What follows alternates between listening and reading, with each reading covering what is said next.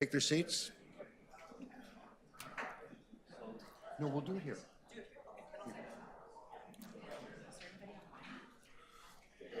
Any counselors on? That's right, I haven't signed up yet. Okay, but we do have the room, so.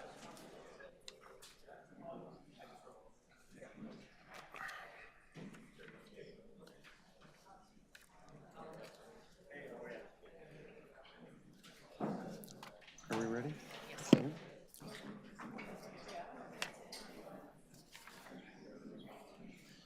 Good morning, everybody.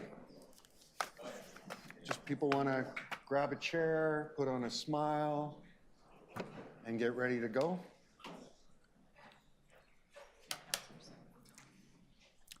Thank you. Good morning. My name is Councillor Gord Perks, and I am the chair of the Planning and Housing Committee. We have quorum. I am now calling meeting 11 to order. Welcome. Today's meeting, oh boy, if I lose my voice right at the start, that'll be a problem. Today's meeting is being held by video conference and in person at City Hall in Committee Room 1. This meeting is also being live streamed online at youtube.com, Toronto City Council Live.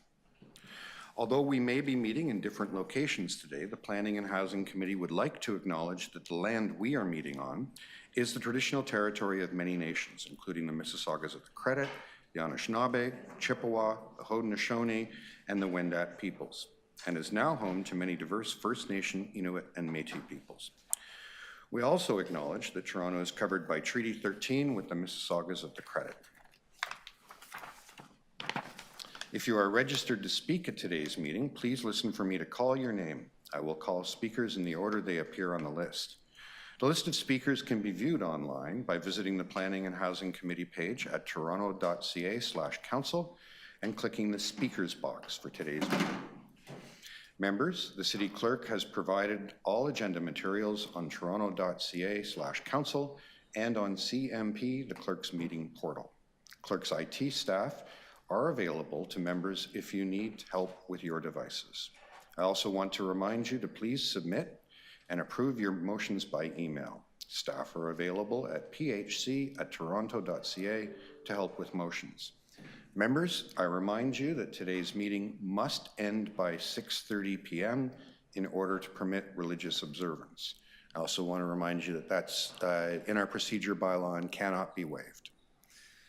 Are there any declarations of interest? Seeing none. May I have a motion to confirm the minutes from our meeting February 28th, 2024? Speaker Nunziata. All those in favor, opposed, carried.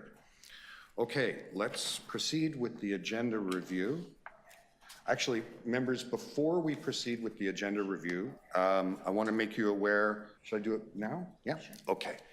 So, because we have in our procedure bylaw a rule that on Fridays, meetings have to end half an hour before sundown, and that is a rule we cannot waive. And because there's tremendous public interest in a number of the items that are in front of us, I am not confident we would be able to complete all of our business if we follow our usual procedures. There are simply too many people who have important ideas that they want to share with this committee, and I want to make sure everyone has a chance to be heard. So I'm going to recommend we vary some of our procedures so that we can make sure everyone who is registered to depute will have an opportunity. So I'm going to move a motion that, with the exception of the statutory public hearing times, and those are the ones where we're having statutory legal meetings, PH1, PH2, and PH3, speakers who have not pre-registered be allowed to register to speak until 10 a.m. today, after which no further registration is allowed and the speakers list will be closed. I move that the length of public presentations will be limited to 3 minutes, that questions of speakers by members of council, including members of the Planning and Housing Committee, be limited to 3 minutes with 1 round of questions per member. The questions of staff for members of council, including members of the Planning and Housing Committee, be limited to 3 minutes in total with 1 round of questions per member, and that speaking times for all members of council be limited to 3 minutes with one round of speaking for each member. I'm very sorry that we have to do this.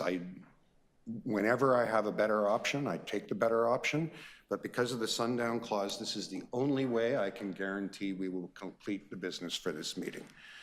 Are there any questions on this motion? Questions, please? Yes, Councillor Bradford. Number 4, I'm asking if we could have the additional 2 minutes to ask questions of staff. Not for speaking time, but I think it only adds a couple extra minutes in total to each item. I suspect many of these items aren't actually going to have a lot of questions, but some of them will. And I think we need the full 5 minutes. So that would just mean deleting 4 and going with the normal 5 minutes? Correct, yeah. Is that, this is just deleting the part of my motion having to do with questions of staff? Okay? Okay. Multiple rounds are still fine. Oh, actually, Councillor Bradford, do we want to, would you, instead of deleting it, could we just say limit it to 1 round of questions? Yeah? Okay. So we'll just get the clerks to amend that.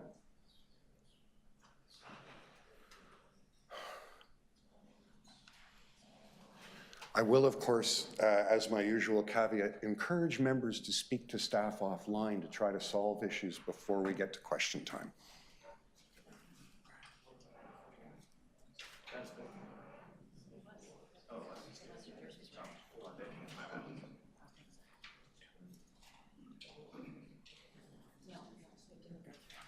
Just, if we could, what would solve the problem is if you be limited to 3 minutes in total with, so that it now reads questions of staff from members of council and planning and housing committee be limited to 1 round of questions per member. Sorry, didn't take the change, that's all.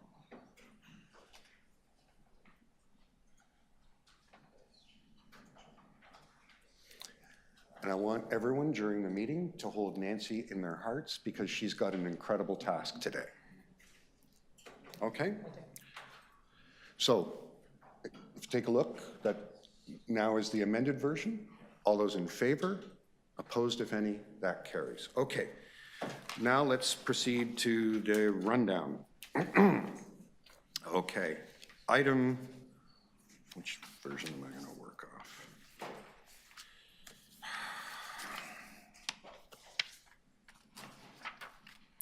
Item PH 11.1, that's statutory, so we'll hold it for deputations. Item 2 is statutory, we'll hold it for deputations. Oh, so, and we have deputations for that. No one has registered to make a deputation on PH 1.3, but it is statutory, so I'm going to call. Are there any members of the public who wish to make a deputation on PH 11.3, which is technical amendments to zoning bylaw 569-2013? Are there any members of the public who wish to make deputations on this item? Are there any members who wish to make deputations? Seeing none, does any member of council want to hold it? No? Okay. Item PH 11.4, we have deputations. Pardon me? Did you want to move adoption? We'll just do it and adopt the order paper. We don't adopt the order paper at PHC. We don't adopt the order. Oh, okay. Each one is individual. Nancy has already helped me solve one problem. Can I have a motion to adopt 11.3? All those in favor, opposed, carried. That's 1 crossed off. We have deputants on 11.4. 11.5 is the development review timeline metrics for Q2 2024. Are there any questions of staff? Does anyone need to hold this? No? Can I have a motion to move it? Councillor Matlow, thank you. Trying to share the love here. Okay, that's 2 down. All those in favor? All those in favor, opposed, carried. Item PH 11.6, improvements to the sign bylaw, amendment and sign variance process. Does anyone wish to hold this item? Can I have a motion to approve it? Councillor Myers, all those in favor, opposed, that carried. Doing great work. Item PH 11.7, we have deputants. Item PH 11.8, we have deputants. Item PH 11.9, we have deputants.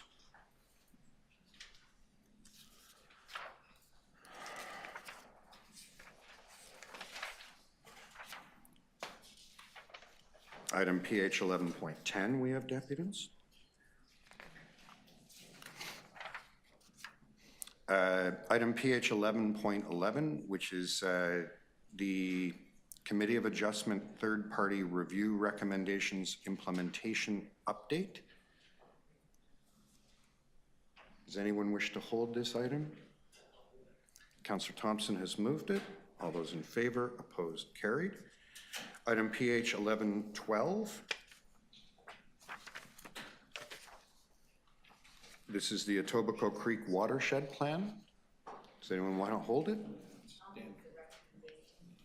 Councillor Nunziata has moved the item. All those in favor, opposed, carried. Item PH 11.13, 1111 Danforth, Notice of Intention to Designate a Property under Part 4, Section 29. Councillor Fletcher has asked me to hold this. Item PH 11.14, 64 Woodlawn Avenue West, refusal of repeal of a designating bylaw under Section 32 of the Ontario Heritage Act and proposed amendment to designating bylaw under Part 4, Section 330.1 of the Ontario Heritage Act. Even just reading that, I'm confused. Does anyone wish to hold this item? Seeing none, can I have a motion to approve? Councillor Candido, thank you. All those in favor, opposed, carried. Item PH 11.15, 1 Heritage Place, notice of intention to designate a property under Part 4, Section 29 of the Ontario Heritage Act. Does anyone want to hold that? No? It's my turn. I'll just move approval. All those in favor, opposed, carried. PH 11.16, 111 and 115 Berkeley Street, notice of intention to designate a property under Part 4, Section 29 of the Ontario Heritage Act. Does anyone wish to hold that? No? I have a motion. Councillor Thompson, all those in favor, opposed, carried. Item PH 11.17, 24 Mason Boulevard, notice of intention to designate a property under Part 4, Section 29 of the Ontario Heritage Act. Anyone want to hold that? Seeing none. Anyone like to move it? Councillor Nunziata, all those in favor, opposed, carried. PH 11.18, 294, 306, and 318 Lawrence Avenue East and 101 Mildenhall Road, notice of intention to designate a property under Part 4, Section 29 of the Ontario Heritage Act. Does anyone wish to hold this item? Seeing none, how about Councillor Myers? Councillor Myers has moved it. All those in favor, opposed, carried. Item PH 11.19, 322 La Rose Avenue, notice of intention to designate a property under Part 4, Section 29 of the Ontario Heritage Act. Does anyone wish to hold that? No? I think it's Councillor Matlow's turn. Do you want to move that, Councillor Matlow? Yes. All those in favor, opposed, carried. PH 11.20, 6 and 8 Cawthra Square, notice of intention to designate a property under Part 4, Section 29 of the Heritage Act. Does anyone want to hold that? No? Councillor Candido, do you feel like helping us out with a motion? All those in favor, opposed, carried. Item PH 11.21, there is a deputant. And now I need a motion to introduce new business, item PH 11.22. Wait, does Bradford want to do that? He's not in the room, so I'll just move. So I'm going to move the introduction. It's an item from staff to support, which is support for Habitat for Humanity housing development. I'll hold that now so that members have time to read the item. Members, please note there is a confidential attachment which is going to be available on CMP if you want to look at that.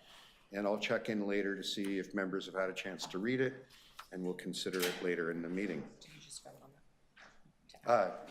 All those in favor of adding, opposed, that carries. Okay, so now we go to the first statutory item on the agenda, which is PH 11.1, Housing Now, Bloor-Islington and Islington Bus City Terminal.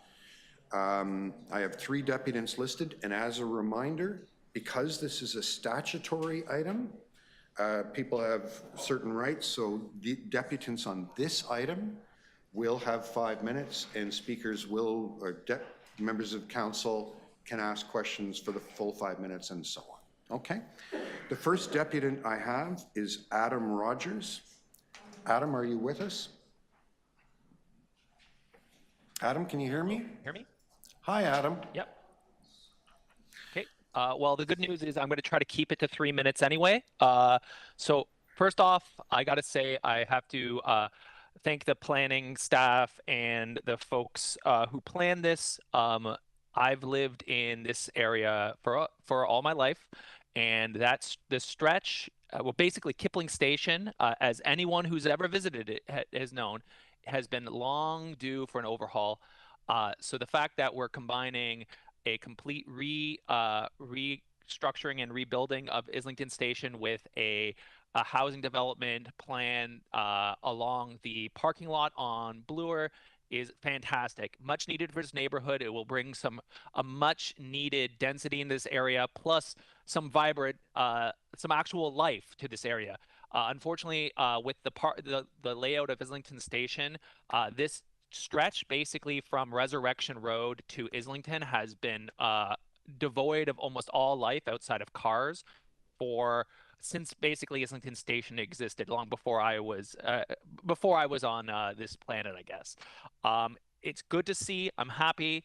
I'm sure there's areas that can be improved, and I will mention a few of them, but these are very minor. These are just suggestions I have for the project overall, but I'm happy to see this.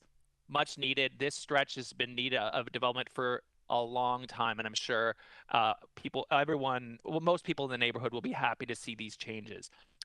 So I'll get right to the points. A couple things that I noted that would be of benefit for this project. First, we're going to be running a Bloor bike lane through this stretch. If we're going to be developing this whole area, I think if the city could find a way to coordinate a grade separation of the Bloor bike lane from Islington to the rail corridor bridge as much as possible, we're going to have to reorganize this to remove the bus bay anyway. There's a bus inlet.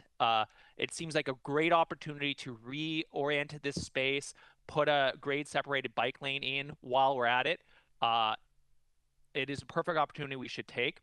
I also noticed that there is new roads that are planned to be built, but from the architecture layout, it doesn't seem that there were bike lanes included in this. It'd be nice to add some degree of bike lane, because then it would connect the new Bloor bike lane directly to Islington.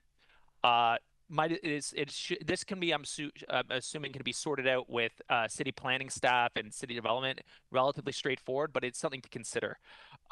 Second, this is just a general TTC improvement, but since the main parking lot is on Bloor at that location, okay, I would go fast. I said 3 minutes, but I guess it'll be 5. Since the main lot is being removed, I think the TCC has to improve wayfinding to the secondary lots, because from experience, it's very hard to find these secondary lots. And if we're going to be sending our commuters to those lots, I think we really need to improve wayfinding for those lots. Third, for anyone who's ever been in the area, the rail corridor bridge is really in need of improvement. The lighting is poor. There's absolutely no public art of any location. It's just a gray, damp, dark space. I really think that the city should invest in, as we're bringing so many folks into this area, we should invest in some public art. This is not too far from Islington Village, the village of murals. I think it'd be to commission someone, a local Toronto artist, to put a mural underneath these rail corridor bridges would be a huge improvement, and to improve lighting. This can be done at any point during the development process, but it's important. And the last one, for the hydro corridor land usage, it'd be nice, similar to what we're doing in 6 Points, if we can have more community feedback in terms of how we design this hydro corridor space. This has been a very good process in the 6 Points land, and I would hope we would repeat it here. And last, I see it looks like there's plan for an intersection at Aberfoyle and Islington.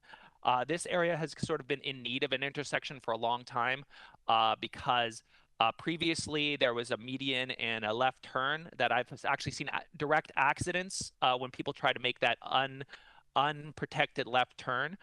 It would be nice to have a consideration of a signal intersection. I don't know if that's considered, but that would be perfect. Anyway, I think I sort of put these out there. I've also mentioned to my counselor as well. I just put this out there as minor improvements that can really improve the streetscape and the area. But I support this project. Can't wait to see it happen. All right, I will mute myself. Thank you very much, Adam. Does anyone have any questions for Adam? No? Adam, thank you for sharing those thoughts with us. Have a great day. The next deputant is Gail Rutherford. Gail, are you with us?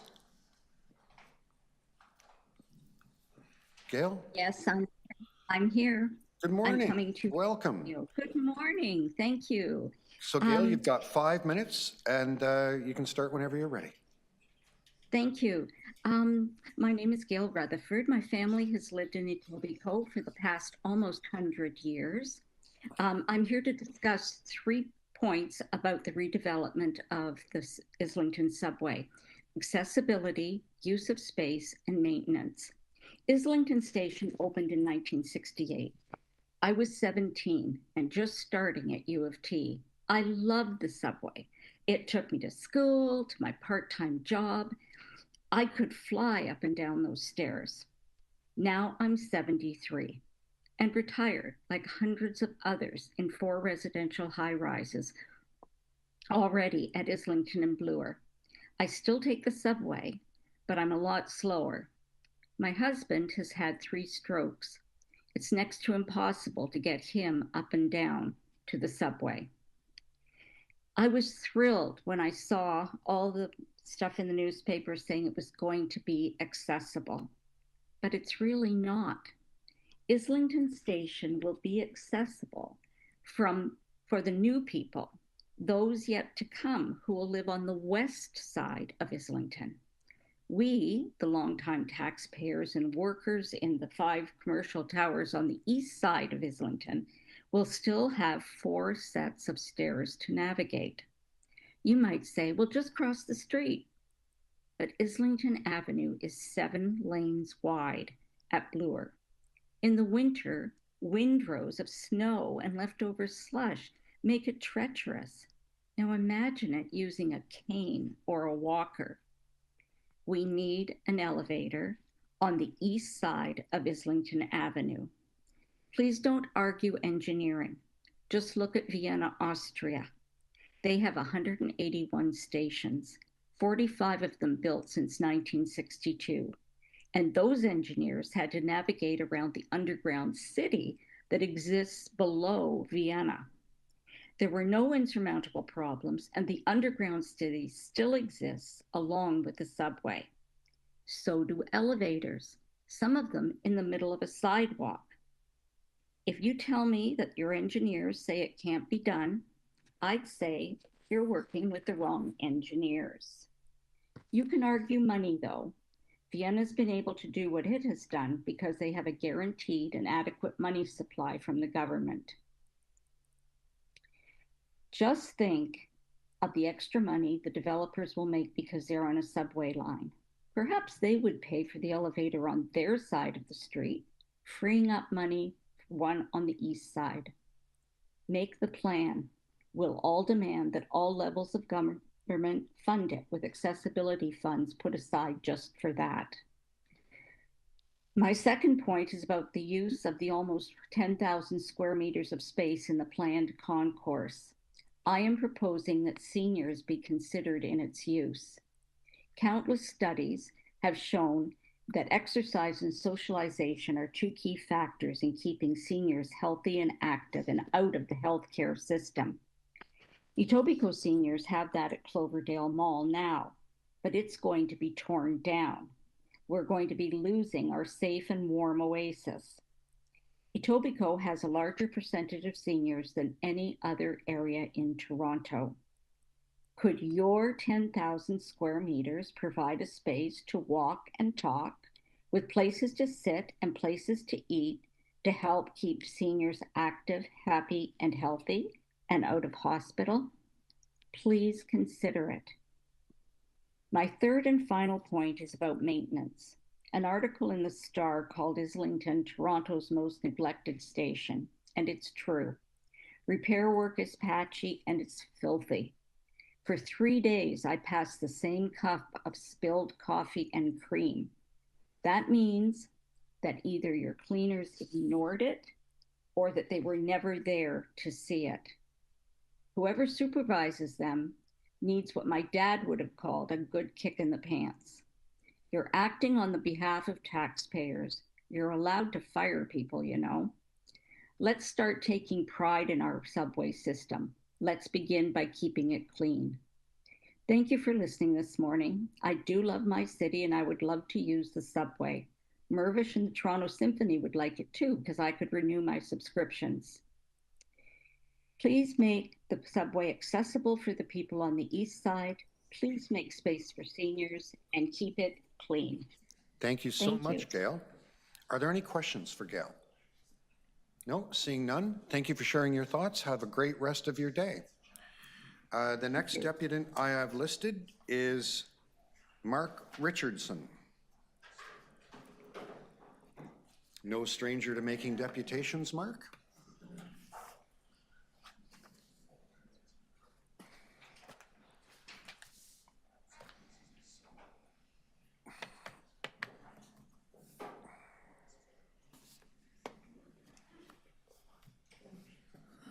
We're aware of your time constraints today because of the Jewish Sabbath, so we're going to go as quick as we can on this. First of all, I want to say thank you to the two previous speakers who both spoke from Etobicoke and did not NIMBY this project. Let's hear it for the good people of Etobicoke, including the folks who have had families there for 100 years and are describing themselves as members of ratepayers organizations. I'm joined today by Nama Blonder, who is one of our volunteers at Housing Now TO. She's a registered planner, she's an architect, and she's also a member of the board for Kahila, the Jewish Affordable Housing Organization. And we've been using this site, actually is one of the sites that we tour as a fundraiser for Kahila, and we're happy to do those kinds of tours for any of the not-for-profit groups in your communities. So it's been 5 years since this Housing Now affordable housing site at Islington Subway was first announced in December of 2018. We've attended all of the meetings. We went to the church basement, to the gymnasiums, so you didn't have to.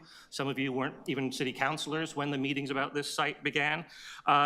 We fully support everything that's in the city-initiated zoning bylaw amendment and the plan of subdivision for this site. That's what the site looks like today.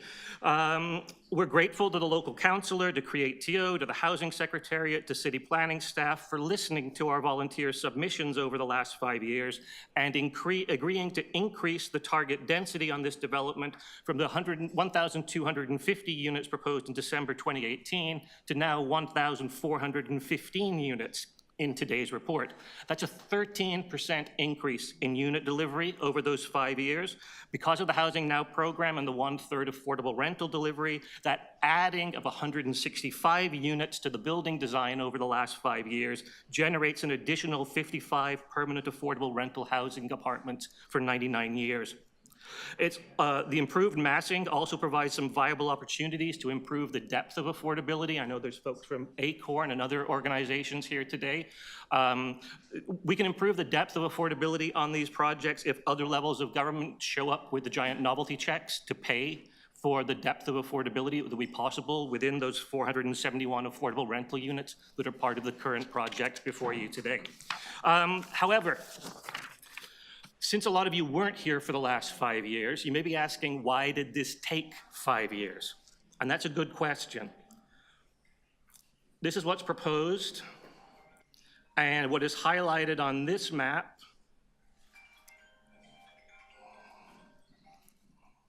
is a particular hydro easement where a road was required to run under the hydro lines. This site has been challenging because of this easement requirement. It was complex, it was multi-jurisdictional, it required a proactive, actionable participation from multiple overlapping agencies of government, including, here's the list, Create TO, City Planning, Housing Secretariat, Toronto Transit Commission, Toronto Parking Authority, Hydro One, Provincial Ministry of Infrastructure, the Ontario Infrastructure and Lands Corporation, and Infrastructure Ontario, and more lawyers than we should probably be talking about. It has literally taken years. You can ask staff, but it's been like 2-3 years, to my knowledge, to just tentatively acquire this tiny highlighted portion of the hydro corridor lands for a future public road to facilitate the proposed transit-oriented affordable housing development. And today, that deal is still not 100% final. This tiny hydro lands acquisition was a bureaucratic roadblock that long ago needed direct intervention by both the mayor and the premier's offices to avoid the years-long delay that was experienced here. But most of the Housing Now program, there seems to be very little institutional appetite within City Hall to put these kinds of wicked 10 agencies need to get in the room and have their heads knocked together problems on the executive desks. We need to change that model so we can deliver affordable housing at the speed and scale we want on the Housing Now program by 2030. As always, our open data volunteers and civic tech volunteers are happy to answer any questions that the committee or the staff might have on affordable housing. The weather's going to be getting nice. Councillor Perks, we offer some amazing parking lot tours. I know that those opportunities are open to you. Councillor Matlow's been on one. Mayor Chow's been on one. Councillor Morley's been on one. We're happy to do these. This is how you figure out how to make these sites work and how to execute them more quickly. Thank you for your time. Thank you. Are there any questions for Mark? Seeing none. Mark, thank you so much for your deputation today. Are there any other members of the public who want to make a deputation on this statutory item? Seeing none, that concludes the list of deputants. Are there any questions of staff? Seeing none, does anyone wish to speak to the item? Councillor Nunziata has moved the recommendations. All those in favor, opposed, that carries. Item PH 11.2, Our Plan Toronto, Official Plan Chapter 1, Decisions Report, Approval. We have a deputant, Jeff Cattell. Jeff, can you hear me? Hi, Jeff. Good morning, Chair. Jeff, Jeff, you're way away from your microphone or something, or for some reason we're barely hearing you.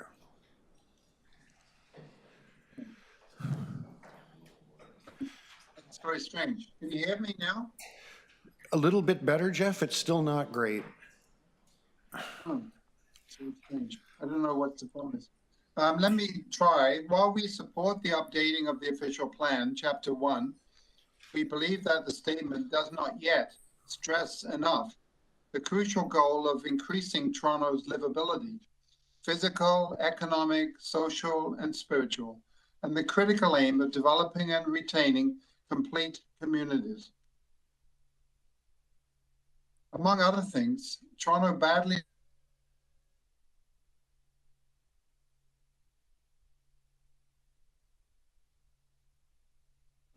Jeff, somehow you just muted yourself. Hello? Now you're good. Okay. Among other things, Toronto badly needs lively democratic participation. In its 2023 Vital Signs report, the Toronto Foundation documented a troubling reduction in civic engagement and volunteerism.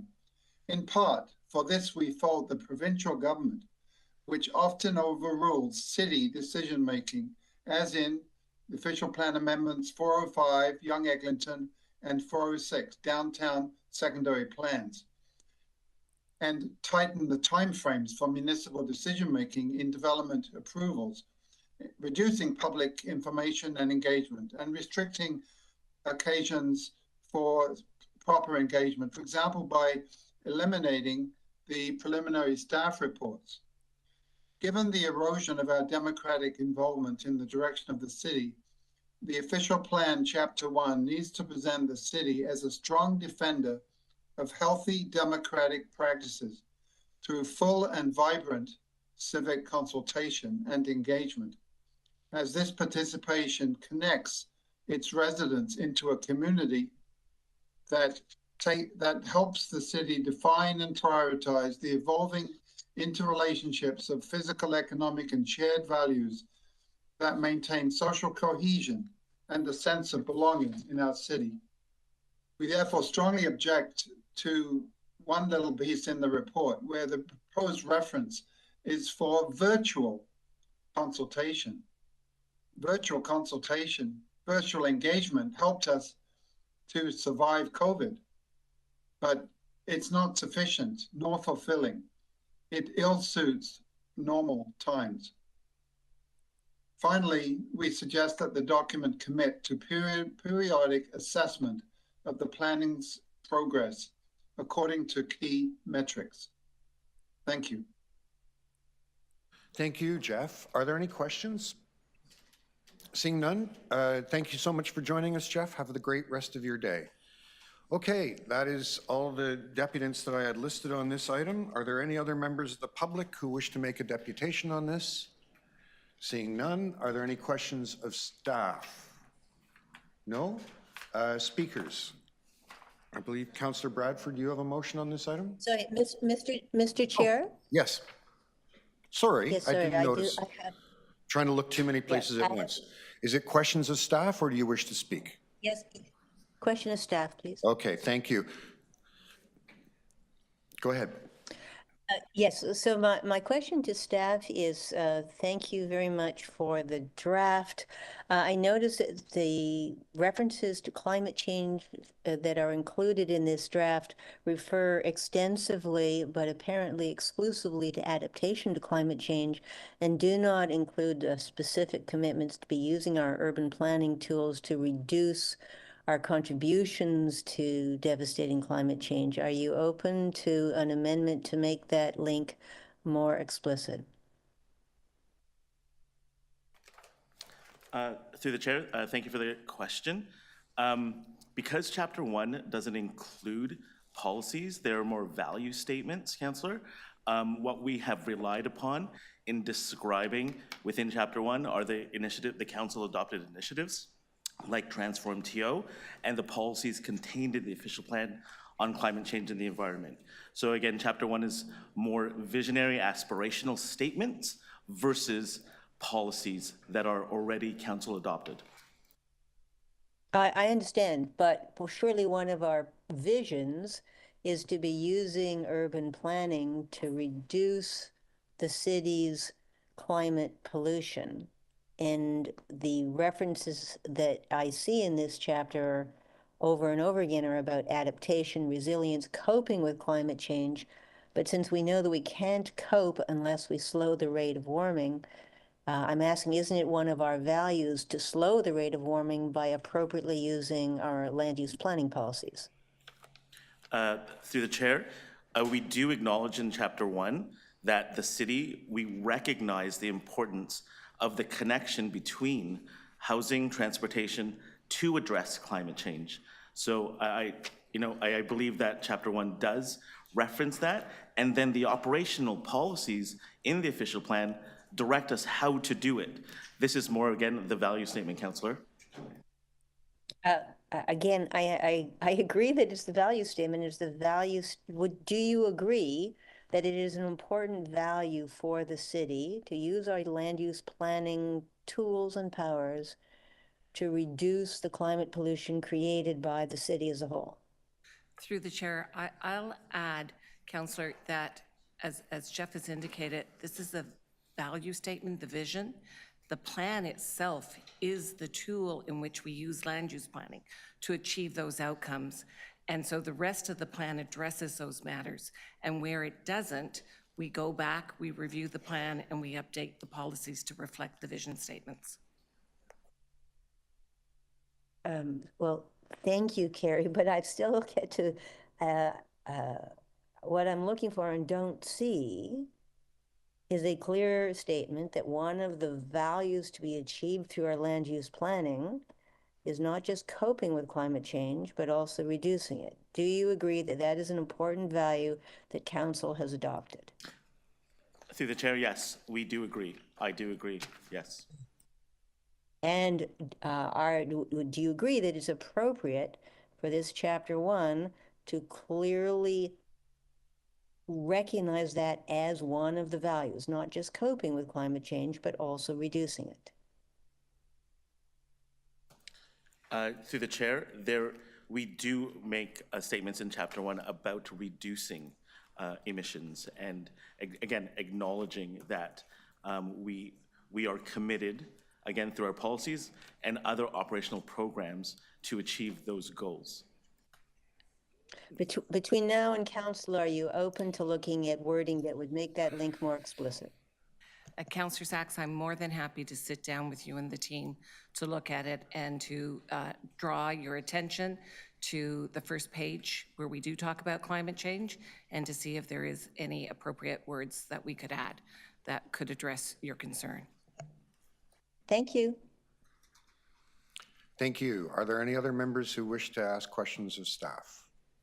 No, I'm going to ask one. I just want to make sure I understood what happened in that exchange.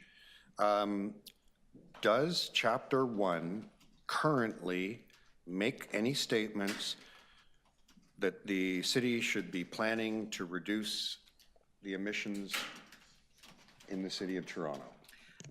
Yes, it does. Thank you very much. Okay, do any other members of question wish to, oh my God. I'll just move the report. Okay. Oh, okay. Okay, I was going to ask for speakers. Should we let Councillor Candeville go? Councillor Candeville, go ahead. I just wanted to make a brief comments of appreciation. Really happy to see these foundational changes coincide with my first chapter here.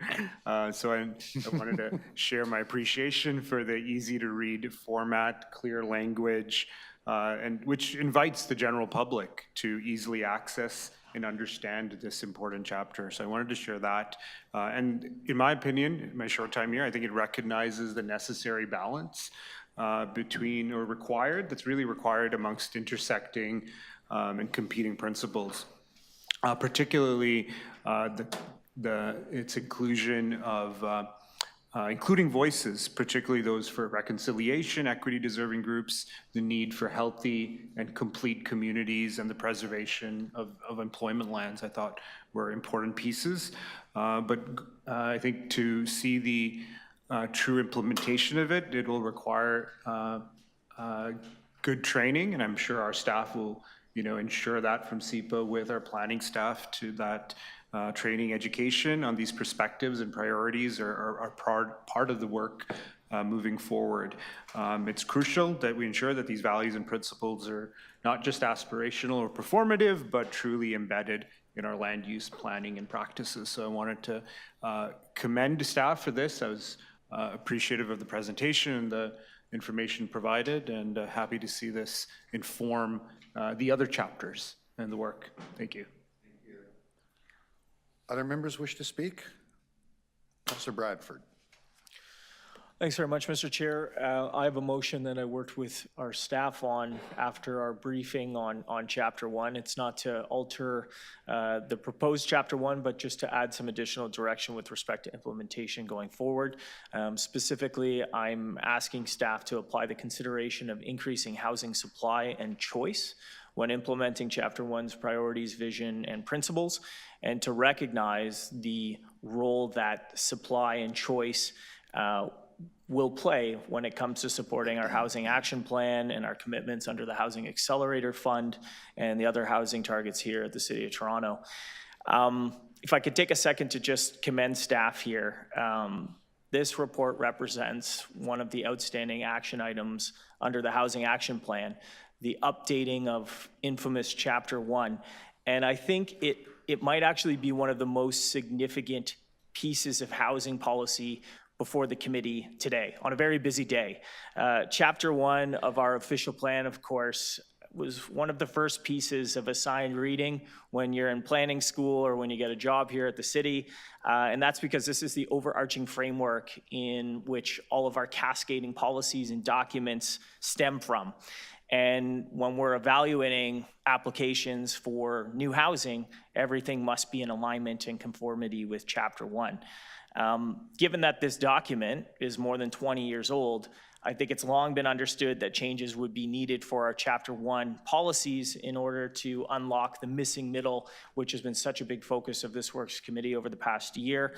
And the language that existed in Chapter 1 for the past 2 decades has not been conducive to the goals of adding gentle density or the evolution of our neighborhoods, particularly in close proximity to transit. I would even suggest that, Chapter 1 has in fact been weaponized to block new housing, to perpetuate the type of exclusionary zoning that has kept more people out of different neighborhoods in Toronto where folks would like to call home. To argue that even the gentlest form of density is both unneeded and unwanted and out of lockstep of the character, the prevailing character of particular neighborhoods. The contrast that we have today with this new Chapter 1, and it makes a couple of important steps in different areas, but this gives us a strong foundation for all of those cascading policies that will apply as we get to, secondary plans and site-specific policies. This is a foundation for us to build a more affordable and equitable and accessible city. And I do want to tip the cap to Jeff Cantos, Carrie Brimbakis, our former chief planner, Greg Lintern, and everybody who's had their hands on this update over the past 3 years. It's significant and will make a big difference for our ability to increase supply, housing options in the different neighborhoods across Toronto going forward. Thanks, Mr. Chair. Does anyone else wish to speak to the item? No, I'll just speak briefly. First of all, I just want to make sure that for the record, I'll move the staff recommendations. Members, and also I encourage you to support Councillor Bradford's motion. Please note, it does not amend Chapter 1, but rather gives a committee direction to the chief planner. I won't say a lot, just good job. And with that, are there any questions of me because I moved the item? No? Okay. Why don't we first vote on Councillor Bradford's motion? All those in favor, opposed, that carried. Then on the item as amended, all those in favor, opposed, that carries. All right, rolling along. Okay. I think that takes us to PH 11.4. Zoning for residential basements, preliminary report. We have a deputant on the item, and for members of the public, I want to remind you we are now into the items where council, in order to allow us to complete our business within the time we have today, we're reducing speaking times to 3 minutes. You have my deep apologies, but there's been so much interest in this agenda that we have more speakers than we could legally accommodate if we didn't reduce speaking time. And I want to make sure we have a chance to hear everybody. So the deputant who's listed on this item is Laura Lamarche. Laura, are you with us? Can you hear me, Laura? Yes, I am. Can you hear me? Yes, I can. Welcome. You have 3 minutes. Wonderful. Go ahead. Okay, thank you to the great. Thank you to the committee. I'm speaking in response to the preliminary report on iceberg basements. Councillor Robinson brought this matter forward in October of 21, and we're glad it's now being considered. We started Hogs Hollow Tree Watch in June of 2021. Our goal was to educate our neighborhood on urban tree canopy and its importance. By working with the city, urban forestry, and the great people under Kim Statham's direction, we were out to inform our neighbors of the bylaws concerning tree preservation and help them navigate these bylaws and city departments and oversee tree protection. In May of 2021, we became aware of the planned destruction of a healthy 250-year-old sugar maple in our neighborhood. We hoped to protect one single tree, but little did we know that we had uncovered something that was far more destructive to the tree and other numerous trees, an iceberg house. Hogs Hollow lies in a floodplain. The Don River runs through the middle of our community. We are surrounded by many underground streams and rivers, and we have steep slopes, and we are a designated natural heritage system subject to city TRCA ravine regulations. Hogs Hollow is subject to a 1-hour evacuation in the event of a dam release on the Don River. Iceberg houses present a clear and present danger to all of us who live in this community. The building of iceberg homes follows a pattern. First of all, it's an environmental degradation. The lot is clear-cut and trees are not replanted. Trees cannot grow on a property where there is an immense cement structure under the ground that extends well beyond the footprint of the house and often to the lot line. We depend on mature trees in our community for water absorption to mitigate flooding and erosion. Within the Committee of Adjustment, these builds are approved without hesitation. Although they always require numerous and substantial variances, we have found that the Committee of Adjustment makes no effort to ensure the character of the community is maintained. They approve these oversized builds 97% of the time. Iceberg houses set negative precedents and by no way address the affordable housing efforts in the city.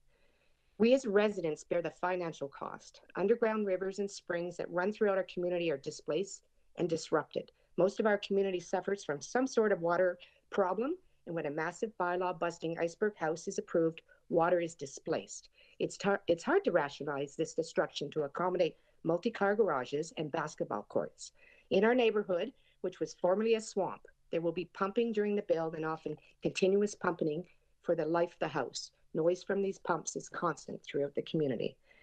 We also experience destabilization of neighbors' foundations.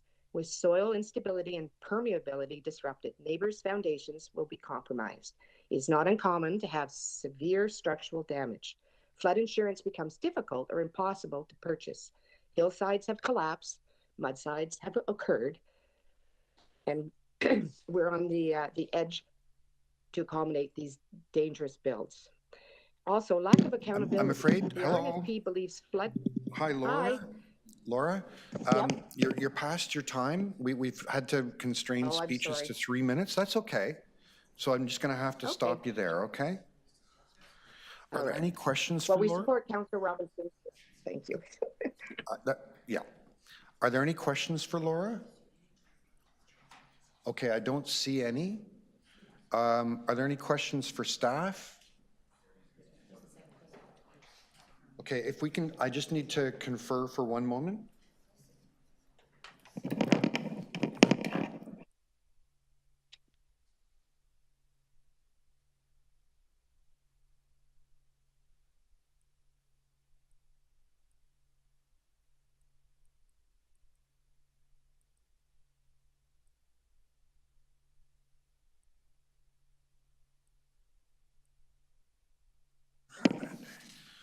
Okay, no questions of staff.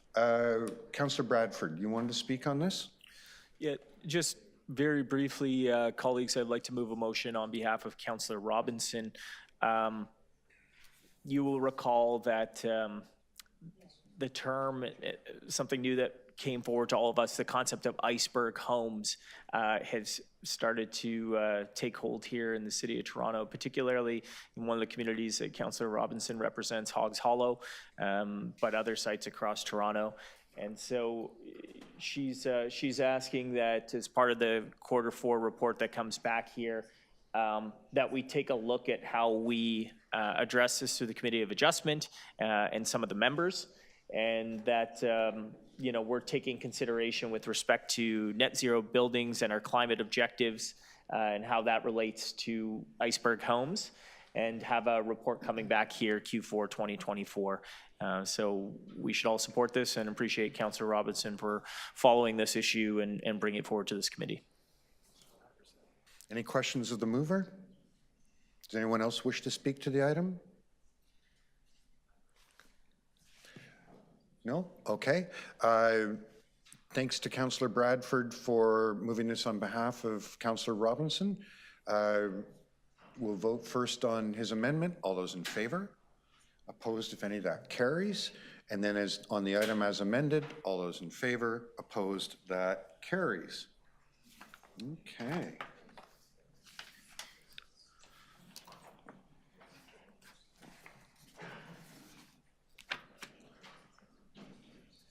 All right, the next item is PH 11.7, Progress Update on Toronto Community Housing Corporation's Tenant Advisory Committee. We do have 2 deputants listed, and as a reminder, in order to be able to complete our agenda and give everyone a chance to speak, we've had to limit speaking time to 3 minutes. The first listed deputant is Miguel. Hey, Miguel, how are you? Good morning. Good morning. Happy Friday. Happy Friday. So thanks for allowing me to speak on this item.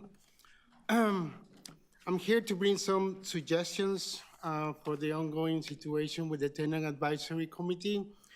But before that, I want to say that during the consultations TCHC is conducting for the deputation process, it was noted that the Tenant Advisory Committee is one of the channels where tenants can bring ideas, suggestions for agenda preparation with TCHC management. However, I found out that the public, members of the community, are not allowed to be at this Tenant Advisory Committee. They don't have minutes, there's no agendas, there's no videos, nothing to see the progress of the Tenant Advisory Committee. So it's very secretive what's going on behind doors. Which TCHC can be more transparent about the Tenant Advisory Committee. I want to point out something very important. In TCHC, we have something that is the overhead working? Okay, thanks. Okay, I don't know if you can see it, but anyway, I'm going to hold that, my diploma.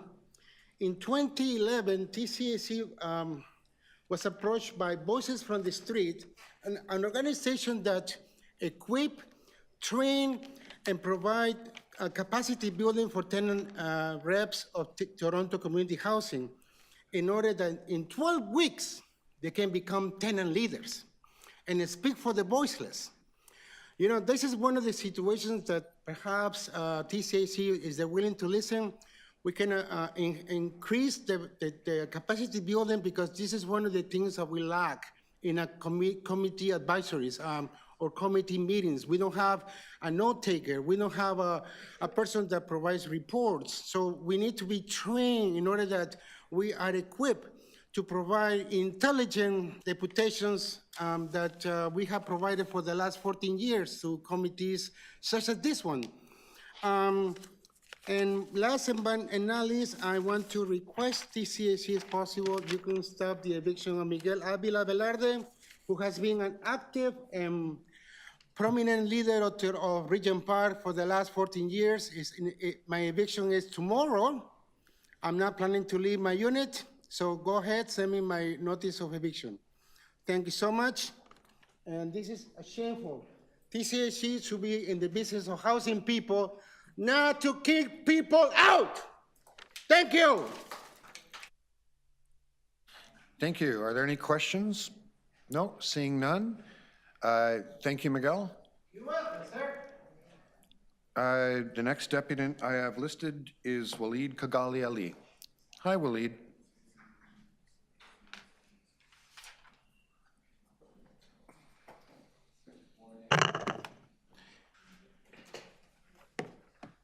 Good morning, esteemed members of council and members of the Planning and Housing Committee. I'm deputing on behalf of Neighborhood Pots TO, a consortium united in the mission to support the economic and social well-being of Toronto's low-income communities. Today I'm here to discuss the crucial matter of enhancing the representation of Toronto community housing tenants on its Tenants Advisory Committee. As we gather to deliberate on the progress update on TCHC's Tenant Advisory Committee, it's imperative to acknowledge the foundational role this committee plays in shaping the tenant engagement system. Established to give voice to TCHC tenants, the Advisory Committee's effectiveness hinges on its capacity to reflect the diverse experiences and needs of those it represents. Despite the commendable efforts outlined in the Housing Secretariat's report, there remains a pressing concern regarding the current process of selecting committee members. The method, predominantly driven by TCHC and the city, inevitably risks sidelining the genuine representation of tenants. With tenants from various walks of life embodying the rich diversity of Toronto, it is essential that the process of selecting their representatives is rooted in fairness and equity. To this end, NPTO strongly recommends the adoption of a democratic selection process, allowing tenants themselves to elect their representatives to the Tenant Advisory Committee. Such an approach not only aligns with TCHC's vision for vibrant, inclusive communities, but also ensures that all tenants have a meaningful stake in decisions that affect their lives and housing. The challenges faced in 2023 include the issues of attendance and membership turnover, underscores the need for more transparent and inclusive approach. These hurdles provide us with unique opportunities to evaluate and improve the selection process, ensuring it truly serves the best interests of TCHC tenants and the communities that they represent. In moving forward, let us envision a tenant advisory committee that is a beacon of diversity, inclusion, and collaborative governance. By enabling tenants to select their representatives, we empower them to take an active role in shaping their communities, fostering a sense of ownership, responsibility, and belonging. In conclusion, NPTO stands in solidarity with TCHC tenants and urges the City Council and the Planning and Housing Committee to support the transition to a more equitable and democratic representation model on the Tenant Advisory Committee. Together, we can ensure that the voices of all tenants are heard, respected, and acted upon, paving the way for a more inclusive and vibrant Toronto. Thank you for your time and consideration. We look forward to working collaboratively towards a solution that uplifts every member of our community. Thank you, Waleed. Are there any questions of the deputy? Councillor Candeval? Thank you, Chair. Thank you, Waleed, for the deputation. As a new member on the TCHC board, I appreciate this critical feedback. It's something I'll take back. My question is, historically, has this argument been advanced that the tenant reps should be democratically elected? And if so, what was the feedback or pushback? That's an excellent question, Councillor. In the past, we had a model where we had tenants council. For example, in Regent Park, TCHC tenants voted or recommended representatives on that council. The model now has moved towards a more centralized format where residents from TCHC communities across the central region are in one space. So we're losing the ability for TCHC tenants in every community to focus on their local issues, but also hold TCHC tenants, staff, as well as governance accountable when it comes to those priorities. So the model has moved towards more centralization instead of a much more democratic process. And if you look at the report, it's very clear that there's actually a decline in interest. We've had folks not show up to meetings. We've had folks resign because of other challenges in their schedule.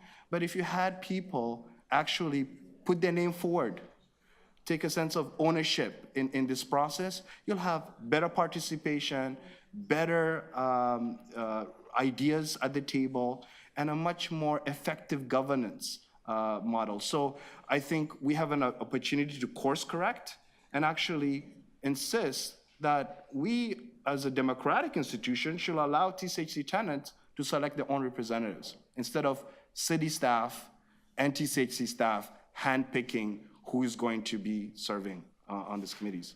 Thank you. I appreciate that. Thank you. Other questions? Waleed, thank you for coming down and sharing your thoughts with us today. That concludes the list of deputants on this item. Are there any questions of staff? Councillor Nunziata? Yeah, so if one question to staff, who would be answering the question? Put your hand up. Okay. Never know. So maybe you can comment on the deputants' concerns, the two that made their deputation. Why the change? Yeah, and why the change? Yes, thank you, Councillor, and thank you to the deputant for raising, very legitimate questions and concerns about representation with regard to TCHC. In the Housing Secretariat, ourselves and TCHC staff have been on a journey to improve representation as part of this committee. The Tenant Advisory Committee's purpose is actually to advise TCHC on the broader engagement with tenants. So the Advisory Committee itself is not designed to be the start and end of the engagement with tenants. This is designed actually to provide advice to staff and to the board. And the intention is as identified in this report, for the CEO at TCHC and the board to provide a report back to us by the end of 2024 about how that refresh is going. So taking on board the comments, I think we have been on a journey to improve representation, but that is not complete yet. And this advisory committee is very well positioned to provide good advice back to the board on how to reach tenants in multiple places, locations across the city. Okay, so just one last question. So how would the local tenants be able to bring forward on their local issues? Thanks, Kenneth. It's very important, I think, that we all recognize the importance of engagement with local tenants on their local issues and priorities. There are a number of mechanisms, total tenant action funds, things which this committee will advise the board on how to deploy, how to action across the city. And so that is one of the key principles, I think, in this report back that we'll be looking for, is how is TCHC, what is their plan overall to do that citywide engagement? This committee is one way to help them hit the mark on that, but this is just the first part of the implementation of that broader citywide approach. Thank you. Councillor Thompson? Thank you very much. Through you, Mr. Chair, through staff. Many years ago, you had superintendents in buildings, in TCHC buildings, and it created a community, created a sense of being connected. Many of my residents have asked, why have we moved away from that particular model? Because that model seemed to have worked. And I understand that part of the discussion here this morning is the opportunity to filter information, whether or not it's on the local or the more broader perspective. I'm just wondering, why did they move away from that particular model?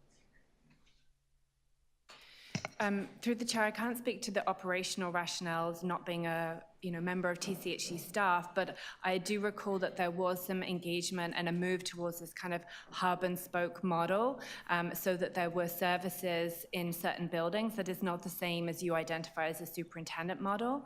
But I think if this is feedback and concerns being raised by tenants that the current model does not fit meet their expectations or needs, then this is certainly important feedback as part of a broader citywide tenant engagement approach that will need to be fed back to TCHC.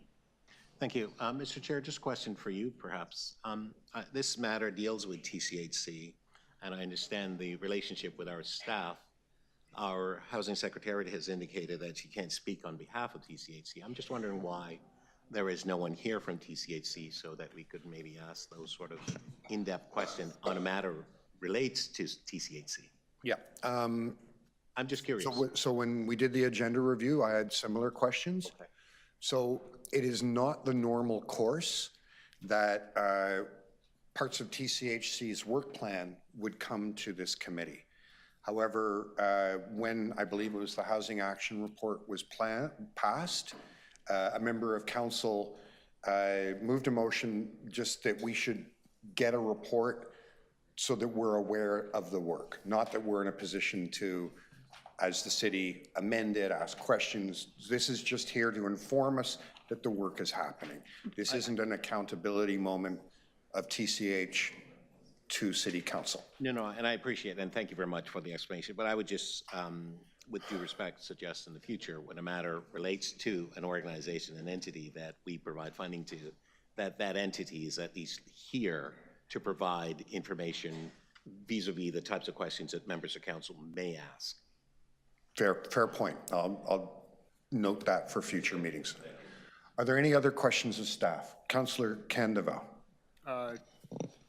Before, I just want to underscore Councillor Thompson's remark. I do support that principle. Yeah. To you, Mr. Chair, what is staff's thinking on the suggestion by the deputant in that representation of tenants should be vis-a-vis a democratic process? Through the chair, thank you, Councillor. Just before I answer your question, I would point out that Lindsay Viets from TCHC is actually online today as a part of the meeting attendance, so is available, I think, to answer questions directly on behalf of TCHC.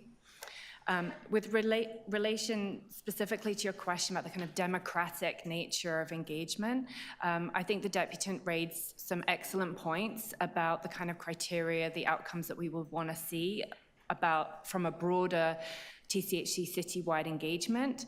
And these are the things that we're hoping that we would see in a report back by the end of 2024. So I think we can take on advisement the comments, the questions raised by the deputant, and engage with TCHC staff directly, and indicate that we are looking for something comprehensive, something democratic, something meaningful that connects with residents on the ground where they're at.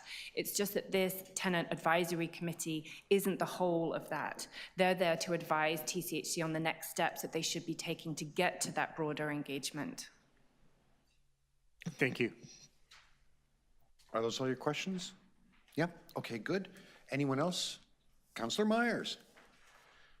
Thank you. I don't know if Abby is able to answer this, but one of the deputants had brought up the issue of just training for members of the committee. And this is something we're dealing with on some of the committees I sit on, where members are just not given the tools to feel confident to move motions, to understand like what their role is as a director versus just reading a material and listening.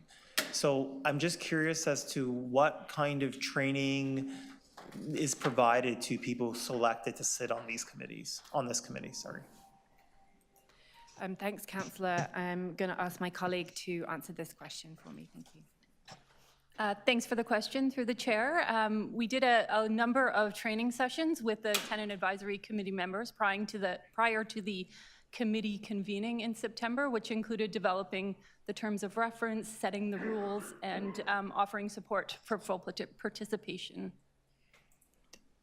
So do you teach them, you know, how to do a motion, for example, or how to be an effective director, things like that?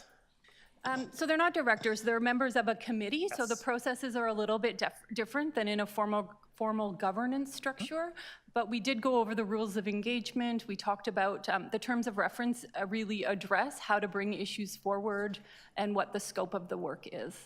Okay, thank you. Thank you. Are there any other questions? No? Does anyone wish to speak to the item? No? I'll just move the staff recommendation, which is to receive. All those in favor, opposed, that carries. Okay. So much. Oh, sorry, 7's not. Sorry, I'll move that we adopt the recommendations in the staff report. All those in favor, opposed, carried. Okay. Such progress. I believe that takes us to item 8, which is RentSafeTO Program Update Report. We have a number of deputants, and again, I'm going to remind folks that because of the very large interest in today's agenda, it was not feasible for us to give everybody the 5 minutes because by council's bylaws on Fridays, we have to be finished half hour before sundown for religious observance.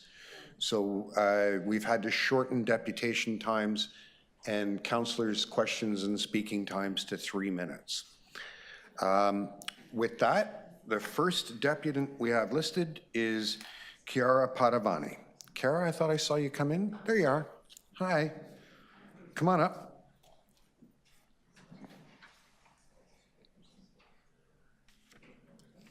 Okay, go ahead. Thank you. My name is Chiara Padavani, and I'm the co-chair of the York Southwestern Tenant Union, home to 4 high-rise buildings, currently leading the largest rent strike in the city's history. But these rent strikes didn't just happen overnight. They began after years and years of neglect, followed by massive rent increases, 3 to 5 times higher than rent control, to add insult to injury.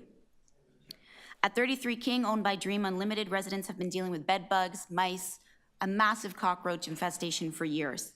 At 22 John, also owned by Dream Unlimited, for years the elevators were completely out of service for months at a time, leaving one mother-to-be to almost deliver her baby in the stairwell with her father and her husband carrying her down 20 flights of stairs. At 1440 and 1442 Lawrence Avenue West, owned by Barney River Investments, the conditions of these buildings were so bad that Canada Post refused to deliver mail for years. How can a building deemed unsafe to work in be given a passing grade, let alone an A, from RentSafe? I bring up these buildings on rent strike because I'd like to share what the York Southwestern Tenant Union has learned about repairs and maintenance and how these lessons can improve RentSafeTO. First, these big corporations will only fix something if it impacts or has the potential to impact their bottom line. At the York Southwestern Tenant Union, we know this to be true because after these rent strikes started, work orders that had been ignored for years at 33 King and 22 John were getting addressed. 2 weeks after the rent strike started at 1440 and 1442 Lawrence Avenue West, the horrible smell in the hallways that lasted for years because of garbage chutes that were not properly maintained was gone. What does this tell us about these property standards violations that tenants were forced to live with for years? It tells us that they weren't problems that were too big to fix. They didn't require massive investment to fix. They didn't get addressed because each landlord thought they could continue with business as usual until they couldn't, until the rent strikes forced them to do something. And that's why RentSafeTO needs the ability to implement administrative fines and remedial action. If these landlords are not going to do their jobs, then the City of Toronto should fix these problems themselves and send the landlord the bill. In fact, you should bill them at a premium because God knows that's what they're billing their tenants. Finally, tenants aren't afraid of the stigma that exposing our landlords' neglect might produce. We only care about holding them accountable. Tenants on rent strike have been putting up their own red signs, their own yellow signs on their doors, on their balconies. I'm afraid you've come to the end of your time. Sorry. Are there any questions for the deputy? No? Seeing none? Oh, Josh. Yeah, sorry, Councillor Matlow. Go ahead. Yeah, I wanted to understand what specifically are tenants doing that you were just describing? Tenants on rent strike at 33 King and 22 John, 1440 and 1442 Lawrence are putting up their own red and yellow signs to warn prospective tenants about what's happening in their buildings. They are not afraid of the stigma that produces. And I would highly, highly urge this committee and council to pass and encourage RentSafe Toronto to have those color-coded signs that were promised for so many years. The only people you are protecting by not implementing the color-coded signs are the landlords who want to continue with business as usual. We gotta put some teeth on RentSafe. We gotta grow like a backbone in MLS, because if tenants at 33 King, at 22 John, regular people, 1440, 1442 Lawrence, can stand up to these guys, then surely the City of Toronto can as well. And that's what we're looking for in RentSafe. Those are all your questions? Thank you. Thank you. Are there any other questions for Cawthra? No, seeing none. Thank you so much for coming and sharing that with us today. The next deputant I have listed is Jacqueline Wilson. Jacqueline, are you with us? Hi there.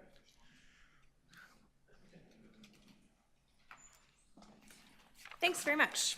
My name is Jacqueline Wilson, and I'm a lawyer at the Canadian Environmental Law Association. We're a specialty legal aid clinic focused on environmental justice, equity, and health. And we're also a co-founder of the Low Income Energy Network with our sister clinic, the Advocacy Centre for Tenants Ontario. I do support all of the tenant calls that you hear and you will hear about the safety and indoor health that are being addressed today. And I'm here to put on the radar the very serious public health, indoor health issue of extreme heat in apartments. Extreme heat causes very serious health issues and sometimes death.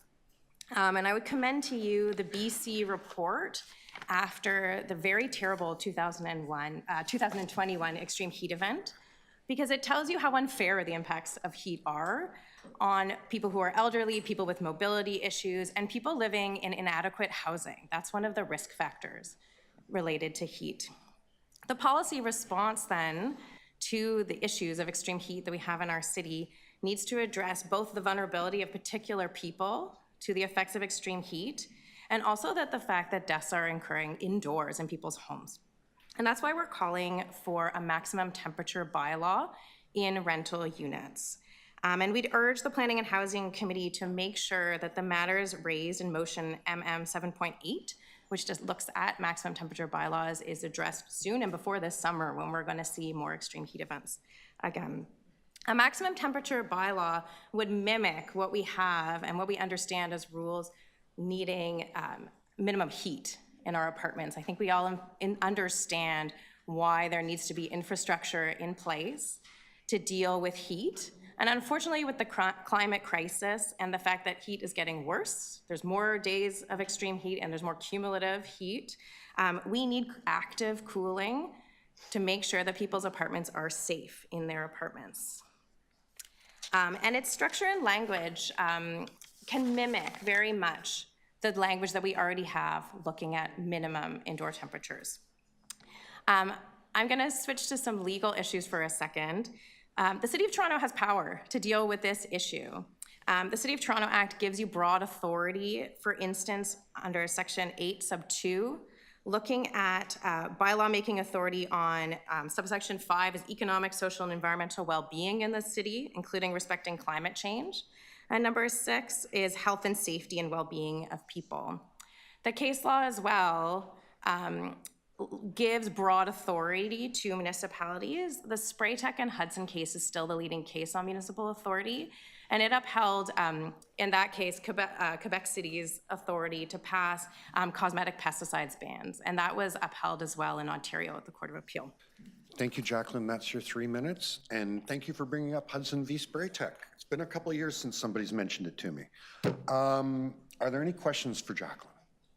No? Seeing none? Thank you so much for your deputation. The next deputant I have is Alejandra Ruiz. Alejandra, I thought I saw you. Come on up.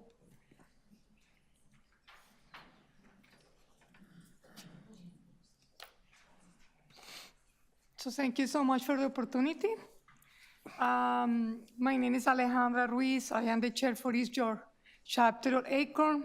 Acorn is an organization that is a tenant union. For 20 years, the city and some councilors has told us tenants that we don't know how to be a tenant. Because for all these years, we have been asking what we need. Again, I want to stress it's not what we want, it's what we need.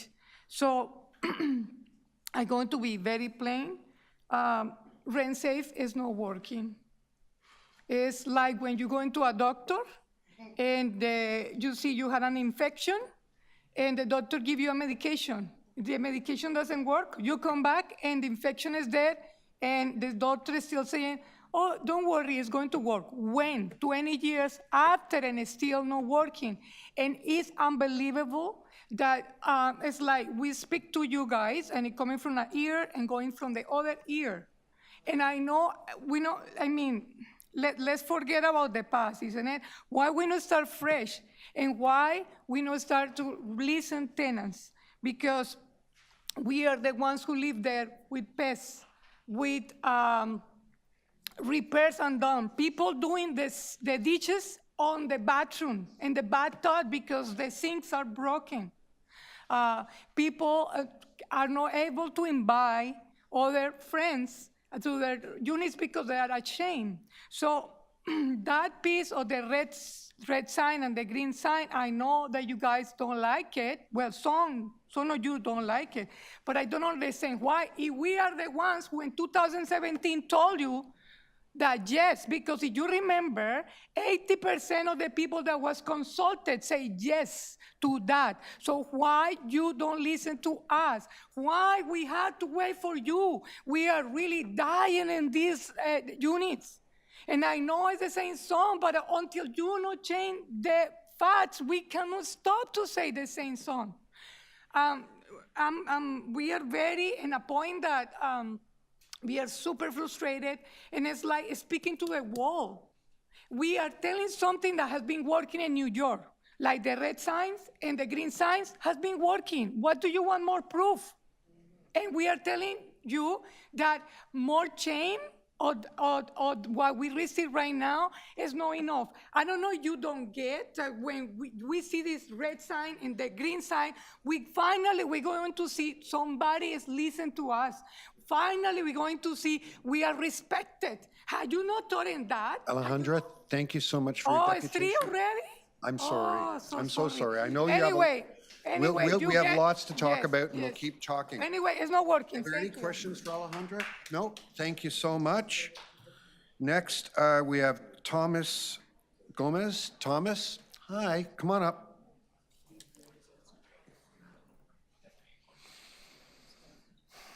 Thank you, everyone, and good morning.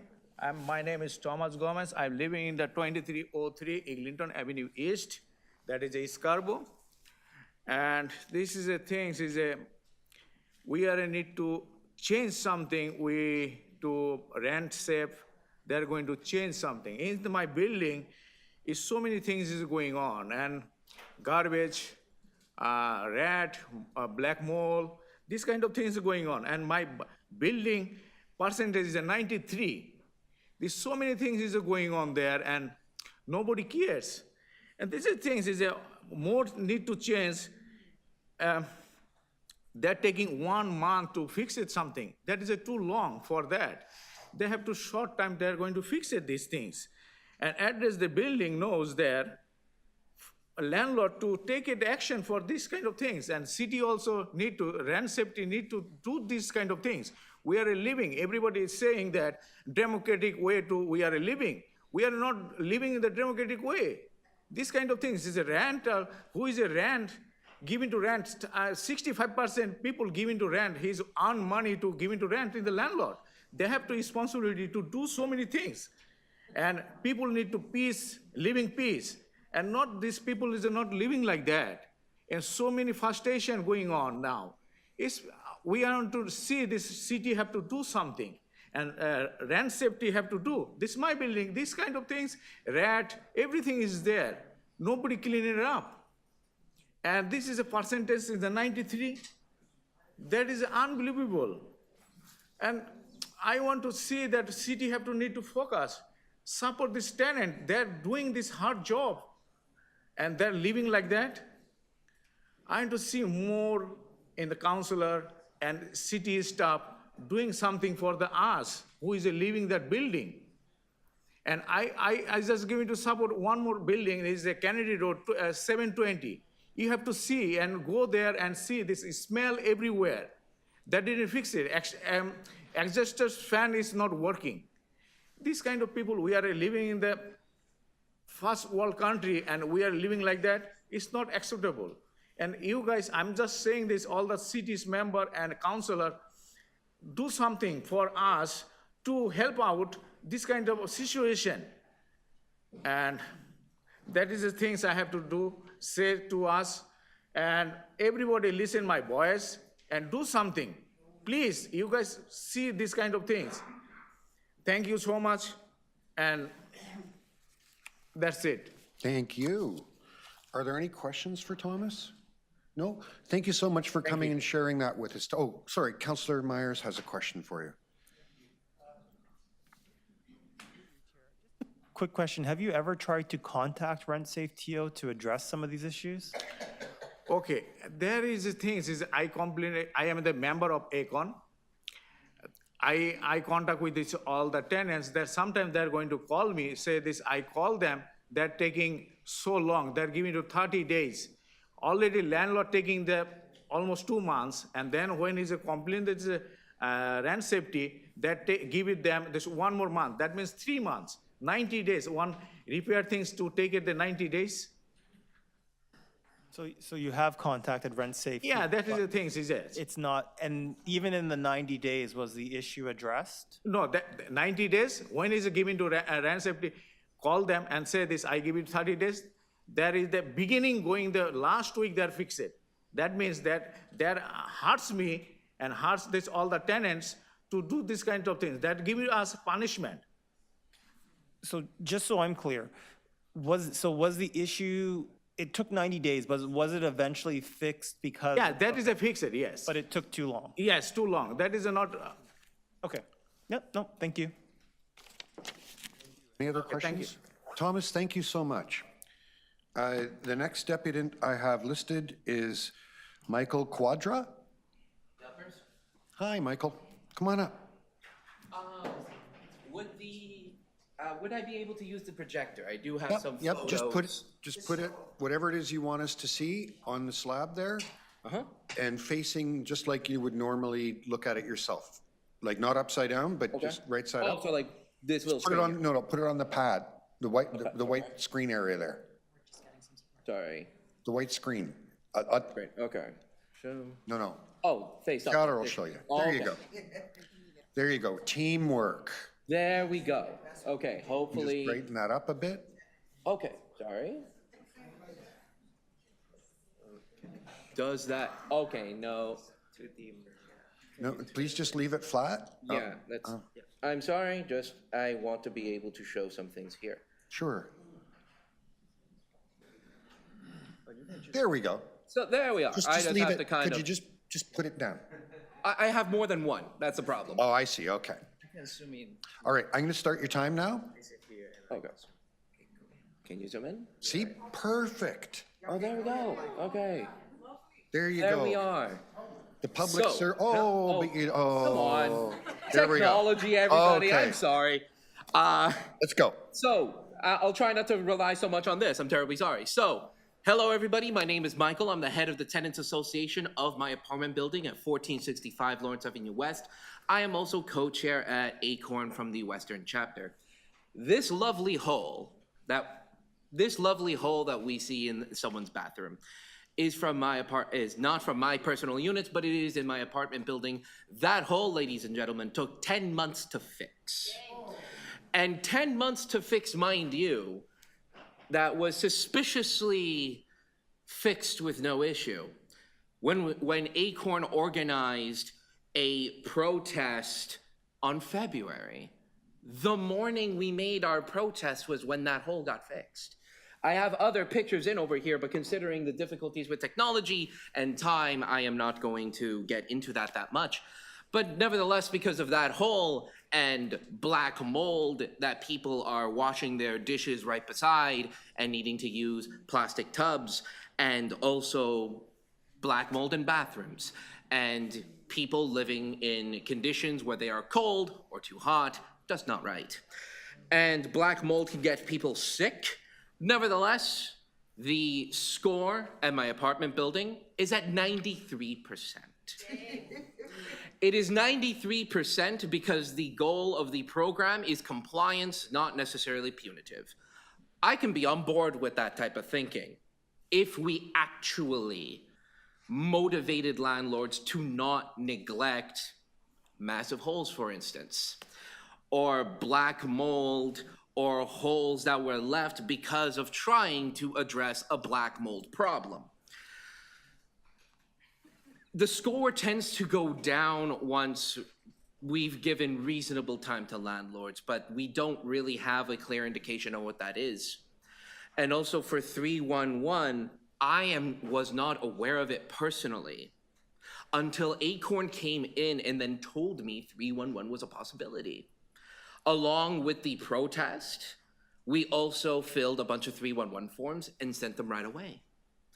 This was the first time in my apartment's history that I am aware of that we had relied on 311 to try to solve issues. And I can't even tell you if they are solved yet. But based on the fact that the score is at 93% and that the goal is supposedly compliance, and that the score will go down 1% for every month or whatever confusing guideline there is, and will go back up immediately once compliance is done. This is not an effective way to try to motivate landlords to not be negligent. We need this program to have teeth so that we know who are the good ones, who are the ones we need to be aware of. Thank you so much, Michael. Are there any questions for Michael? No? We appreciate you coming and sharing that with us today. Thank you. The next deputant I have is Khadija Al-Makdizi. Yes. Hi, Khadija. How are you today? Hi, I'm fine. I'm happy and grateful to be here to speak to you. My name is Khadija Al-Makdisi, and I live at 399 Markham Road, Scarborough, in Scarborough. This building I'm living in has 250 apartments, so I call it a small village because it has so many tenants. However, this little village of ours, it's very neglected. We need to fight for everything. Nothing is fixed, ever. Each and every apartment is lacking. And the fight goes, you put in a work order, nobody comes to fix it, you go and put in another one, and so on and so forth. I've been doing this for years. I'm living there since 1996. At my rescue came Acorn. One day, Acorn knocked at my door, and she behaved like a friend. Can I come in? So we discussed. And then I said, oh, wow, my prayers were answered. And due to Acorn, we filed with the RentSafe for repairs that were not done. RentSafe came out. She came, was Lady Stephanie Hall. She was very condescending, talking down to me and telling me that everything is up to standard. So then I asked, is it up to Canadian standard?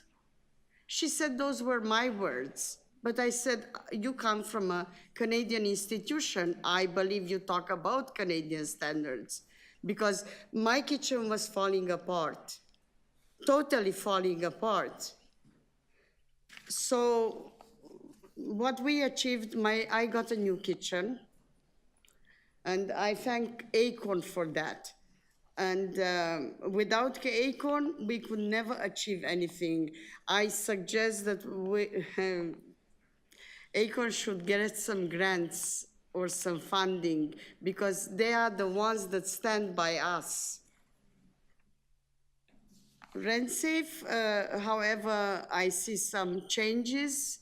Lately, RentSafe, the new people that came out, they were much more understanding, and I could not see that much bias, because these apartment buildings are filled with immigrants.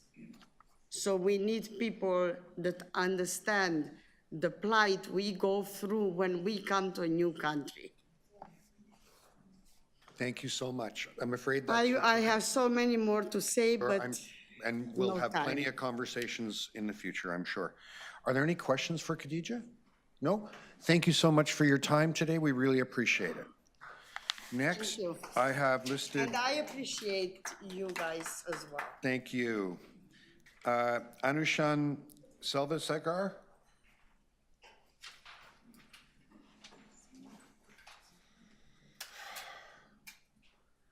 Hi, good morning. Hello, good morning. Okay, so you've got 3 minutes to address the committee. You can start as soon as you're ready. All right.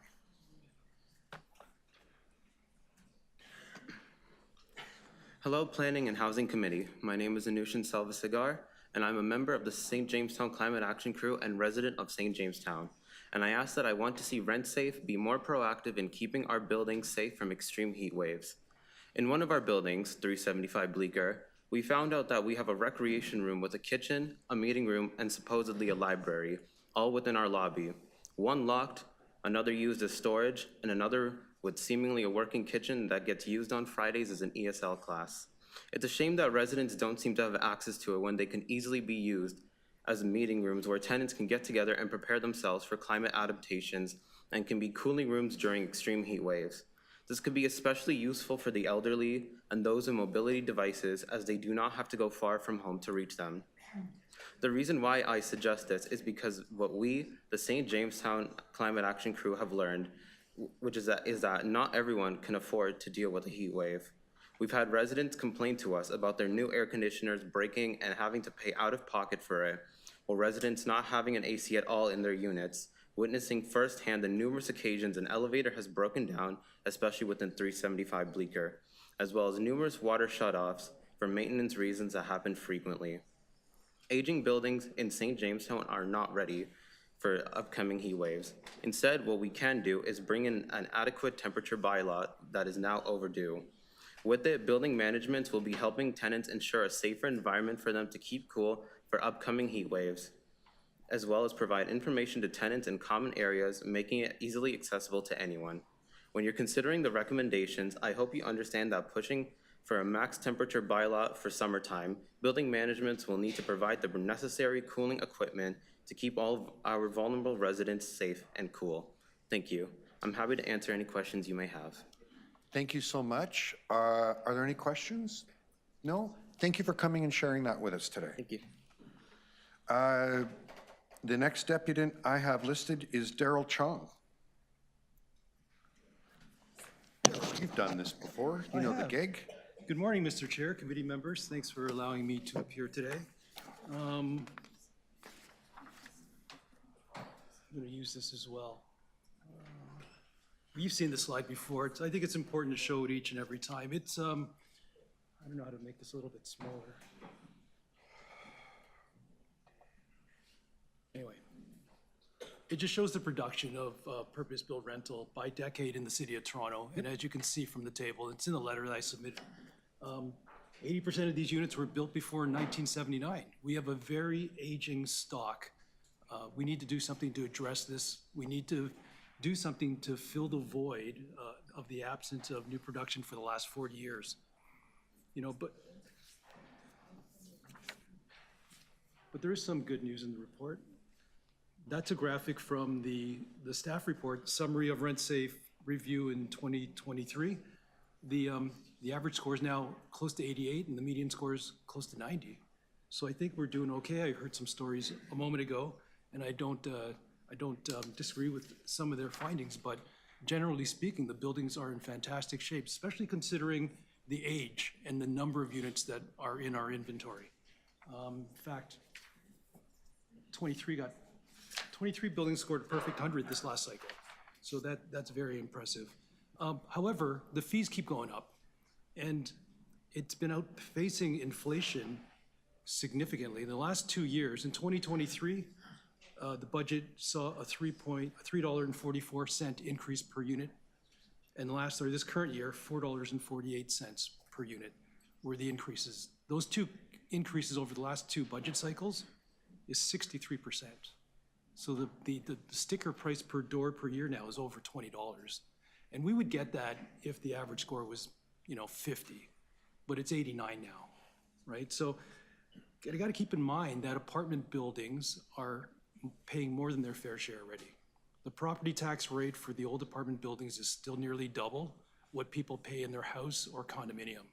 So the lower income families that live in purpose-built rental, embedded in their rent, is probably an overpayment of about $80 a month. If the city were to go to property tax parity and charge the same rate they charge houses and condos to those that are living in purpose-built rental, they would save $1,000 a year.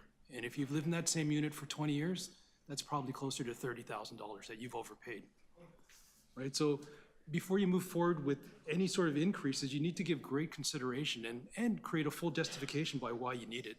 All of these increases in operating costs, these fees and taxes, eventually work their way into rent. Thank you very much, Mr. Chair. Thank you. And look at that, you're under time. Daryl, I've got to do it. So the chart you put up about how we're not doing rental construction anymore, or it dropped off. You've presented that to us many times, and every time you present it, I ask you this, and I hope one day it sinks in. Isn't it the case that what happened in the 70s, that when the drop-off happened, is the passage of the Condominium Act. Yeah, we've discussed, so I believe from what I've read, that there was very little uptake in condominiums through the early 2.5 decades. Okay. They weren't really attractive structures. And I do have some charts I can share with you that show that there was very little production, but that, you're right, there was a little bit of that, but not significant. Okay, thank you so much. Councillor Matlow has a question for you. Hi, Daryl. Would you agree with me if I were to say that there are landlords who really do care about their tenants and do a good job maintaining their buildings? I would agree that most landlords fit that description. Would you also agree with me that there are some who are negligent and allow their buildings to have pests, mold, and don't address those problems quickly enough? I would agree. Do you believe that your association, along with your members, have a responsibility, not just professionally, but ethically as well, to make sure that tenants who live in those buildings have healthful and safe environments to live? I also agree. Do you believe that RentSafe is a tool to use to ensure that those who are being negligent actually address those problems? RentSafe is a tool. Our position in regards to RentSafe before it was even developed was, and you can see this in the data now, it dilutes the attention of staff. They're going to, in this last cycle, they went to 1,758 buildings, and the average or the median was 89. So that means they spent half their time looking at buildings that were scoring in the 90s. So we've always maintained that if you know where the bad operators are, go there and address them. Spend all of your time there. Be efficient. Do whatever you can. Park on their front lawns with trucks and work crews and do all the remedial action that they've done in the past with great success. I appreciate where you're going, to be, laser focused on where the problems are. Would you agree that there needs to be more attention paid on the specific units that may be having issues, not just common spaces? So common spaces are easy to understand because there's greater access. When we get into individual spaces, it's a bit more complicated. Often landlords or housing providers don't have immediate access into units, and there's very little they can do within the unit. So I've got pictures of some really deplorable situations of conditions inside individual units. I'm talking about if there's the consent of the tenant, they want that support. I heard you talking about very efficiently focusing in on where the problems exist. Would you not agree that that would be helpful? Yeah, if it was done fairly, yes, absolutely. Terrific. I look forward to working with you on this. Thank you. And I with you. Thank you. Well, that sounded all very cozy. Are there any more questions for Daryl? No, Daryl, seeing none. Thank you so much for your deputation. Thank you. And yes, we will continue to talk about the Condominium Act until we're both in our 90s. That concludes the list of deputants on this item. Are there any questions of staff? Yes. Yeah, I have. Councillor Nunziata.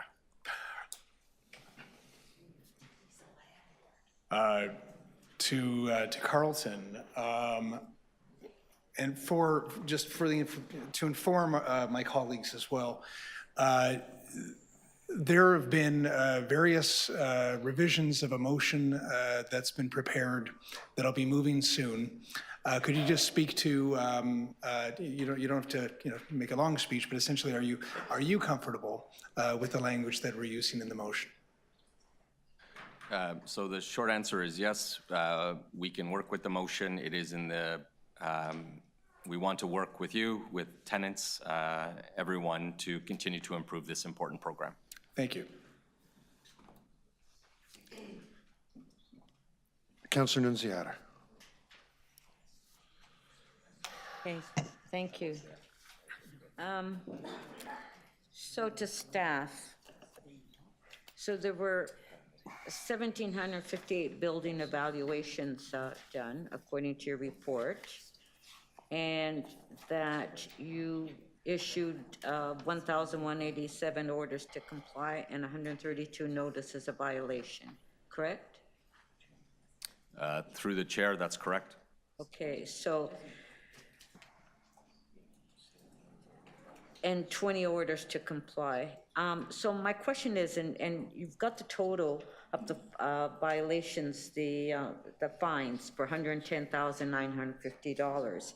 So what is the cost of what are we charging for every notice of violation and orders to comply? What is the amount? There is not a charge specific to a notice to comply. The fees related to the program are a per unit fee of around $20, which pays for our staff to administer and enforce the program. It says fines for violations total $110,000. That's correct. That's fines that we have issued in 2023, and they are, I guess, most of them are likely before the, or could be before the courts, or could have been convicted. So that's really not a lot of money, right? 111,000 it's significant. It depends on what context or perspective you put it in. Okay, and so in the report, your recommendation is to increase the fee to $2,900, right? So that fee is if the building score is reduced. If it continues to reduce by 5%, we then hold the landlord accountable to hold a meeting that we charge to them, where we then walk through these various issues with the building, landlord, property manager, and the tenants. Okay, so I know I only have 3 minutes, so just one last question. So in some of these buildings where there are a lot of issues and very severe issues in orders to comply, we as the local council, we don't get notification of these buildings that there are a number of orders to comply in a building, correct? That's correct. Having said that, we do not provide a direct, notification to the local councillor. Having said that, all of these notices are posted publicly on our website by building. So is it? I'm very sorry. Just so that we make sure everyone gets a chance to depute today, I'm going to have to stop you there. That's okay. We'll have another chance at council. Are there any other questions of staff? Seeing none? Oh, sorry, Councillor Candeval. Through you, Mr. Chair. What is the does staff bring a strategic approach to zeroing in on the known and the considerably significant bad faith operators? Is there a strategic approach? Thank you for the question. Absolutely, there's a strategic approach. We have comprehensively reviewed the scoring tool. We've changed it from 20 to 50 criteria, and that ensures that it's a dynamic score that takes into consideration both the investigation and it's also reactive to service requests. We've received a little over 8,000 service requests for 3,600 buildings. That is relatively low. We continue to have a strong public outreach as part of our strategy. We had 93 public sessions and 18 public consultations, as well as surveys that inform our work. We continue to meet with tenants to continue to improve the program, and strategically, again, this program has evolved and is continuously improved since 2017. Thank you. And there was a comment by a deputant to the variation in standards in regards to how they feel what is appropriate and what they had shared an example of what one officer had shared. Can you speak to that variation, and do you believe such exists between officers, and what is a reasonable expectation, and how your officers are determining? So thank you for the question. It's critical that we allow our officers to use their discretion, and each incident is different. Things are not black and white. We have been criticized extensively when we are too black and white.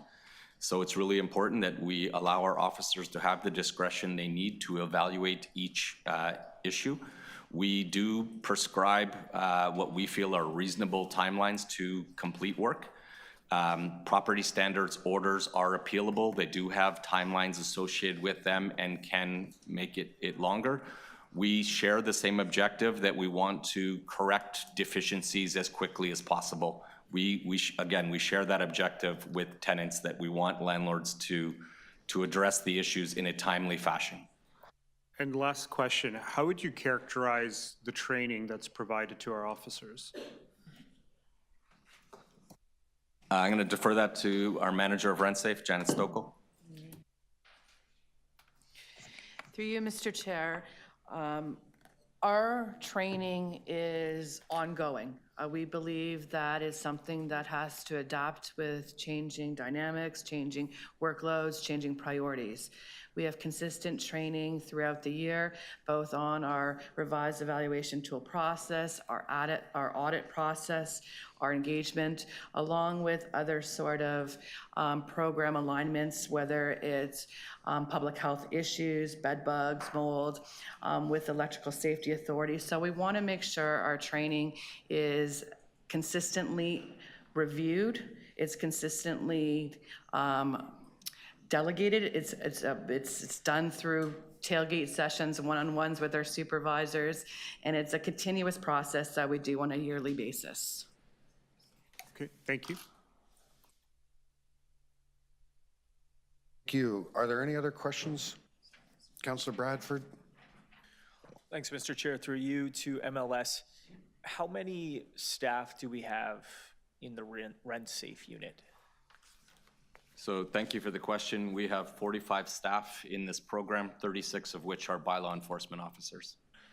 And those 36 bylaw enforcement officers, are they dedicated entirely to RentSafe, or do they enforce other bylaws outside of that? They are dedicated strictly to RentSafeTO. Having said that, property standards is a bylaw that they do enforce as part of the RentSafeTO program. So it's all related to that building. So they don't do property standards at non-rental buildings, single homes, for example. And in terms of, I think you said 36 bylaw officers, what was the balance of folks dedicated from the administration of the program? So there would be a manager, 3 supervisors, 3 support staff, and a really critical position is an employee engagement staff. So we focus heavily on tenant engagement and property management engagement. And then in contrast, how does that compare, or what is the total number with the proposal? So RentSafe, again, give me that number, just say 45. How does that contrast with short-term rental with the proposal in front of us? Great question, thank you. The current short-term rental team is 17. Our report that's before you today proposes it to go to 40. It is, again, they are both large teams, both dealing with large and significant issues that are happening in our city. So we would almost have the same number for short-term rental dedicated that we will for RentSafe? Not exactly, but it's close, yes. Okay, thanks very much. Thanks, Mr. Chair. Councillor Myers. Thank you. Through you, Chair. So one of the deputants had mentioned sort of it can take up to 3 months for an issue to be resolved. Just to confirm, does RentSafe, I guess, prioritize issues that where health and safety might be an issue? So whether it's, for example, black mold, those requests be expedited? Yeah, so absolutely. We do prioritize. I can say that of the 8,500 service requests that came in, those that were emergency, that were of health and safety nature, that needed to be responded within 24 hours, were done so 95% of the time. Those that were not emergencies and service requests were responded within 5 days, 92% of the time. Thank you. So is black mold considered an emergency or a health and safety issue? I'm not an expert in public health. I would say it's a health and safety matter. I can't say that it's, I'm uncertain whether it falls into the 24-hour area. It is important and it should be rectified. That's fair, that's fine. So we heard from numerous tenants saying there was black mold in a particular building. I'm assuming RentSafe has been called. Is there a reason why that wasn't sort of taken care of within the time frame? Difficult to say, and it's also difficult where this black mold is. If it's in common areas, I think someone spoke about a kitchen, a common use kitchen. When it's common use, that is something that should be addressed. In unit, those requests can come through 311 and they get through to us, and we would look at those, and we would look at those with a priority lens in mind. So I guess, as you know, the head of the department, what would be your advice to the tenants who have just deputed saying there's been black mold? They've contacted the city and they've contacted the landlord, nothing's been done. What should their next step be? So the next step would be, again, to call 311 to inform us. It's really important to recognize that the number of calls on this are very few. Having said that, it's an important issue and it needs to be addressed. The proper process is to work with your landlord. The landlord is who's responsible to fix that. If the landlord fails to adhere to the requirements, then it is 311 and that comes to us, and then we would address it with the landlord. We cannot be property managers for 3,600 buildings. That's totally fair. Once it comes within 311, how long should the tenants expect to start seeing remedial action on the black mold? Last question.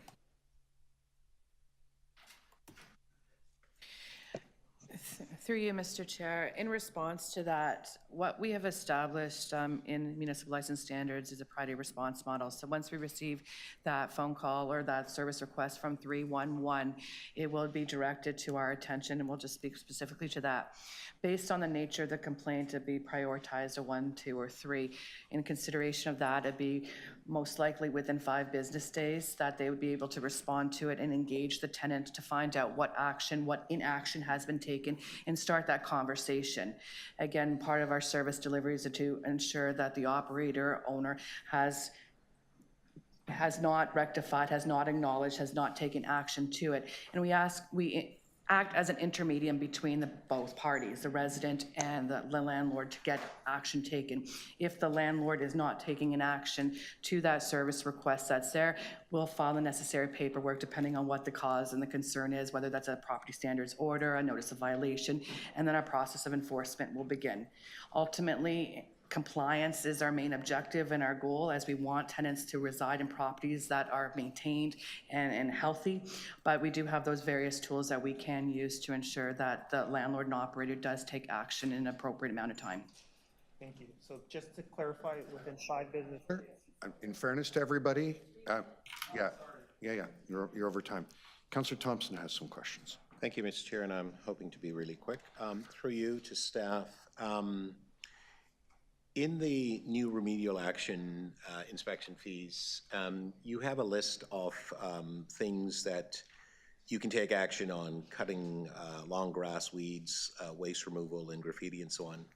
Why is that limited? Why are you not able to take more action? So, for example, black mold, why could we not go in and get someone, a contractor, to do that work and then bill that back to the landlord? Thank you for the question. Remedial action is not limited to those 3. We could use it for black mold. What we need to ensure that we've provided adequate time for that to be addressed. Failing to address it, we do have the ability to take action and to use remedial action to do that work if we feel that it's necessary. Okay, that's helpful. Could a matter be appealed or having, obviously, you give an order and the landlord doesn't respond to the order, can they then go to court, and does that create a further delay with respect to getting this work done?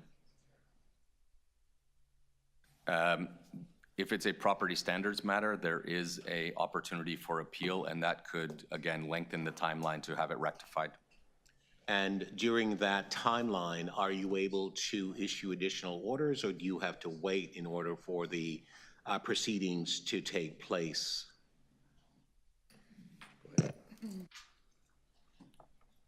Through you, Mr. Chair, once a property standards order is under appeal, we cannot issue additional orders for the same circumstance that's there. We still try to intervene and work with the tenant and the landlord to see what the challenge is regarding if it's the timelines, if it's contractual service, is it just outright does not want to, make the compliance measure. But to answer your question, that no, we can't issue additional orders for the same offense or for the same issue on the standard. Right, and I knew that answer, but I guess the reason why I asked is that so the frustration would continue for those tenants who were impacted because of the inability for us to issue a new order and a legal matter taking an inordinate amount of time. So what is the solution for the tenants at that point? Just to basically deal with it, to grin and bear it? I mean, I'm just curious.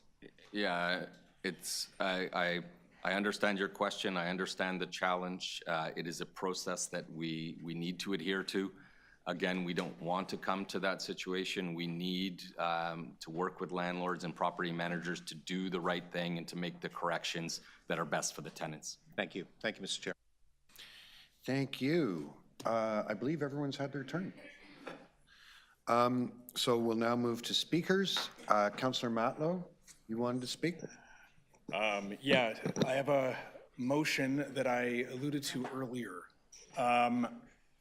This motion is not my motion. It's a motion that has been worked along with staff with community advocates such as ACTO, FMTA, Chiara Padovani, and Acorn. I think one of the greatest champions in our city for tenants, Acorn, which has been leading these efforts for many years. And in fact, about 6 years ago, working with them, we moved on RentSafe. We created RentSafe with the expectations that we would be ensuring that where there are landlords who do not care about the health and safety of the tenants in their buildings, that the city would have their back. And yes, while our intent and our initiative was incredibly important, the reality is we have failed tenants in its implementation. But today that stops, and today the real action begins. You know, tenants every single month pay their rent, and landlords need to take responsibility on ensuring that they are safe and healthful in their own homes, in the common spaces, and in the units in which they live. Tenants deserve to live free of mold and pests.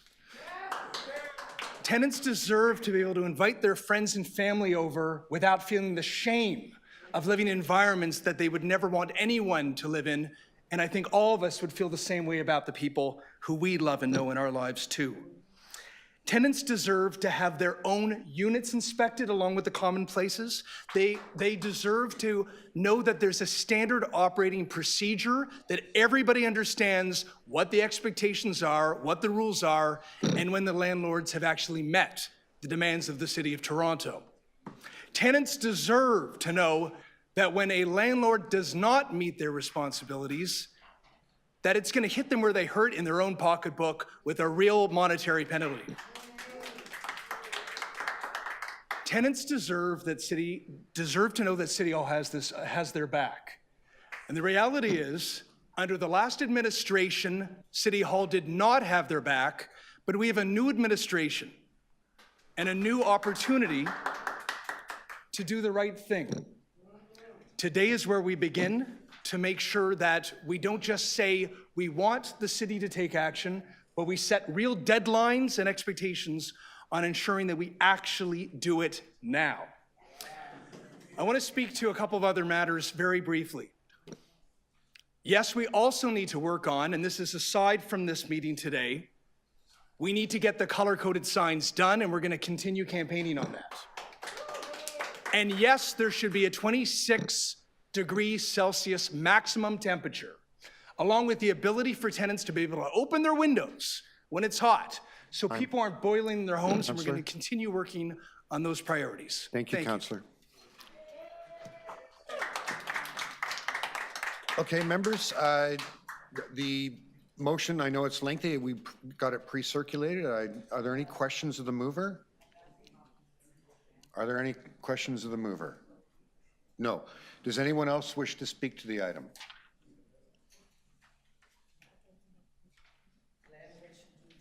No? Councillor Candeval. To speak to the item? Yeah. Yeah. Just pulling up the motion. I want to thank the work of Councillor Matlow for bringing together a number of important community groups, particularly Acorn, working diligently with staff to... It's okay. I'm monitoring it to make sure that I'm not feeling that we've crossed the threshold of the public influencing our decision-making by their intervention. I feel we still have room for a good conversation here. Thank you, Chair. I'll start again and thank Councillor Matlow for bringing forth this creative, cooperative motion in collaboration with community groups, particularly Acorn staff, hearing the concerns of all councillors in this committee, and moving an effective mandate to increase the efficacy and the work of RentSafe to provide hope in some capacity for the most vulnerable in our city. Toronto, the good has to be reflected upon. And that question of what is good, who represents good, who champions good, is the work of not just our committee, but of our council. And this is an important step forward to bring conditions and mandates to enhance the quality of life of residents throughout our city. These are conditions that I don't think any of us in this room would like to live and face on a daily basis. Mold, malfunctioning elevators, requiring waits of 10, 20 minutes just to get downstairs, unsafe living conditions. This can only be addressed through meaningful action, higher fees, fines, and proactive enforcement. So as a member of this committee, I'm be happy to support this motion, and I know many will at council, to see the advancement of this work, and appreciate Councillor Matlow and all the supporters to see this through. Thank you for your work. This is important. This conversation is being highlighted and reinforcing the work and the purpose of our presence here as city councilors. Thank you. Thank you. Does anyone else wish to speak? Guys, I know this is important, but it's really important also that, we not try to have the public tell us what to do while we're debating this. So we encourage you, rather than applauding, maybe just jazz hands. Okay? All right. To speak, Councillor he just spoke. Councillor Myers. Thank you, Chair. Mr. Chair, I'll speak as well. Thank you. I'll just keep it very brief. I just wanted to thank the deputants that came down today. Your words were meaningful. They were impactful. I know it's not easy to come to a committee like this and speak. I've been a deputant at many of these types of committees. And I just want you to know that your words made a difference today. They helped move the conversation and the policies in the right direction. So thank you very much. And thank you very much for Acorn for leading this. And thank you to city staff and of course to Councillor Matlow for your leadership on this file.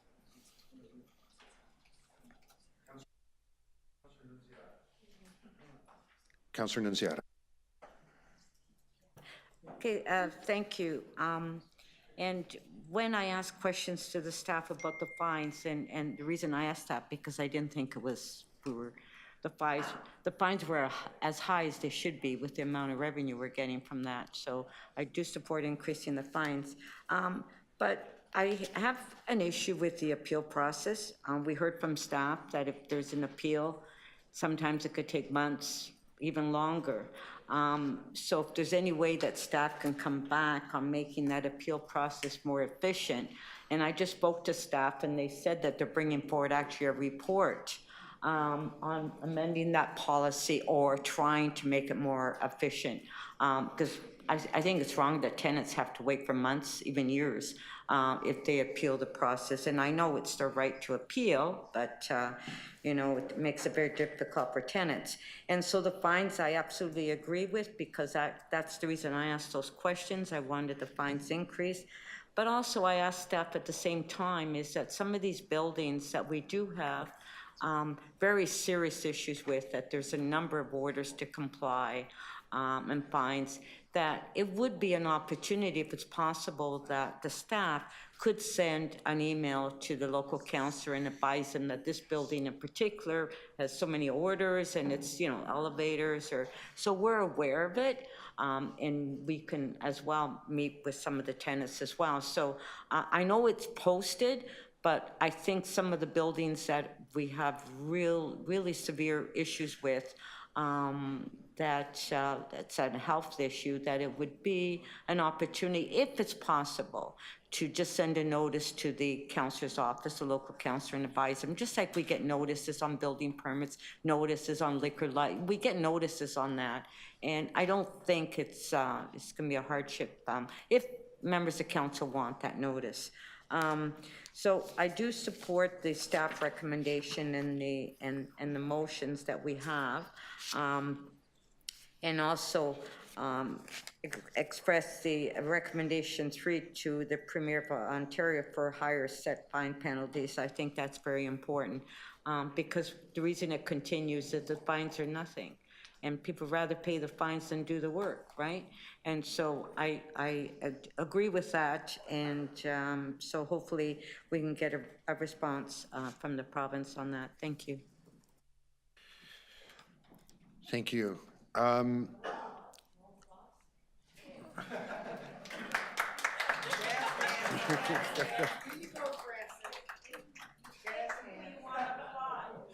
Honestly, we should just install a little meter here, right? Okay. All right. Easy now, sister. I think that's everyone who wanted to speak. I'll just speak to it quickly. Oh, you've changed? Oh, you do? Okay, go ahead.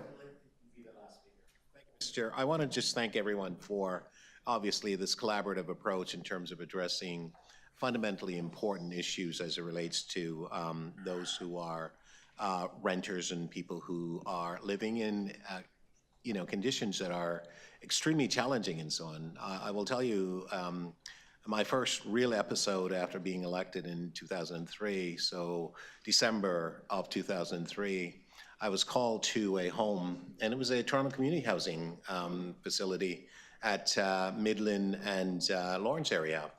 And the resident had called because she had called in because she were having some issues with rats. And she called and no one was helping her. She did reach me, and it was just probably about 3 days before Christmas, and I agreed to visit her. And on arriving, her daughter had come home for lunch, and she said to me, "The rats are running around, come and see." And the rats were actually running around. They're on the table, her child is trying to have lunch, and it was absolutely gross. And at the time, the folks at TCHC said, well, we can't get there until the new year. And I asked, how is it possible that we would accept someone living in these conditions in this day and age? And I saw it for myself. We were able to get the exterminators there that afternoon, only through persistent work and so on. As councillors, we have that ability. And so obviously you brought it more to our attention. We're painfully aware of some of the challenges. The questions I asked about the legal aspect was that some of the buildings in my ward where landlords are not receptive to making this necessary changes, it takes time with respect to the court procedures. And I'd rather that we're able to facilitate the necessity of an agreement to get the work done, because the longer it stays, the more it becomes a rather disingenuous approach in terms of trying to deal with your issues and so on. And so this is important for us to actually listen, learn, because there's some real challenges out there. And just because someone rents doesn't mean that they should be treated in a fashion which is inappropriate. We would not accept for ourselves that we would want to support any landlord that is not adhering to their responsibility. And so I think we have to get tougher. This is part of this approach, and it's very important for all of us. So we get it, and we appreciate all of you and all those who are working with the different tenants association to be able to allow their voices to be heard. Thank you so much for being here. We're listening and we're taking action. Thank you. Thank you. Y'all need to go stay in one of them units. Let the record show many jazz hands. I'm just going to speak very quickly. Members, I'm going to encourage you to support Councillor Matlow's motion.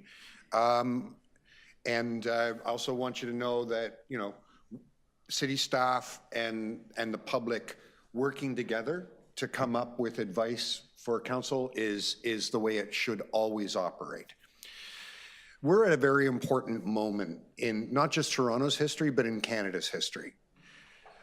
For decades, going back pretty much to as long as there's been a Canada, our court system, our government has said that the rights of property owners come first. The courts consistently uphold the right of people to do what they want with their private property. It is only in the last few years that we have been asserting, both in Canada and in Toronto, that housing is a human right. And you can see from the willingness of this council to invest significantly in developing best practices, leading practices in Canada for protecting tenants' rights, that we take that seriously. It's going to be a big rock to roll up a steep hill. You have a property owning class that are used to having everything go their way. You have a court system which doesn't really see the urgency of dealing with an appeal that some landlord has put in on a City of Toronto issued property standards order. You have a property standards committee that has been given guidance on how to behave. That means that in sometimes, and this happened in my ward, you can have a property standards notice last 20 years. 20 years of deferrals, delays, court proceedings, back to city staff, through the court system again. The whole system has been rigged. And I want to propose a partnership between the people who actually do the living and working in this city and rent, Toronto City staff and Toronto Council, to start to change that balance, to say that the right to live in dignity and in comfort is more important than the right to earn profit from property you own. It's going to be long work. You won't go home and find your unit in better condition just because you came and made a deputation. We're all going to have to work together and be patient with each other as we change this balance of power in our society, and I want to invite you to work with us. Thank you very much. Mr. Chair, let's get a unanimous request. Yes, let's do that. Well, I can't tell them how to vote, Councilor. I think we can do it. Okay, so on Councillor Matlow's motion, you want both recorded? Your motion and the final, yeah? All those in favor, please raise your hand. Councillor Candeville, Councillor Matlow, Councillor Bradford, Councillor Perks, Councillor Myers, Councillor Nunziata, and Councillor Thompson. That's unanimous. On the item as amended, all those in favor, Councillor Candeville, Councillor Matlow, Councillor Bradford, Councillor Perks, Councillor Myers, Councillor Nunziata, and Councillor Thompson. That also is unanimous. Let's carry the momentum on into council. Okay. Job done.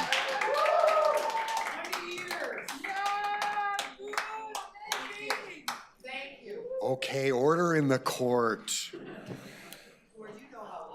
I know how it goes. Okay. There you go. Okay. That takes us to our next item, which is PH 11.9, short-term rental bylaw implementation update. For members of the public who are just joining us, I want to advise you that at the beginning of the meeting, we looked at the number of people registered to depute.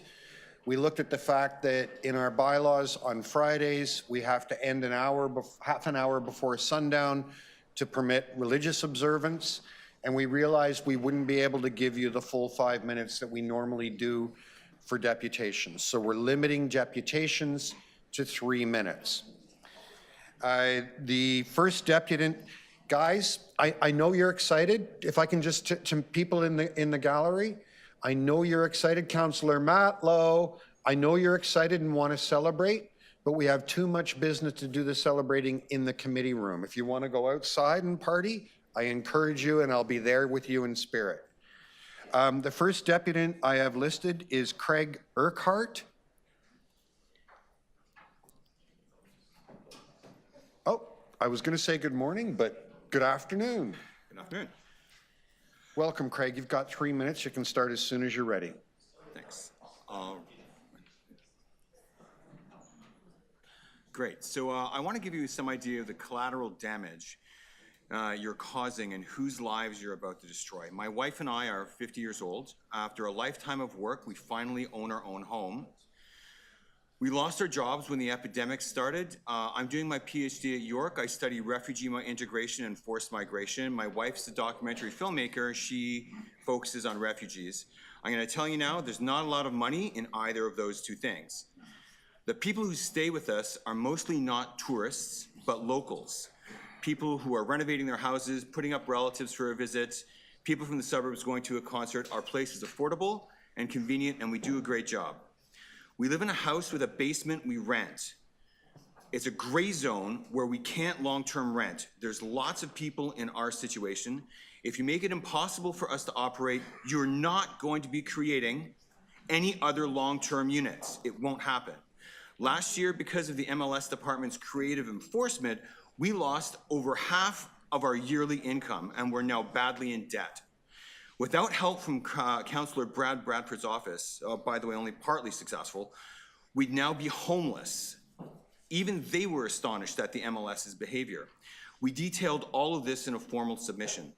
Maybe you mean well, but you're not regulating, you're simply making it impossible to actually rent short-term, even in our own homes. It's not fairness, this is just a crusade. Why are you privileging the hotel lobby and huge corporations over us? I have to ask that again and again. We need you to stop doing that. It's very cynical. I had one MLS department head, and I would listen to the October 7th meeting. He said, about the 180-day rule, he said, I think it's fair. It was just a declaration. There was no discussion or debate. And so much for public participation. I'll tell you about appeals. An MLS employee told me directly, good luck. We're not in the business of approving appeals, but denying them. I need a lot more time to detail all the horrible problems we've experienced. The new rules give the MLS way too much arbitrary power to shut down rentals.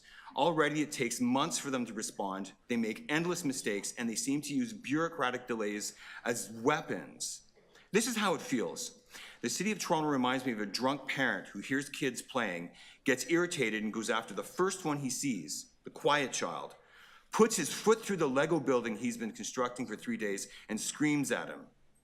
From the ground, the city seems sociopathic. Our ask is simple. In our own homes, don't impose arbitrary rules designed to stop all short-term renting through the back door like a thug. Remove this requirement of 180 days. Also, when you're consulting about new regulations, please consult someone other than the police when deciding how the police should behave. Thank you, Craig. Are there any questions for Craig? No, seeing none. Thank you so much for your deputation. Next, Burkhart Mousberg. Burkhart, long time no see. How are you? Hello. Your committee seems to be more popular than a Taylor Swift concert. There you go. We should, Bit cheaper, there you go. Thank you, Mr. Chair. And not as high quality. Councilors. As a single parent of 3 daughters, I rent a room in my house, and I use those funds to support 2 of them to go through art school. They'll be finished next year, and that's when I'll be stopping being a host. So I have limited skin in the game. The bylaw is working, for the most part. If you look at the McGill study, they estimate that between 3,300 and 5,100 housing units have been converted from STR to long-term housing. If you take the middle number, 4,200, that's 3 times more than purpose-built housing in the last decade, per year. Fake licenses have decreased by some 90%. Municipal accommodation tax is providing some funds to the city, having increased from 4% to 6%. And there's less revenue concentration among top STR hosts. It's working, but there's still some work to do. 16% of STR listings are still at high risk of violating rules, and we have to figure out how to deal with medium-term rentals.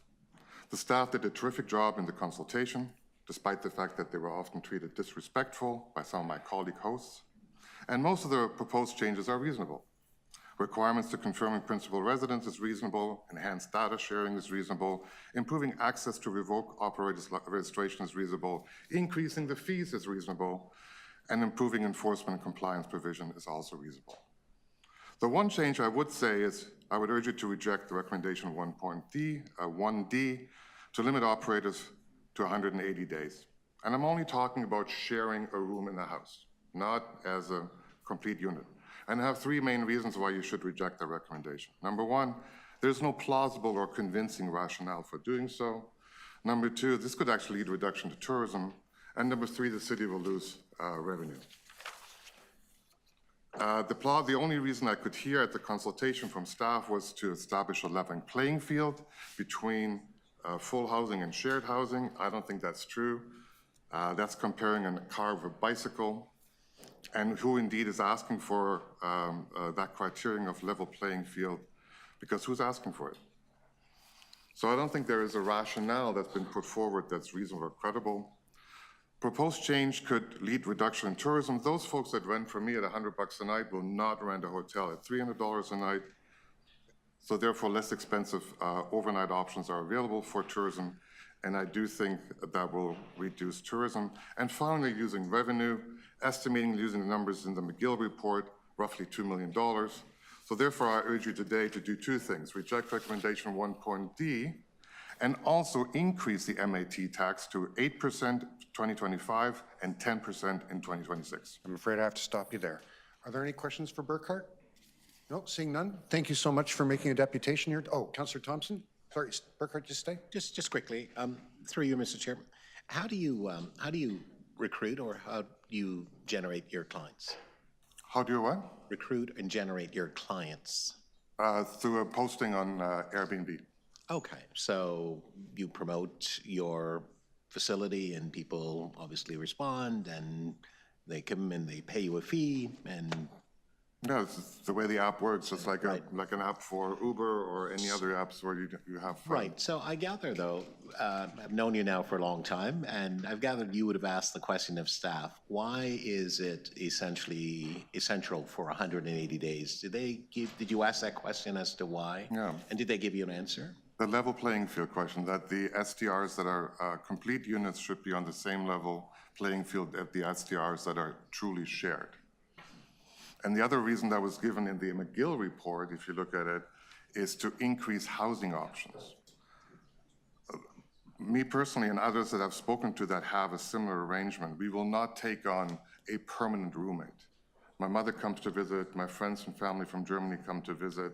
I don't want to have someone in my house during Christmas or my birthday. If you have a permanent roommate, you don't have those options. Right. Thank you. Sure. Any other questions for Burkhart? No? Thanks so much, Burkhart. Next, we have Vitaly Babi.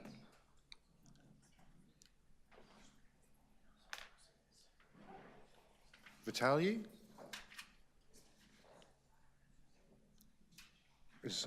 Are they online? No? Okay. I'm afraid we're going to have to move along. Annette Gasher? Annette Gasher?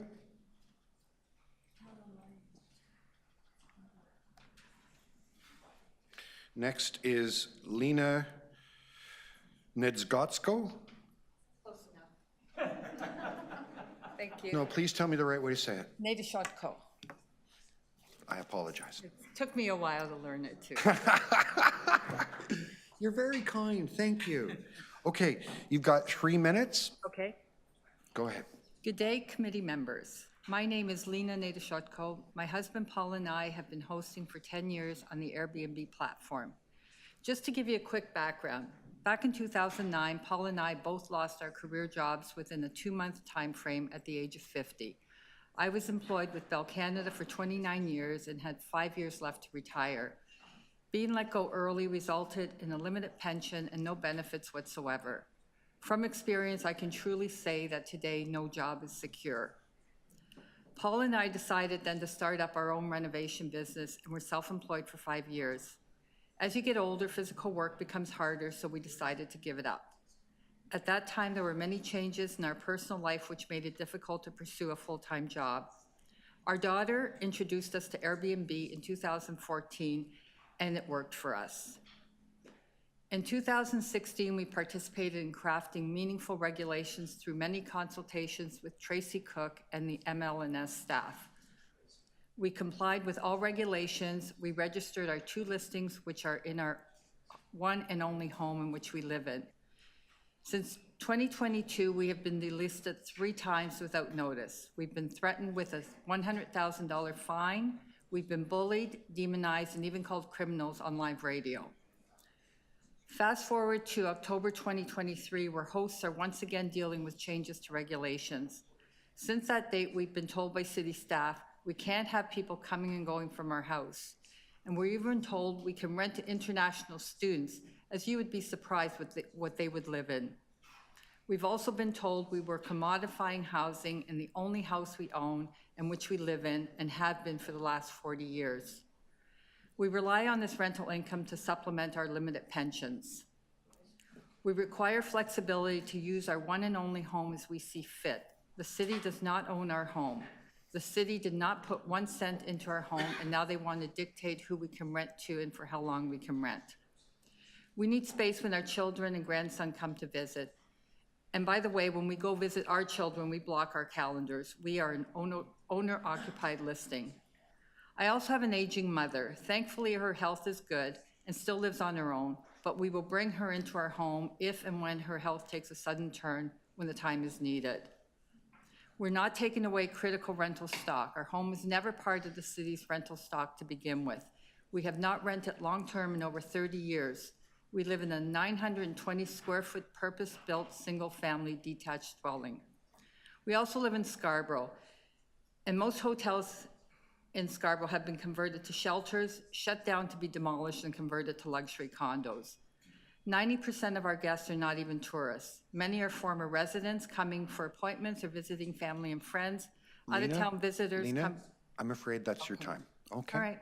Thank you very much. Are there any questions for Lena? Councillor Candival.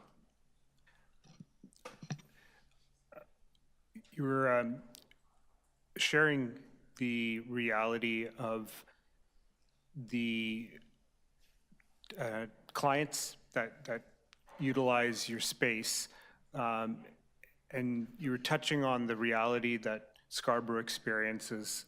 A part of our city that's close to 700,000 with little to actually really no hotel space. Can you speak to the nature of the short-term rentals that come into your home? Okay, so most are, like I said, former residents that come for appointments. Right now, we have a couple that have a daughter that live in the neighborhood. She's having a baby, so they're here for, I think, almost a month. Medical appointments. A lot of people come to Scarborough. We have hospitals here and they need a place to stay. Courses or temporary work assignments. the thing is, everything seems to be focused on the downtown, and not everybody wants to stay downtown. They may not have a car, they don't want to commute from a downtown hotel to come to Scarborough to take a course for a week. So those are the type of tenant or guests that we get, and a lot of them are repeat guests. Last question, do you intend to put your unit on the long-term market with these, if these bylaws pass? No, not at all, not at all. Like I said, we have family that comes to visit, and I have my mother, she's 85 years old. She's in good health now, but who knows in a year how her health is going to be. Okay, thank you, Mr. Chair. Okay. Thank you. Any other questions for Lena? For Lena? Yeah, okay. Thank you. Would it be correct to assume that your unit falls under the partial unit designation? They're rooms, yes. Right. Yeah. You mentioned that your mother is aging. Do you foresee a scenario where, in fact, your mother might be joining you on site in this unit, in this house? Yeah, well, I truly believe, yes, that she will eventually. When she can't stay on her own, I'm not putting her in a nursing home. I will bring care to her if she needs it, you know, if she needs a full-time nurse. And at that time, we will have the space to be able to accommodate that. Is that the type of scenario that might preclude you from ever putting your house on as a long-term rental unit? Absolutely. Okay. Within your home, do you have a door, or separate kitchen, or a bathroom, or things like that that could be theoretically a long-term rental unit, or is it not like that? So we do rent out a room in our basement. It used to be a basement apartment, but there is no kitchen at this time. So it's just basically a room, and they do have a living area that they can use. And then the scenario here is if these changes are passed today, this unit's not going to be put on the market as a long-term rental unit. You're just going to be without the We'll go 28 days plus. Yeah, okay. That's our next option if that's what we have to do. Okay, thank you very much. You're welcome. Thanks. Lena, I also have a question, and if you're not comfortable answering it, please don't, but I was wondering, what's your nightly rate? Our nightly rate, it varies depending on the season, just like hotels do. Okay, could you Yeah. give me sort of an average or ballpark? I think right now we're about $65 a night. $65 a night. Thank you so much. Welcome. Are there any other questions for Lena? No? Okay. Paul, I assume you're Paul? Yes, sir. How are you? I'm doing great. I get to go to lunch in 15 minutes. Go ahead, you've got 3 minutes. Thank you. I want to start off by mentioning that Lena and I did not qualify for CERB during the COVID pandemic because our STR income did not meet the threshold to be considered as operating a business. We did our best to weather the COVID storm and lockdowns on our total combined pension. Sorry, this is hard. This was hard in 2017. Our total combined pension is $24,000 a year, and we have no benefits. We did earn some quarantine stay income through the lockdowns when new immigrants were coming to Canada. Lena and I do not want to become burdens upon society. Sorry. We do not want any financial assistance or subsidies whatsoever. Sorry. We simply want to maintain our dignity and self-respect by remaining independent and financially secure so we can age in place. If it's the committee's decision to adopt proposed amendments, then we respectfully request we be treated with dignity and respect we deserve as 65-year residents of Toronto and 40-year owners, and taxpayers. The same courtesy was afforded by the Premier of British Columbia, David Eby, who appreciated and understood the devastating financial economic hardships to STR operators if they were not afforded a 6-month grace period to allow the necessary time to transition STR operating models or their financial circumstances. Lena and I already have summer bookings, and if they're canceled, the likelihood that we can become transition to 28 stays is in jeopardy because the online housing platform we list with takes great exception if your bookings are canceled, and they can bar us for life. So I don't, the impacts to us are beyond what's just visible. I also want to mention that Lena and I met with Leilani Farha, who is the United Nations former Special Rapporteur on the right to housing, adequate housing in 2019, just before she gave a brilliant performance to planning and housing in April of 2019. We saw her film at Hot Dogs called Push, and everybody here needs to go see it, okay? Paul, I'm very sorry. I have to stop you there out of fairness to all the other deputants to make sure that there's time left for them to give. Can you make an exception to give them a bit more time? It's obviously an emotional I appreciate that. Everybody is here because they have something important to tell us. If we start extending time for individual deputies. It's an exception. I'm sorry, Councillor Candavel. There's Can I put a simple motion? fairness. Can I put a motion then to extend by 1 minute? You would need to reverse the previous council decision. Okay? So, are there any questions? Councillor Bradford. Thanks. Could you just tell me a little bit more about your situation? Another 3 minutes. Our financial situation, or I just want to clarify something. We had a transparent conversation with Leilani. We told her our circumstances. We told her we short-term rent in our principal residence. She goes, perfect. You're not the problem. You're not commodifiers of housing. In fact, using short-term rentals to age in place is ideal.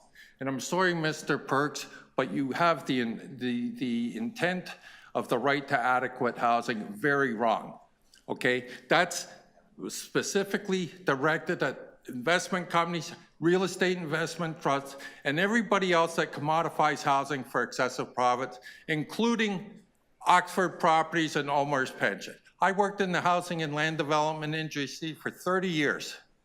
Okay, I have an understanding of what's going on in this city, and I'll be very honest, it pees me off to no end because I see all the predatory developers demo-evicting thousands of tenants from this city, and you have the power to stop it, but you don't. Sorry, I'm sorry. What's happening here today will decide whether or not my wife are homeless. Where can we go in Canada and live on $24,000 a year? You're targeting the wrong people. I'm sorry. I'm very upset. Are there any other questions? Yes. Thank you, Paul, for sharing a reality not many are aware of. The expression throwing the baby out with the bathwater comes to mind, and you were speaking to Leilani Farha, who's respected in the conversations about housing. What was the message from Push that you're about to speak to? We have a global problem. We have an excess of wealth, and housing is being treated as instruments to generate incredible wealth rather than being treated as a social good and a place for people to actually live in. And it's a big problem. And there isn't one corporate entity on the face of this planet that has an investment portfolio that is not now heavily invested in the commodification of housing. And it is widespread. Even Loblaws and Canadian Tire are now condo builders and commodifying housing. People are unaware of what's going on in this city and around the world. The right, housing is a human right, has been spoken to by many members of our council and senior staff. And sir, what that means is any policy or decision-making by municipal governments should be done through a human rights lens approach, okay? Especially a decision here today. My wife and I are rights holders. That doesn't mean we get subsidized housing or free handouts or anything. That's not what it means at all. It means that any policy and decision made needs to be viewed, how does this affect all people? Whether they're homeless, whether they're tenants, or whether they're homeowners. We are afforded these protections under Toronto's housing charter and international law. And right now, Lena and I feel betrayed by the city we grew up in, because all our rights as rights holders have been totally ignored through this whole process.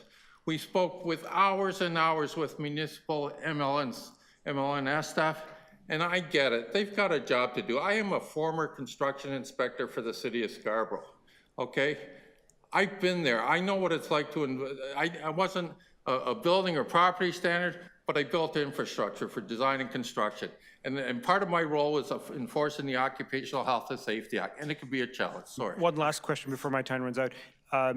As a city, we have a strong commitment for seniors to age in place. If these proposals go through, will they allow you and other seniors who are truly owner-occupied to actually age in place? No, we will be forced to sell our house to the investors that have gobbled up 8 homes on our street since 2023 when density were zoning bylaws, as of right, zoning bylaws were passed, because the investors see we can build we can technically build a 4-story walk-up apartment, each containing a 3-bedroom unit.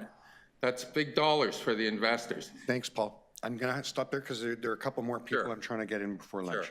Zine Abitui. Anabitui, sorry. Online. Hi, can you hear me?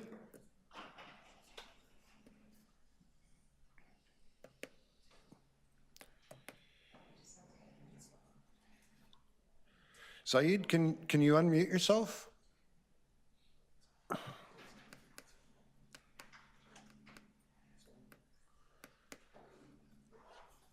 Okay, well, maybe we could send an email and see if we can accommodate them after lunch. Pardon me? They're unmuted? Zaid, you just need to speak. Okay, I'm gonna have to move to the next so that we can get one more in. George Emerson? George, I saw you here.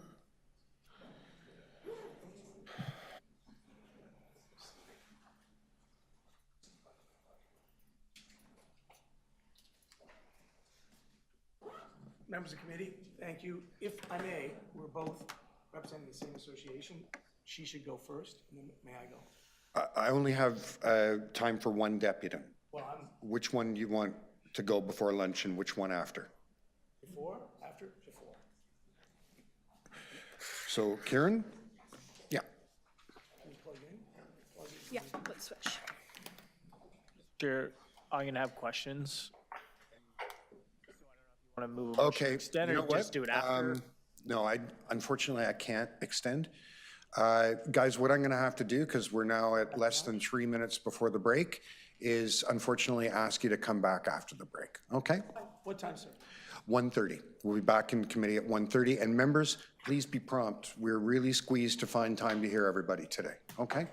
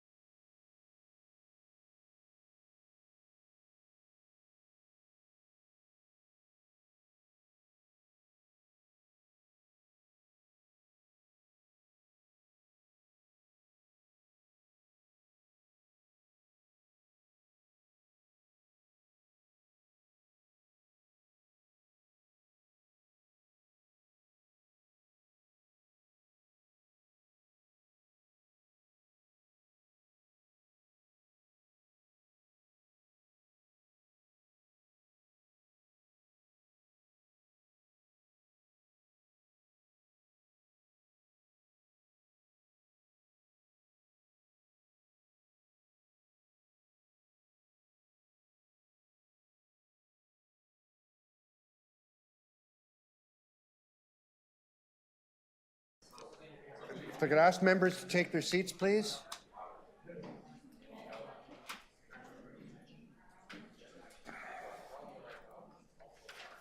Councillor Bradford, I'm very sorry. There's plenty, Councillor. I really want to make sure we get this done in time for everyone to have a chance to share their thinking with the committee. Okay.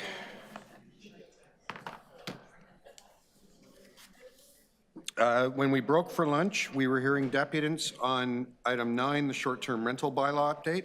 I just want to clear off a couple of pieces of business quickly, if we can, so that staff who are here for certain items that we can deal with don't have to sit here all day. The first is item 13, which I held on behalf of Councillor Fletcher. It is a heritage item. I can just find it. 111 Danforth.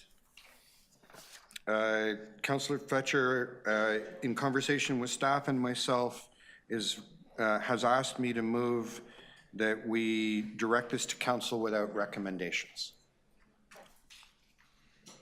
All those in favor? Opposed? Carried. Members, as you remember, we added item 22 from the Affordable Housing Office. I'm forgetting the title. Support for Habitat for Humanity Housing Development. Support for Habitat for Humanity Housing Development. Thank you. I asked that you take a moment to look at it earlier today. Does anyone have any questions, or do we need to hold it for debate? Thank you. I really appreciate that, Councillor Thompson. So can I ask you to move the staff recommendations? All those in favor? Opposed? That carries. Good. I think that's all that we can really deal with right now. Yeah? Yeah. So let's return to our deputations on item 11.9. I want to remind members of the public, if you're just joining us, because of the great interest in the various items here today, and the fact that under council procedures, we have to conclude committee and council business a half hour before sundown on Fridays so people can partake in religious observance. We have had to shorten the time available to deputants from 5 to 3 minutes.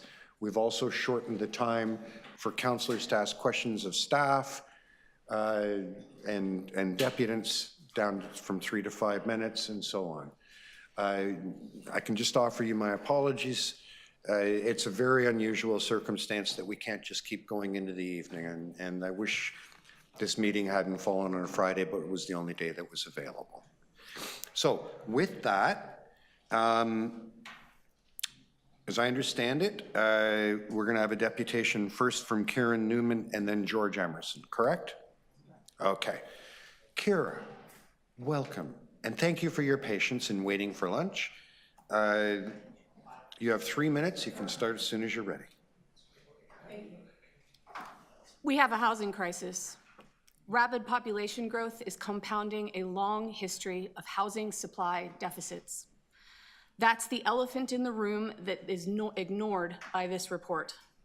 This report is blind to big facts and does not show any link between short-term rentals and the housing crisis.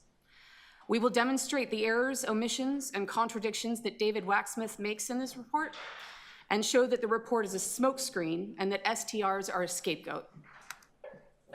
How did we get here? We've got a presentation up here, folks, if you guys want to take a look at it. There's some additional data in there that we're going to share. In 2019, Waxsmith identified 21,000 active STRs. He identified 5,500 units as commercial STRs. And overall, he claimed that his advice would double the vacancy rate and drive down rents. The city took his advice. And now, here's the 2023 report. STRs are down by 80%. The city followed his advice, but did we get the outcomes he predicted? Vacancy rates did not double. Rents did not decline. In fact, vacancy rates are twice as bad, not twice as good, and rents are higher than ever. Why keep following his advice? In his 2023 report, we can't find any mention of basic economic factors like population growth rate and supply constraints. These are critical factors that every housing economist starts with. He even ignores CMHC's vacancy rates. 2012 to 2019 was the period that STRs were growing most rapidly. On page 22 in his new report, Mr. Waxsmith says that in the same period, vacancy rates were falling. But the CMHC contradicts him. The CMHC data does not show vacancies falling. In fact, in 2018 and 2019, vacancies were rising significantly. So STRs were rising and vacancies were rising at the same time. Why is he blind to this obvious data? These are factors that housing economists measure all the time.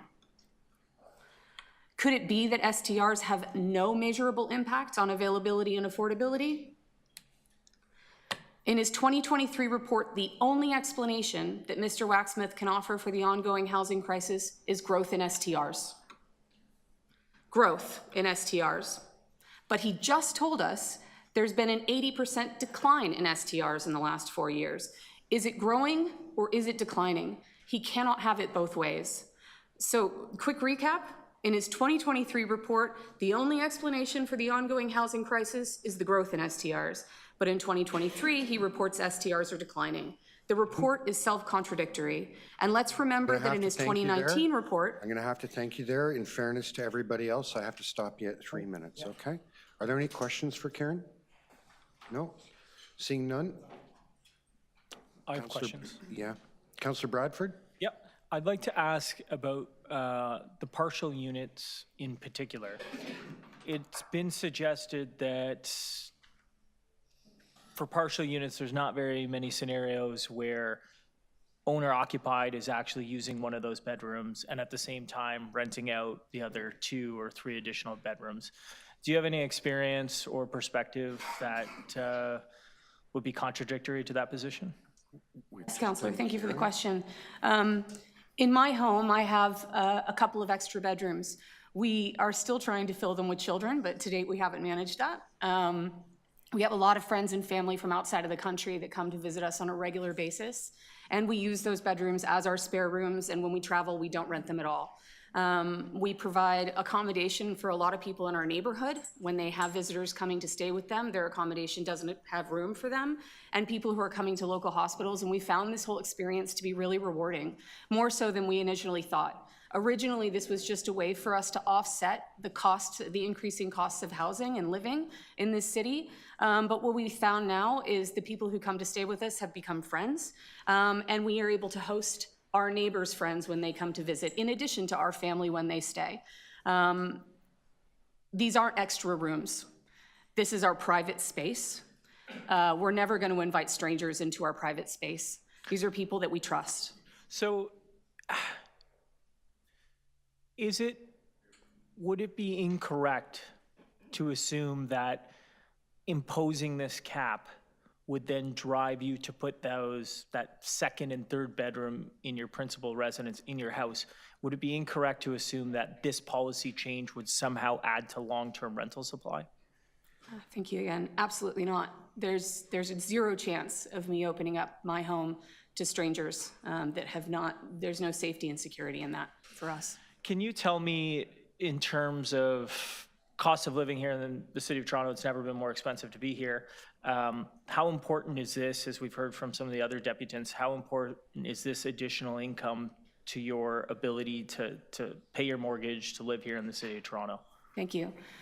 In the last year and a half, 2 years, we have had our interest rates on our home double. I've lost my job and had to start working from home as a consultant. My husband's job has not increased his wage according to the inflation that's been taking place. And without the ability to rent out these rooms, we would definitely need to leave our home. And would the changes proposed today with respect to the new cap to partial units, would that impact your ability to stay in your home today? 100%. Okay, those are all my questions. Thank you. Thank you very much, Councillor Bradford. Any other questions for this deputant? Seeing none, thank you very much, and we are on to you, George Emerson. Thank you. Ready to use the presenter? I'll take yours. Take your phone, Casey. Casey. Yeah, Just just a give me a reminder minute that to it's set up. 3 What? minutes today. Yeah, I know. I hope it doesn't count against plugging in. No, I'm waiting for you to get set up. Thanks very much, Councilor. Case, really short. Okay. You ready? Yeah, let's just see if this comes on. Can we just wait? Okay, that's up. Thanks, I'm not George. sure presenter view works, but I do have some illustrations for this. Ladies and gentlemen, council, association of people who rent in the neighborhoods, not in the condo towers. We support the principal residence rule. We support MLS doing whatever to be done fairly using due process to stamp out a class of operators that everyone agrees is not what anyone wants out of STR. Okay, those people holding a whole tranche of rooms and denying good renting, and also competing with legitimate hotel businesses right down by the CN Tower. Get rid of them. That's a principal residence rule we completely agree with. And enforcing the principal residence rule, we support. We support what's moved today to require more documentation. 100%. What West Neal needs to do, we completely support there. What we don't support is what we think is based on bad information and faulty research. And it's going to lead to what nobody in Toronto wants. Toronto turning its municipal enforcement people into a kind of police force that has unprecedented powers. Reverse onus is how MLS enforcement works against STR operators now. And you've all found out this week how bad reverse onus is thanks to the vacant occupancy tax implementation. You guys are getting your phones rung off the hook. And it's all about the implementation. And I think what Mr. Neal and Mr. Grant's department and Fiona and I have had conversations, I completely applaud what they're trying to do in a business-like way, but I think we need to go slow. I think the consultant whose advice is being relied on has been shown to be wrong. He advised New York. New York shut down all Airbnbs. Have they changed anything in their vacancy rates or the rents? Zero. So let's remember what the big picture is and let's go slowly around implementation. Because right now, no other class of permit operators in this city is subject to no due process. You are shut down, reverse onus, without even a notice of what the perceived violation is. Every other class of permit operators in this city, if you're running a butcher shop or a hair salon, is informed of perceived violation, and there's a due process. The people who run those slum towers that you were dealing with this morning, they get due process. We get none, zero. It's completely wrong-headed. I don't think that Mr. Grant wants it that way. They were told to go out on a moral crusade by this city, get us back all this housing. A great job has been done. 80% of STRs are off the market, okay? So a lot's been accomplished, but we still don't have the outcomes we hope for because there's bigger forces at work, as Casey illustrated. So don't reverse onus anymore and stop treating us like we are a class of super predators. Thank you very much, George. Thank you. Right on time. Are there any councillors who have questions? Councillor Bradford. Thank you. Do you feel like the policies in front of us today, the new recommendations, are in line with the original intent of our short-term rental bylaw, which was really to preserve long-term rental? No. They might be well-intentioned, but again, they're based on very flawed research, and they ignore all the other major factors. So it won't accomplish the objective. It will not restore housing stock. Going after perhaps the few hundred, maybe at most a few hundred violators who are still evading the principal residence rule will be achieved with what MLS is asking for now, more documentation. But I do not believe we need to triple a department's budget at a time when the city is scraping every penny together. We don't need to give them unprecedented powers that exist nowhere else in Canada, where they can demand an operator open up their home at any time, as the language says. It's incredibly vague. All of this needs more careful parliamentary procedure. And Gord is excellent at parliamentary procedure. I have worked with Gord on all kinds of laudable objectives to create housing. I build rental housing as a sideline business. I've got a little STR, my principal residence, when Gordon knows my wife, Charmaine, when we go to Jamaica to visit her family, when I go to the East Coast, that's all we do, okay? So the blocking 180, or bringing in 180 on short-term rentals is not gonna affect me at all, okay? I'm not here because my income is gonna be affected. I'm here because I think MLS has been sent on a fool's errand, and they're not given the right tools. You need the right kind of enforcement. Zero tolerance mentality, which is what the MLS operates under now, is like reverse onus. Gord knows my own personal story of how zero tolerance can impact your family, okay? My black child was railroaded by the Toronto police. It took us years to undo that, and that is sending police officers out with a mindset that a class of people are to be presumed guilty. And that is what happens with MLS enforcement right now. It is wrong, it's dangerous, it's unconstitutional, and we need to go slowly. So bring in the documentation aspect, I'm all for that. But everything else, especially the tripling of the budget, right, is just going to lead to all kinds of harmful, unintended consequences. We are on the same page, everybody here, in MLS, this council, in creating more housing. I invest personally in it, and I want to see more of it. And I want to work with this committee to build even more of it. But what's going on around this is wrong-headed. As a former investigative journalist, I used to go out on missions to look at where moral panics went awry. And we're dealing with that right now with how we're classifying all of STR I want to get in one more question. No. So you've got, you agree having 2 points of identification is important. Yes. What about mandatory interviews for anybody who's looking to take up a license? Is that a good use of time? If you need to triple the budget to do that, I don't think that's a good idea. They've got a pretty effective screening mechanism. Fiona and I first connected when she had to shut down a lot because she's given limited tools about the need to build an API. A lot of this can be done through data discovery. I think you guys are doing an excellent job at MLS at getting really good at that. I'd be happy to work with you as somebody who worked for 25 years in high-tech companies to help you do that, because I see it from the inside.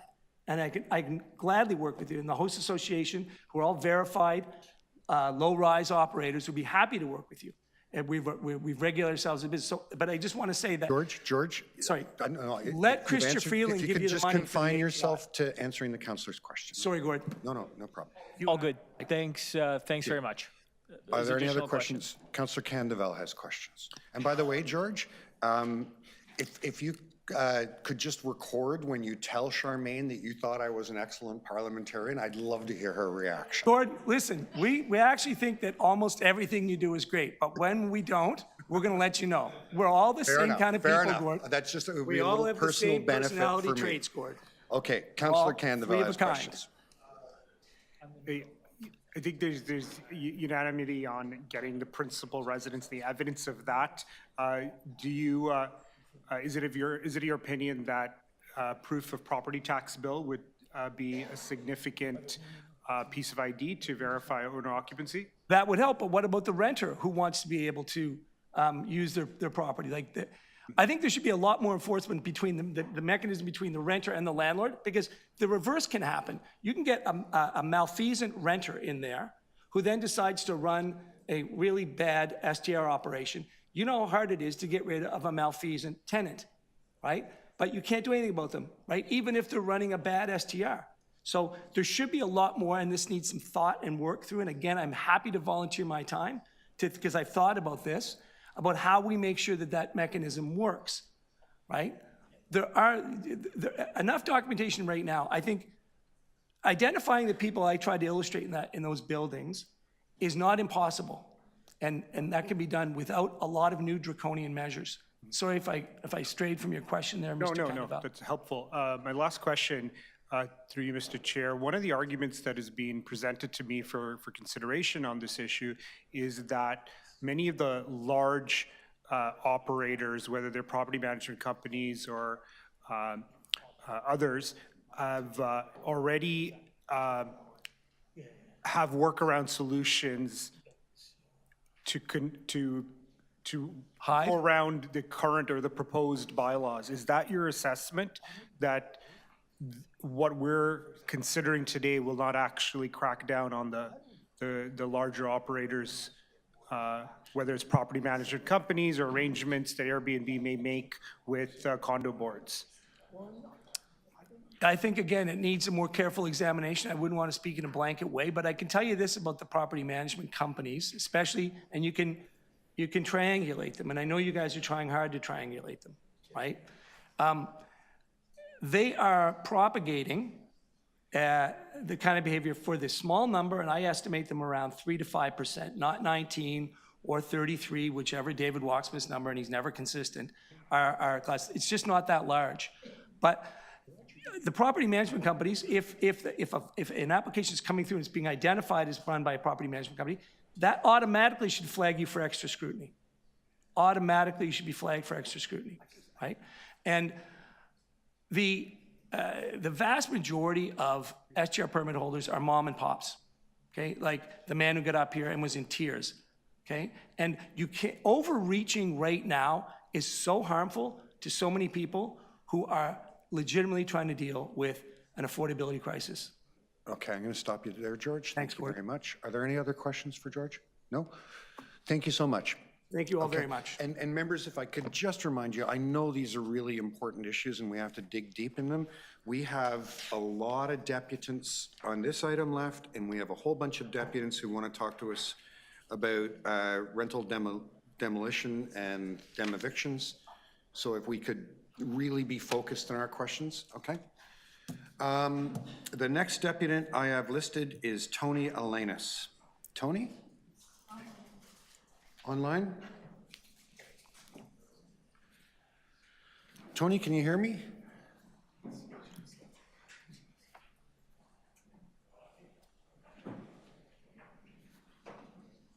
Hi, Tony. Have you got your microphone working? There you are. Go ahead. Mr. Chair, good afternoon, and members of the Planning and Housing Committee. I'm Tony Lennis, President and CEO of the Ontario Restaurant, Hotel and Motel Association. It is a pleasure to speak to you. ORMA has been an active stakeholder in the City of Toronto's regulatory framework on short-term rentals. Over the years, many jurisdictions across the globe have and continue to wrestle with how best to implement and enforce regulations, while many studies have revealed the myths associated with short-term rentals. Back in 2017, when we spoke to many city officials, we were concerned about this emerging model and the unfairness it brings to hotels that operate a legitimate business in paying their taxes, growing employment, and following the many regulations. We also brought up the various noise and safety issues introduced in neighborhoods due to several calls we were directly receiving from residents. Now, 7 years later, we all realize the critical impact on housing availability and affordability, including a major housing issue with hospitality employees that drives many to move out and work elsewhere. It's not about the typical ma and pa household that rent empty rooms in the house to generate extra income. This is about multi-unit ownership or commercialization. We are aware of an independent study currently in peer review that concludes Ontarians in the last 5 years have paid over $1 billion in higher rental costs stemming from the impact of short-term rental commercialization. We applaud the City of Toronto for taking action in creating a regulatory framework to control short-term rentals, including holding the largest platform accountable. We're also pleased to see the latest recommendations outlined in the staff report, including the need for residence validation, a rule we brought up back in the first stage of regulations and in the recent consultations. In studying many jurisdictions, we feel the City of Toronto has been a leading municipality in managing short-term rentals, though we understand and agree there are gaps. We attribute the success to city officials' belief and understanding that there's an impact on housing and they're acting upon it. Success is also credited to holding Airbnb accountable. This is a powerful control tool, Thus, we are pleased to see accountability placed on the other platforms. We hope for a similar enforcement process for the other platforms, including registration and penalties. To this point, a provincial-wide registration and municipal Tony, I'm going to have to enforcement stop you registration there. model would be beneficial. Tony, Thank I'm you. very sorry. We're struggling to find time for everybody, so we have to keep a tight limit on each person. I finished there exactly any- at that point, so thank you, Mr. Chair. Thank you. Are there any questions for Tony? No, seeing none. Thank you so much for sharing your thoughts with us today. Members, earlier, Ziad Anablawi, I'm sorry, someone's scribbled all over it, so I can't see the name properly, wanted to make a deputation and couldn't connect. I'm told Ziad is with us now. Ziad, can you hear me?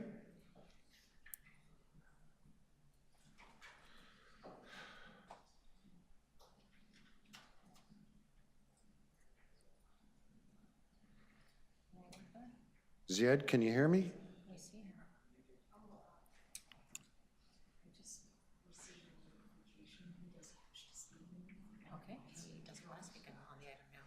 Oh, okay. So Ziad is withdrawn. Okay. Next is Andrea Salazar Medina.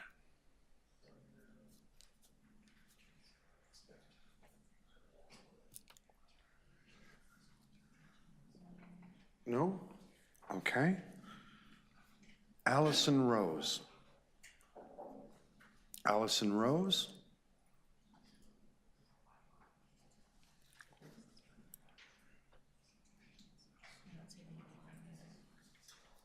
Peter Dywick.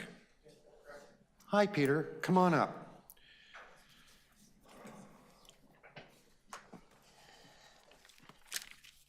So, Peter, you've got 3 minutes, and you can start as soon as you're ready. Speak fast. Good morning, or afternoon, rather. Thank you for the committee to allow me to speak. I've not been sleeping well for about a week and a half. I've been worried about how I'm going to pay my mortgage, my bills, and my debt. My worry started when I received a note from Airbnb saying that the city was considering putting a cap on how many days a year that I can operate my business. I'm here to speak directly to this cap. I want to be clear. I'm not a landlord. I'm an Airbnb host. I don't own a ghost hotel. I own a home. Landlords offer space, that is all. I offer my space, my time, and my ability.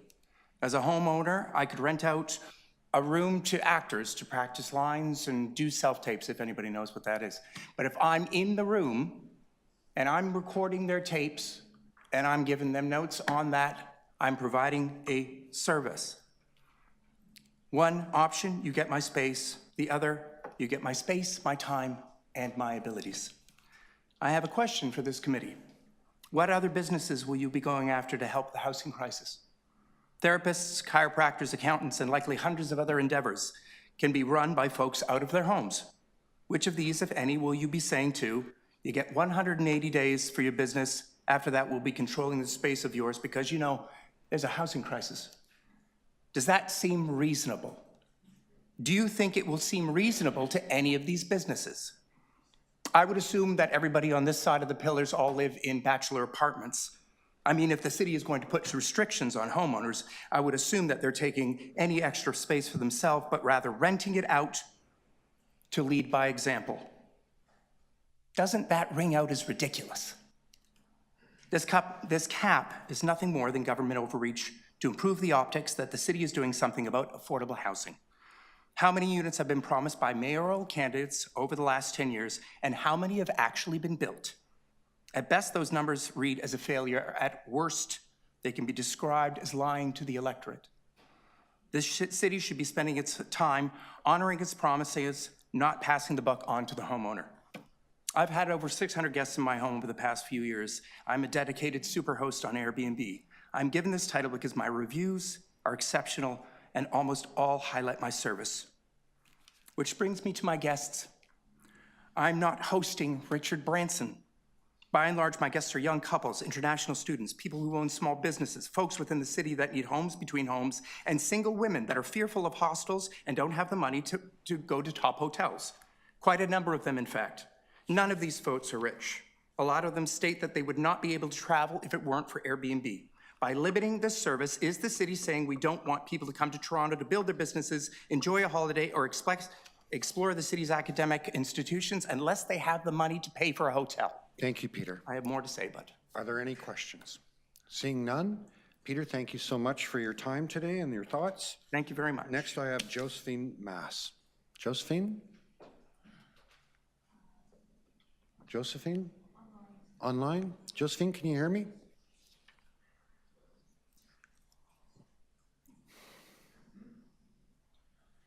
Hear me? There you are.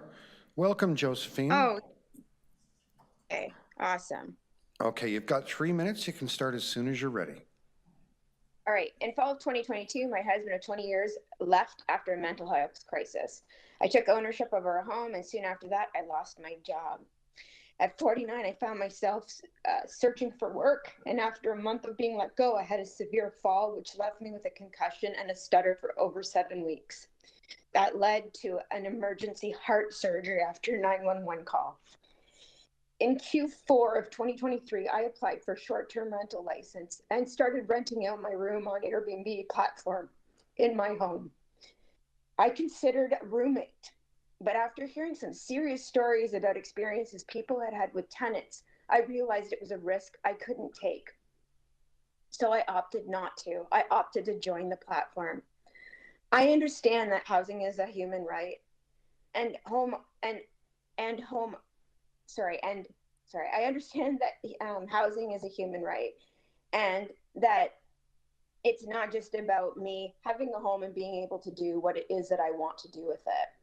But at this point, I'm actually trying to keep a roof over my own head, and I'm trying to do it in a way in which I can still house family and friends that come out of town, or my mom, who is 89.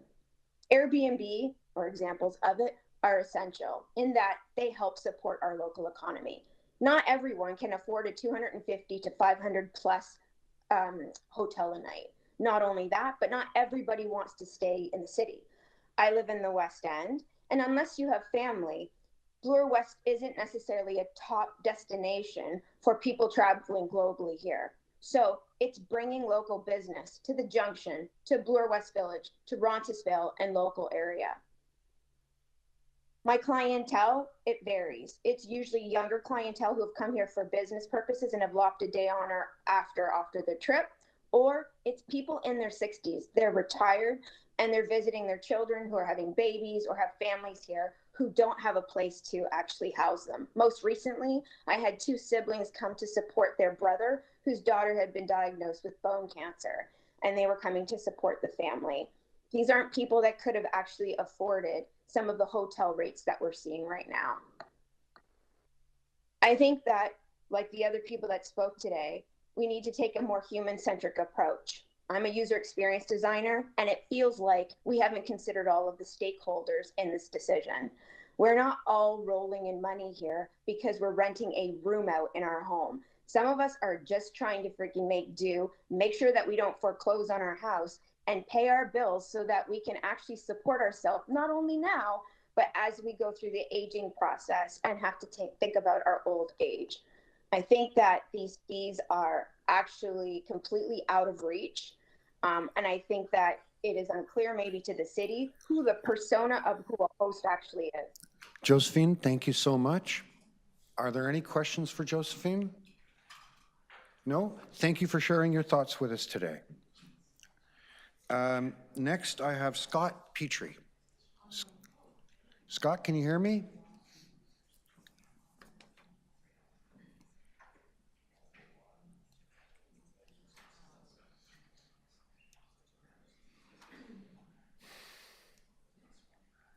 Hello. Hi, Scott. Welcome. Hi. So, Scott, you've got 3 minutes. You've got 3 minutes to address the committee. You can start as soon as you're ready. Go ahead. Oh, okay. I've timed my speech, and it's about 3 minutes, pretty close to. I am a semi-retired 67-year-old who owns and lives in a 6-bedroom house in High Park with my partner, who's also semi-retired. We rely on our rentals for our primary source of income because I still have more than $250,000 in mortgage and taxes and utility costs are always increasing. All of my rentals are rooms in my shared principal residence where the common areas, the kitchen, bathrooms, living room, dining room, backyard, and main entrance is all shared with my guests. When I started hosting on Airbnb in 2018, there were no restrictions on the number of rooms in my home that I could use for Airbnb rentals. My partner and I used one bedroom. I had 4 rooms listed on Airbnb for short-term rental, and my other room was rented as a long-term on a permanent basis.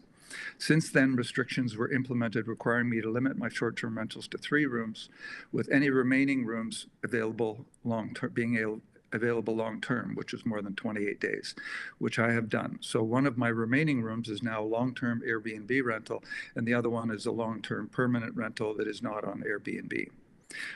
When that happened, I lost a significant amount of income, about 25% on the short-term rentals, because bookings for my other Airbnb room that I have made long-term are not as frequent. I'm hoping that further restrictions on these type of rentals where the owner shares the entire primary residence will not be considered, because I already have 2 rooms available for long-term rentals in my shared home. And having more long-term renters than this becomes burdensome and untenable for a homeowner. I know because I did that for 20 years prior to doing Airbnb, and it was often an unsuccessful experience where a number of times I had to ask people to leave with no notice.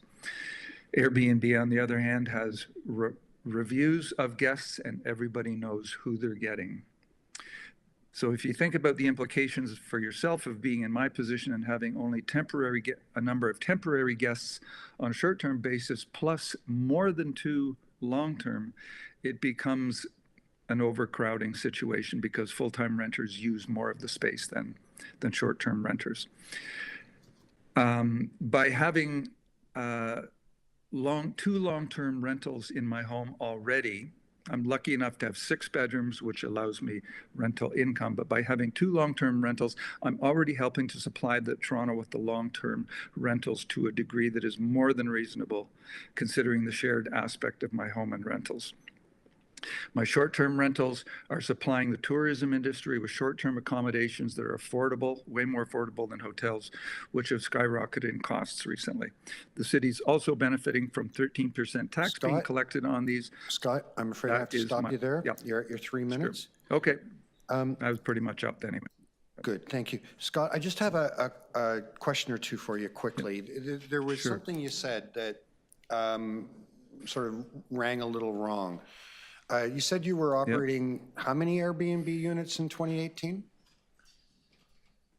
I have a 6-bedroom house. 1 is for my partner and myself, and I had 4 of them on Airbnb. 4, and the other one was full-time permanent for a renter. We had permanent. So you had 4.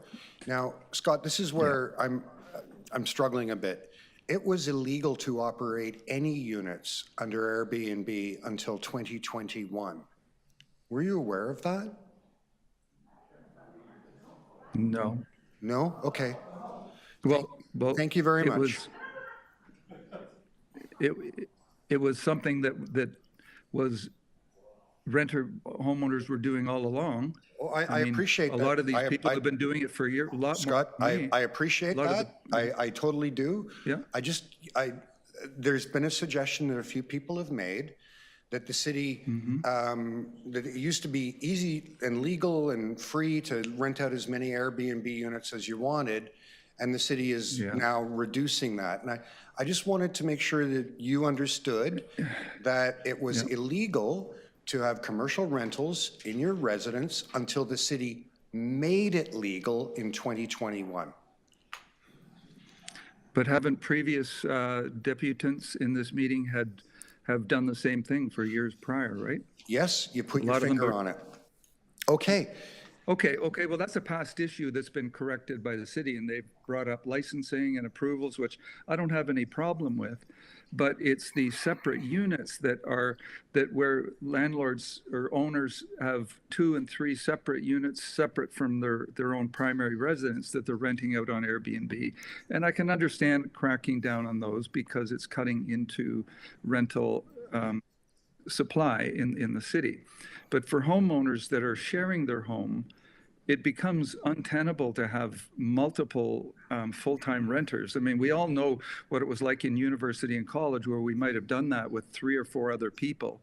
And the situation, you know, you can't live under those circumstances for too long. And I know I did that full-time for years prior to having a few more of my rooms on Airbnb, but those were Scott, I some think you've answered situations my where question. 30% of them were. I think you've answered my question. Are there any other members of council? What was your question? Sorry, what was You've your already, question? you must have heard it because you answered it. Are there any other members of council who have questions for Scott? Okay. No, thank you very much. Scott, we really appreciate you coming and sharing your story and your thoughts with us today. Thank you. I'm just trying to bring up a subject going forward, not in the past, because I appreciate you're bringing that, up past. Scott. Scott, that's fine. irrelevant now. Okay. Okay. The next deputant I Thanks, have Gord. is Esther Epp. Esther, are you here?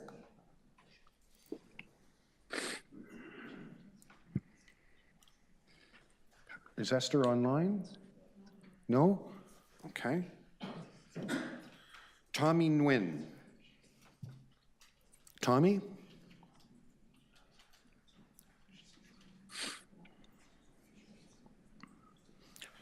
No?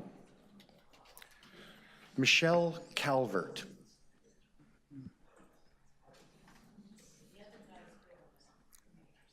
Michelle Calvert.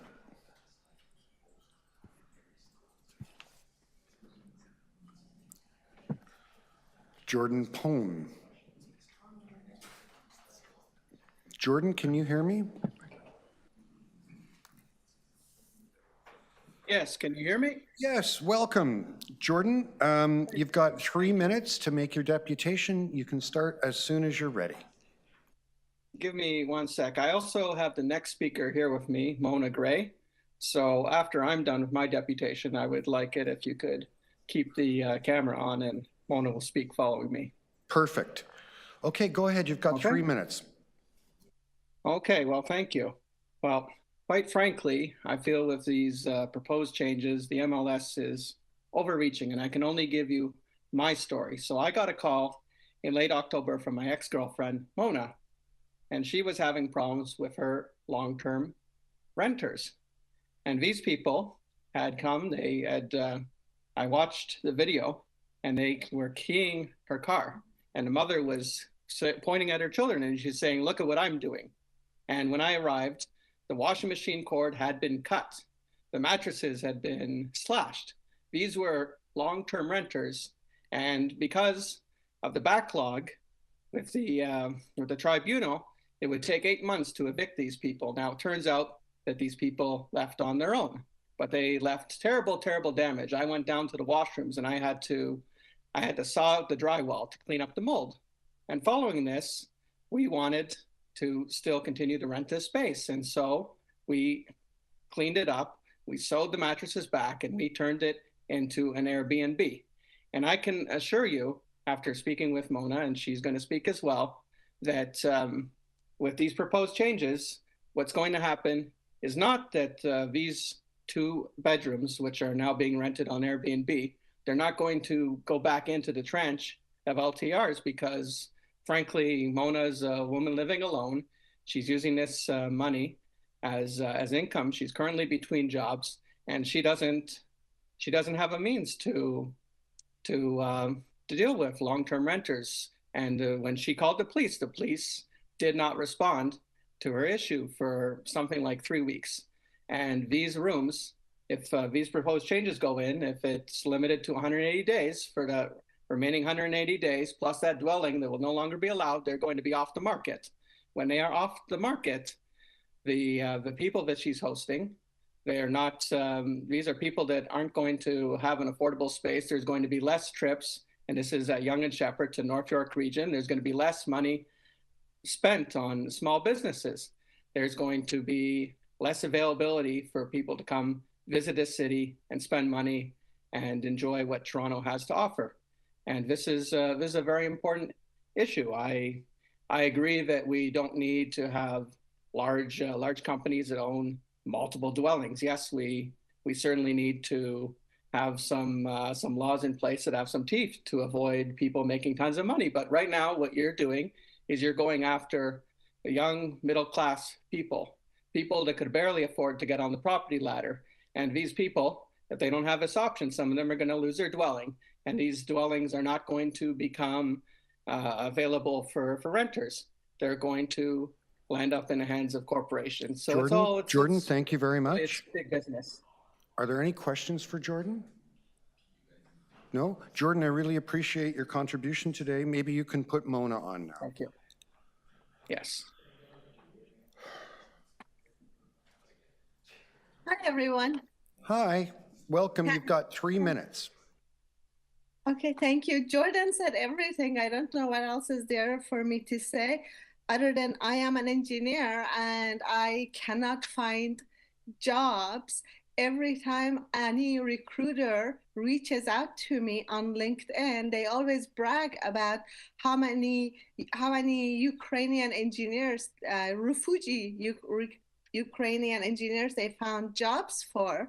Yet someone like me who's studied here, who's been here for 30 plus years, who's paying taxes, who's legally Canadian, can't find jobs. It's been over 2 years of me not being able to find a job. And I can't, like after the last nightmare tenant I had, I can't have tenants anymore in my home. I was scared for my life. These people attacked me. These people keyed my brand new car. These people damaged all my brand new furniture in the basement. I am a super clean anal person and my entire home was full of mold that wasn't there before they moved in. Like all of this was not fair. I know everybody goes all raw for tenants, but how about the landlords? How about the landlords who have small little place and they love their place and they care about their place? Like I cannot do long-term rental anymore. I need Airbnb. I need Airbnb to eat. I need Airbnb to have my basic needs. It doesn't have, I've been there for 4 months now. It doesn't cover my mortgage, not even close, but it does pay for my food. Like, I don't think it's fair that you guys are going to make this into half a year. Like, what about the rest of the year? Because I'd rather die, starve, but not have long-term tenants anymore. I have the right to feel safe in my own home. And if Airbnb gets stuck out of line, I can easily get them out.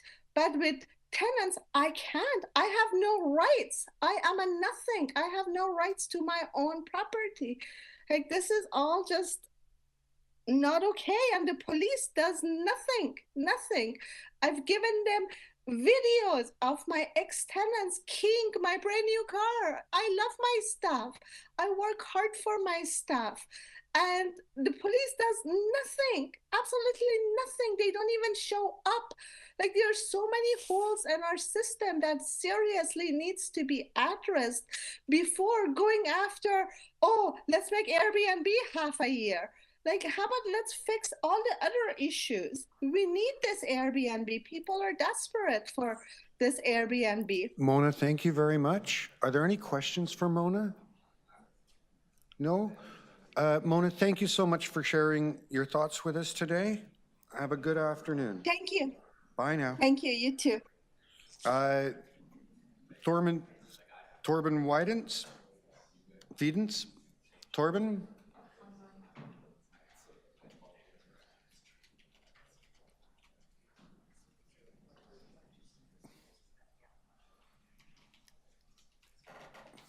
Hi. Hello, can you hear me? Yes. Hi. Thank you very much. Go ahead. I got 3 minutes, I know. Thank you for having me. I'm the director of Airbnb Canada Network, which is a not-for-profit organization that has been involved in regulatory efforts across the country, starting in Toronto in 2016, but also in Vancouver, Ottawa, Winnipeg, more recently also with the provincial government in BC, and also with the federal government and their announcements around short-term rental enforcement help for municipalities that we saw during the fall financial statement. We have been involved in the City of Toronto on this matter for a long time, and I need to say that maybe reframe this discussion here a little bit because, as the chair pointed out, short-term rentals were illegal until the city legalized an activity in the City of Toronto in a way that balanced people's ability to share their own home, to generate some extra income, but also in a way that draws a line in the sand and prevents people from buying up, leasing up, or otherwise acquiring housing stock for the sole purpose of dedicating this towards hotel use. I think the city has done a tremendous job. This update report shows that the regulations have been fairly successful, that the number of short-term rentals has gone down, the number of commercial short-term rentals have gone down. And I think what we also see in the staff report is staff's own way of dealing with their experience of the ways in which operators have skirted the rules in the City of Toronto since 2021. And the amendments that staff has brought forward are amendments to ensure that they can do a better job doing what the city had instructed them to do, which is to allow people to share their homes, but to protect housing stock for housing use. So, needless to say, we are fully supportive of staff recommendations. We would say that, if anything, platforms that are valued at $100 billion could be paying more to operate in the City of Toronto. We know from Airbnb's filings to the SEC that Toronto is one of the top 10 markets for the company. Charging them $10,000 renewal fee is very low. There are other jurisdictions that charge a lot more.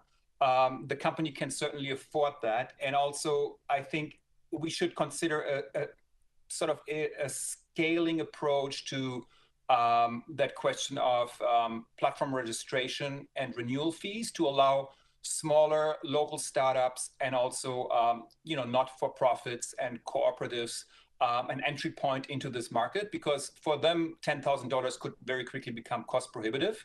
But yeah, I just wanted to briefly commend the city staff on their work. And thank you very much, Torben. Thank you. I'm going to see if you have any questions. Okay, no questions. Thank you for your deputation. You're welcome. Okay. Next, we have Sarah Engel. Sarah, are you with us? Sarah, I understand you're online. Can you hear me?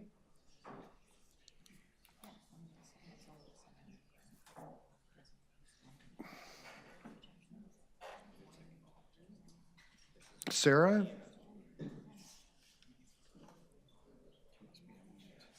Oh, there you are. Hi, Sarah. I can't hear you. I couldn't unmute myself. There you go. Okay. Welcome, Sarah. Right. You've got 3 minutes. You can start as soon as you're ready. Good afternoon, Mr. Chair and members of the committee. As I said, my name is Sarah Angel. I'm President and CEO of the Greater Toronto Hotel Association. And pre-pandemic, just as background, our industry produced about $1.5 billion in economic activity for the province of Ontario, and 90% of that, which was retained in the Greater Toronto area. Cities around the world have been strengthening regulations of these rental properties, which have in the past decade or so become a mainstream option for visitors to our city. STRs not only offer visitors a diverse range of lodging options, but also allow residents to earn additional income, contributing to the economy. STRs are an important part of Toronto's accommodation landscape. However, they should operate as home sharing rentals as intended and not as commercially lucrative ghost hotels. Two statistics from the 23 report by McGill School of Urban Planning highlights the extent of the problem. 34% of active listings in May of 2023 were operated by hosts with other simultaneously active listings. The median revenue for the STR operators from January to May last year was nearly $8,000. At the same time, there were 21 STR hosts that earned more than $100,000 in the same period. That is not a fair level playing field for legitimate STR operators or hotels. STRs require a modern regulatory approach that recognizes these platforms as a legitimate part of the sharing economy while promoting fair and transparent business practices. What city officials have brought forward updates that and are reasonable and needed. These amendments would help promote fair and responsible short-term rental practices, streamline compliance and enhance public safety, and most importantly, protect long-term rental housing stock. Generally, the Greater Toronto Hotel Association is supportive of the city for acting on these issues. Toronto has already made great strides in improving regulations of STRs. Having said that, we do see that the changes proposed will result in increased costs. We support the changes which are fiscally neutral and do not add costs to the city's deficit. More does need to be done to hold commercial operators to account while protecting legitimate home sharing as an option. And more overall needs to be done to grow our region's long-term housing supply. Thank you for the time today. Thank you so much. Are there any questions for Sarah? Seeing none, Sarah, thank you for sharing that with us today. Next, I have Alex Howell. Alex.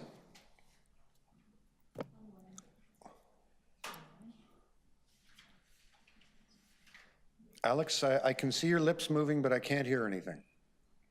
Can you hear me now? Oh, there you go. Okay.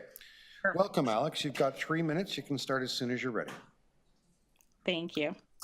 Hi, everyone. My name is Alex Howell. I am Airbnb's policy manager for Canada. Toronto has one of the strictest short-term rental bylaws and one of the most complicated enforcement regimes in North America. But the system is working as intended, and Airbnb has been and will continue to be in compliance with its obligations. First, on housing. When the bylaw came into effect, thousands of short-term rentals were removed from the ecosystem. There was no impact on housing affordability. Rents continue to rise across the city, and vacancy rates remain low. A 2023 Conference Board of Canada report found that the share of dwellings used for Airbnb activity is too small, less than 0.5%, to have a meaningful impact on housing affordability, and that restrictive licensing regimes did not lead to lower rents. I encourage this committee to take a look at it. Regarding the proposal to limit partial dwelling hosts to 180 nights per year, we have no intention to repeat what you've already heard, but the recommendation does not make sense. It will not create more housing, but will harm hosts sharing their home over to cover expenses. 44% of our hosts say that sharing their house helps them stay in their home. We were told during the consultation process this change is meant to address challenges in determining whether listings are for an entire home or a partial home. MLS is proposing a policy change to manage an administrative issue. All platforms in Toronto already share listing information with the city, giving MLS what they need to make a determination. If more verification is required, they already have powers of inspection. Airbnb requests that the committee reject this proposal. For the third time since the bylaw was enacted, MLS is also proposing a large, costly change to how platforms verify hosts are licensed to operate. We are required to match host business license number and address against the city's open data portal to ensure the listing is allowed. MLS is now proposing to require platforms to do the same for host names, as well as to develop a costly API system. This will not address the root issue. MLS publicly publishes the personal data and licensing information of registered hosts, making it available for anyone's use. We believe including operator information on the city's open data portal is the major contribution to the city's verification challenges. Addressing this issue must start with removing operator information from the open data portal. Platforms can continue to compare listings against a private database to ensure eligibility. This is a cost-effective, common-sense approach solution to verification challenges.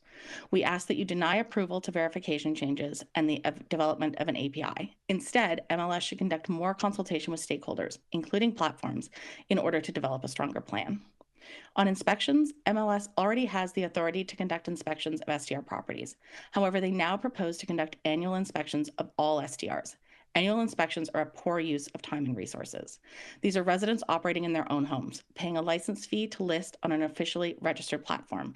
Adding in yet another barrier to operating legitimately will do nothing to increase compliance, will cause even more delays to registration, and could drive hosts to an underground, unlicensed market. Airbnb strongly recommends that no changes be made to include the requirement for an annual inspection. Thank you again for the opportunity to contribute to this discussion. Thank you. Are there any questions? Councillor Myers. Thank you. Through you, Chair, I'm just wondering if you could elaborate a bit more on the privacy issue about the data being shared. Of course. So currently, when hosts register with the city, their addresses and the corresponding business license number are posted on the city's open data portal. That allows for platforms like ours to go in and check against what is on there and make sure that the operators are licensed to be hosting short-term in the city. However, this also both exposes personal information of hosts, but also allows that information, which are the two key pieces of information required to verify listings, makes those pieces of information available to the general public, which would make it easy if folks wanted to copy that information and make poor use of it, try to scam the system or to register illegally. Thank you. And just to clarify, what information would be available to the general public? So it's people's home addresses, if they've registered as a short-term rental host, as well as the corresponding business license that they have obtained from the city. Okay. So you're not against having this information available, you're just against it being open, generally available to the public?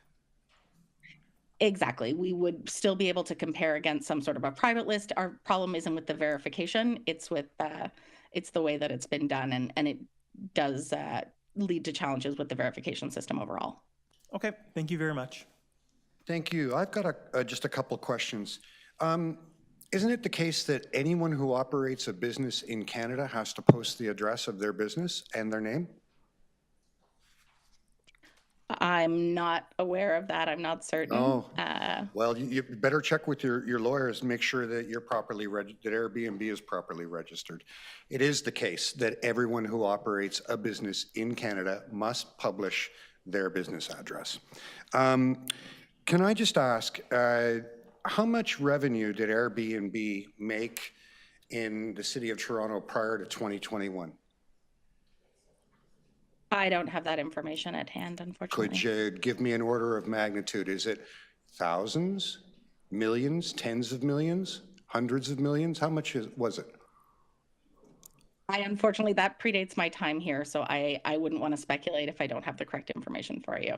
You couldn't even tell me whether it's thousands or millions? I'm sure it's somewhere in that range. I don't know. So I don't want to give you incorrect information. Oh, okay. Thank you very much.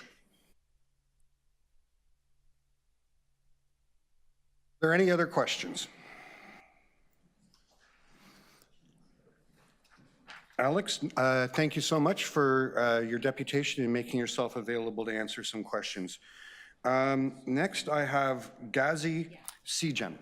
Gazi? Hi, Gazi, come on in. Have a seat. Hello. Welcome. You've got 3 minutes. Thank you.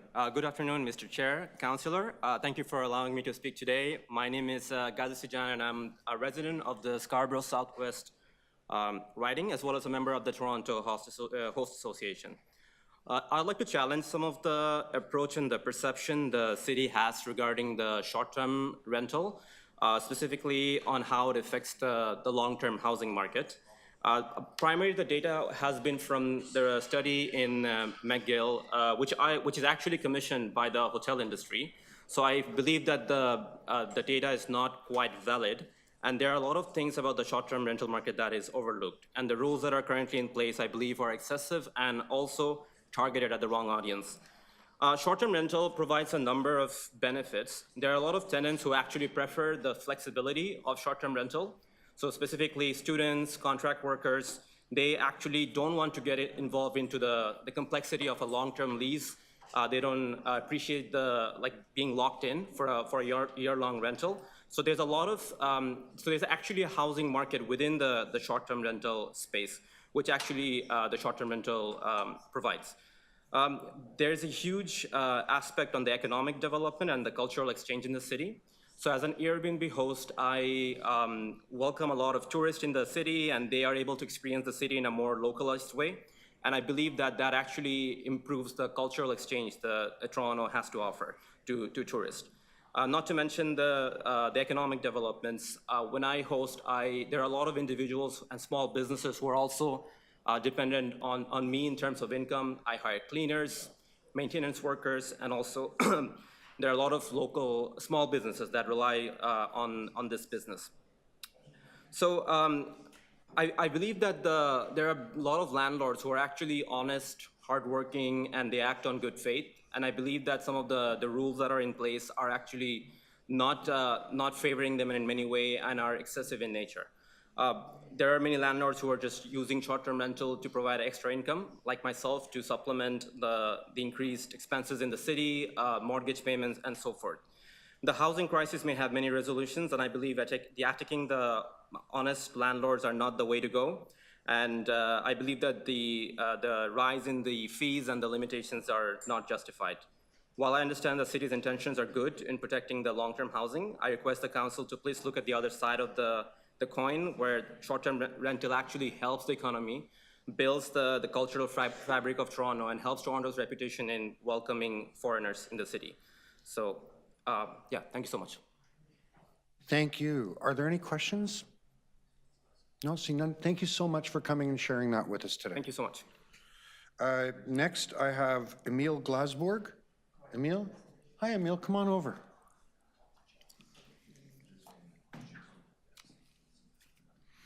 Thank you very much. Welcome.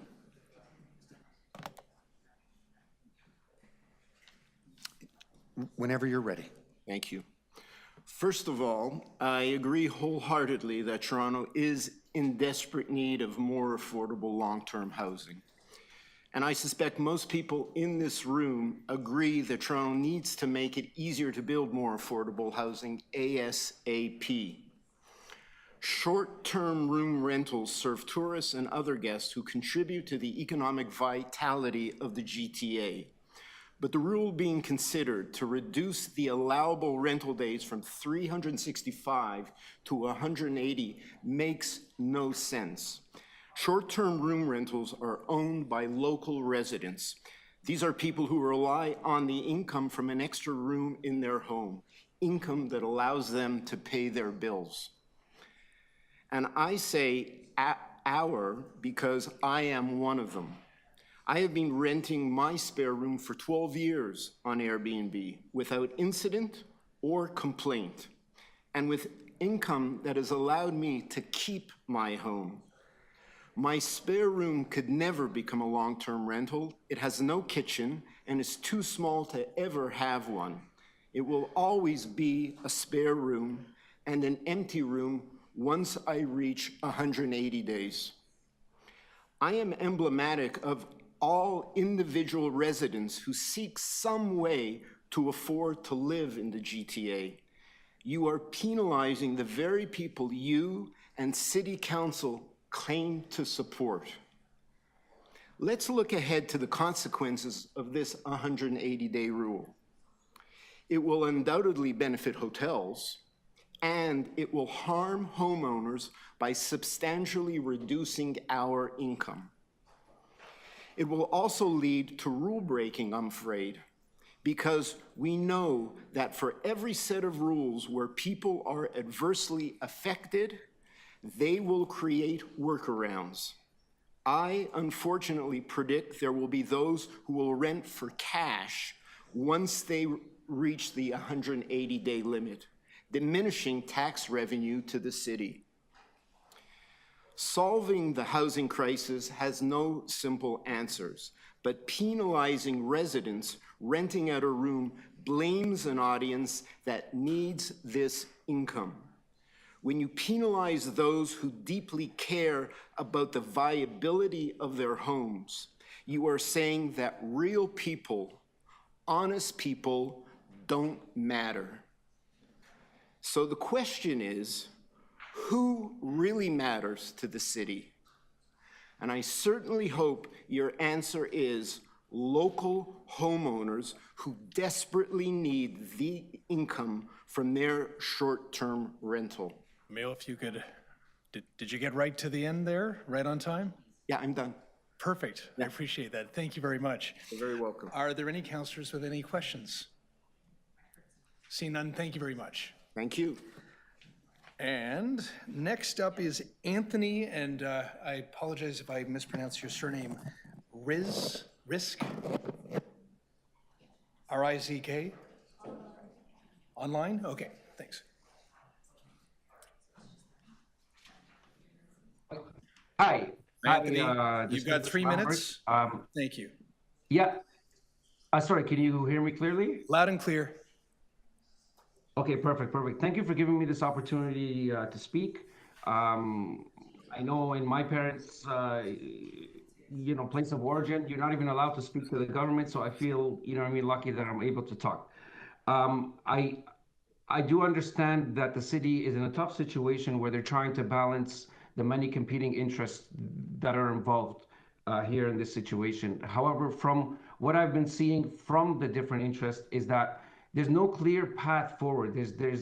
I think more time needs to be to study what is going on here. I did read the report on the McGill study, and I feel like reliance on one report, given the impact of a decision like this on the people involved, is not sufficient. I feel like more studies need to be done and need to be considered, and more time needs to be involved to consider these studies.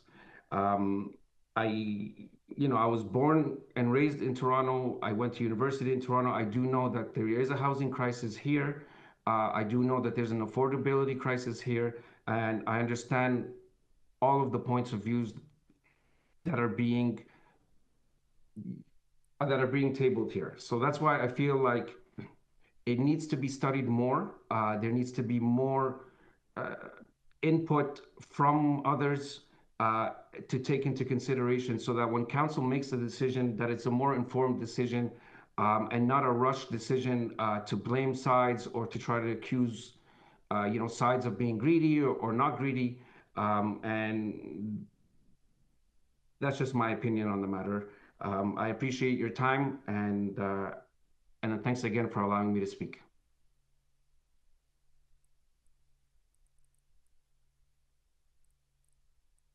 Thank you. Are there any questions for Anthony? No, seeing none. Anthony, thank you so much for being with us. Daniel Henderson is withdrawn. People, we are now at our final deputant. There should be a prize or something.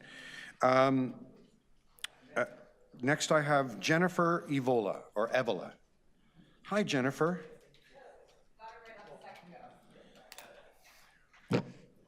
Thank you. Okay.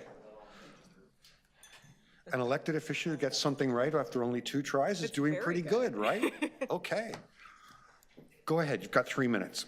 Good afternoon, committee.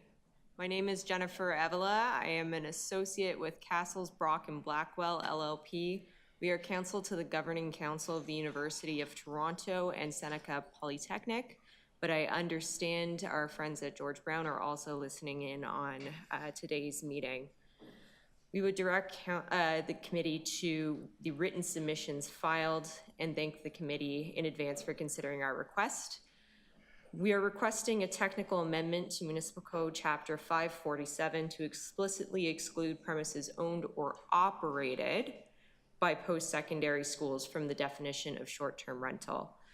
Post-secondary institutions across the city own or operate student residences in the City of Toronto. Outside of the school year, these residences are made available for short-term rental. These off-peak stays represent crucial funds for the institutions, going into the millions. This form of housing is not part of the rental housing market, but does use online platforms for posting availability. As such, they have been inadvertently caught by the bylaw despite it being otherwise not applicable to post-secondary institutions. As such, we were requesting committee consider this amendment, again, to explicitly exclude premises owned or operated by post-secondary schools. It's somewhat technical in nature to ensure that they are not inadvertently impacted by the bylaw. And with that, I would be happy to answer any questions from the committee. Thank you.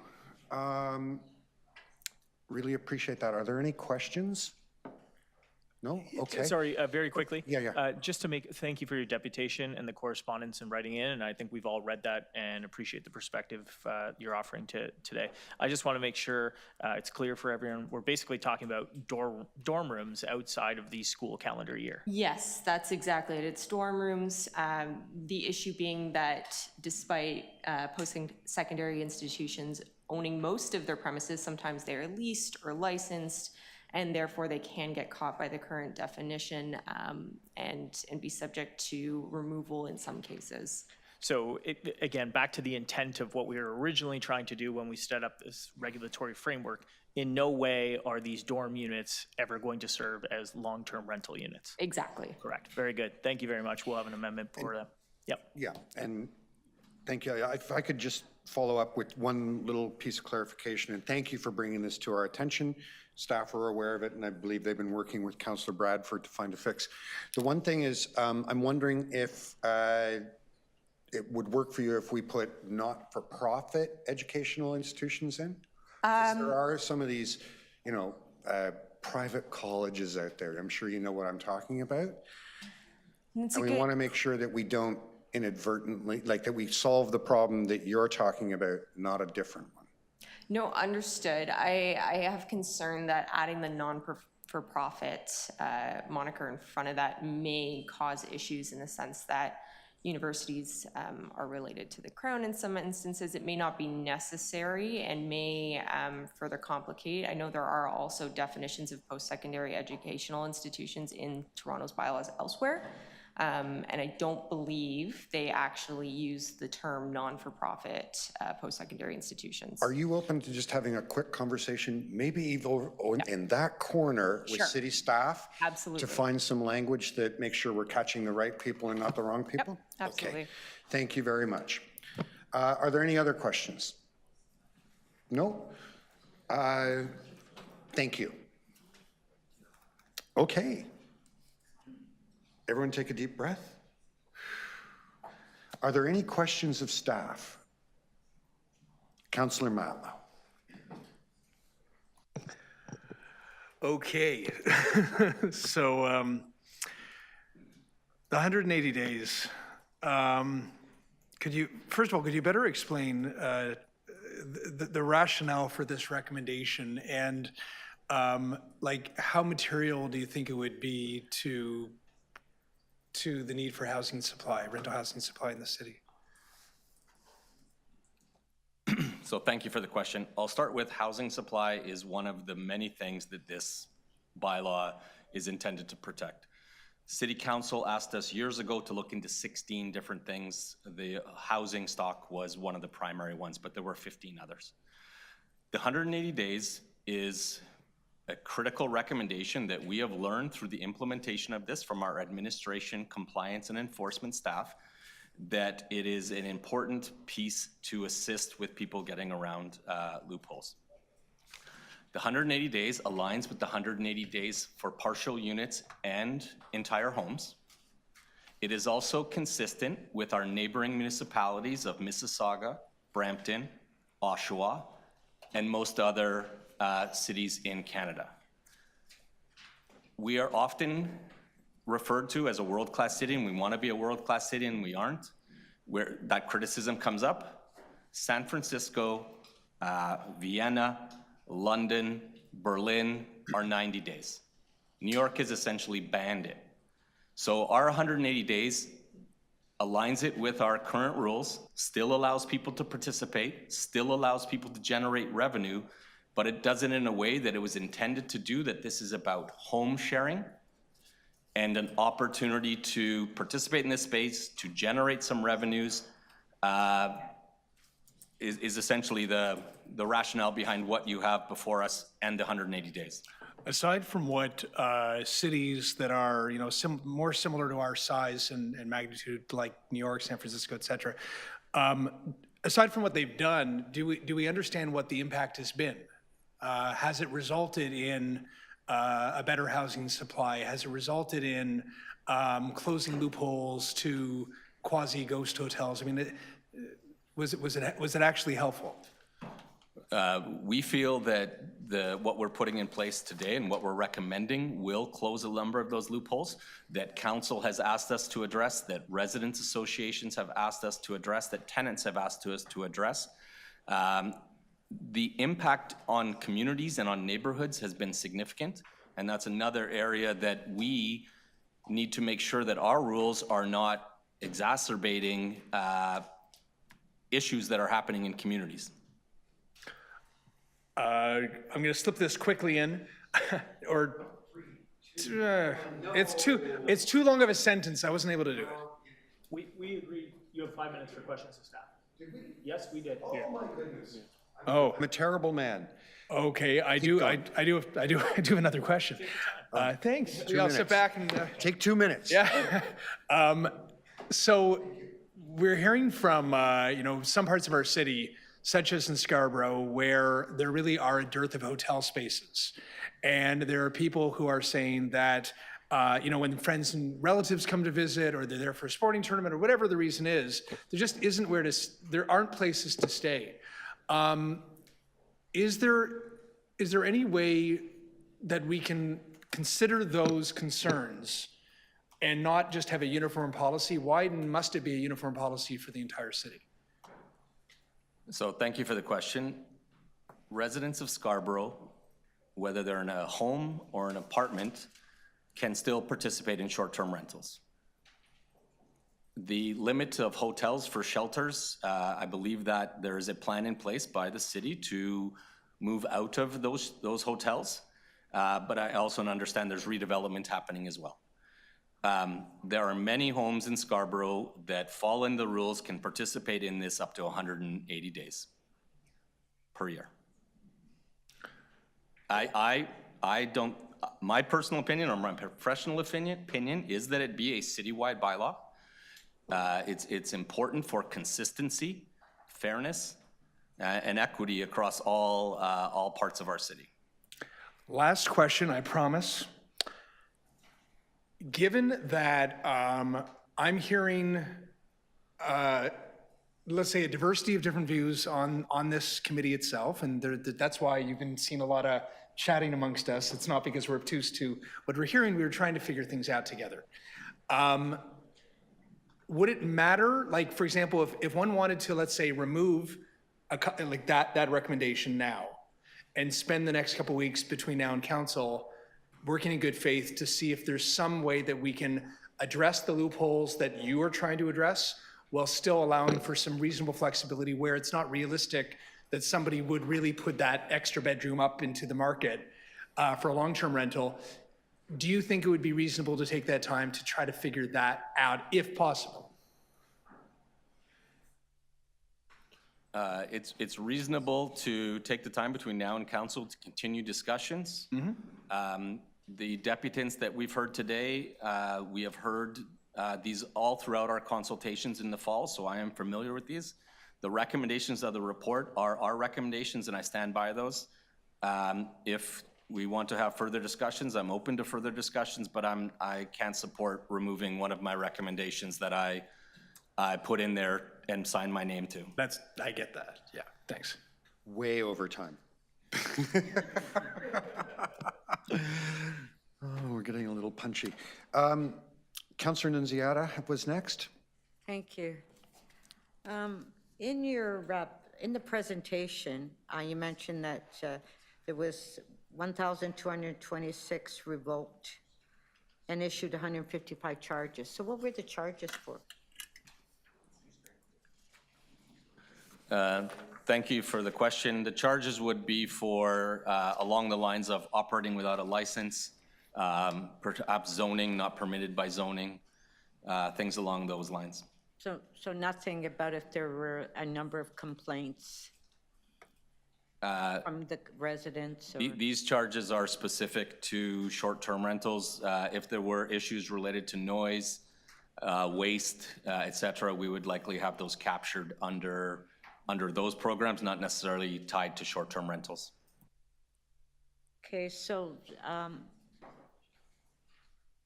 for a license, it's renewed annually, right? That's correct. Okay, so when a license is renewed, do you go and do we check out to see if there's been any complaints or problems with that particular establishment? Yes, we do. Okay, and if there are? So we look at that carefully. What's important to issue a renewal, it would have to be a conviction. The fact that 30 people have complained about a property isn't enough to not renew them. We have a screening criteria that we use in our renewal process, and we try to be as thorough as possible, but as fair as possible to those who've participated in this space.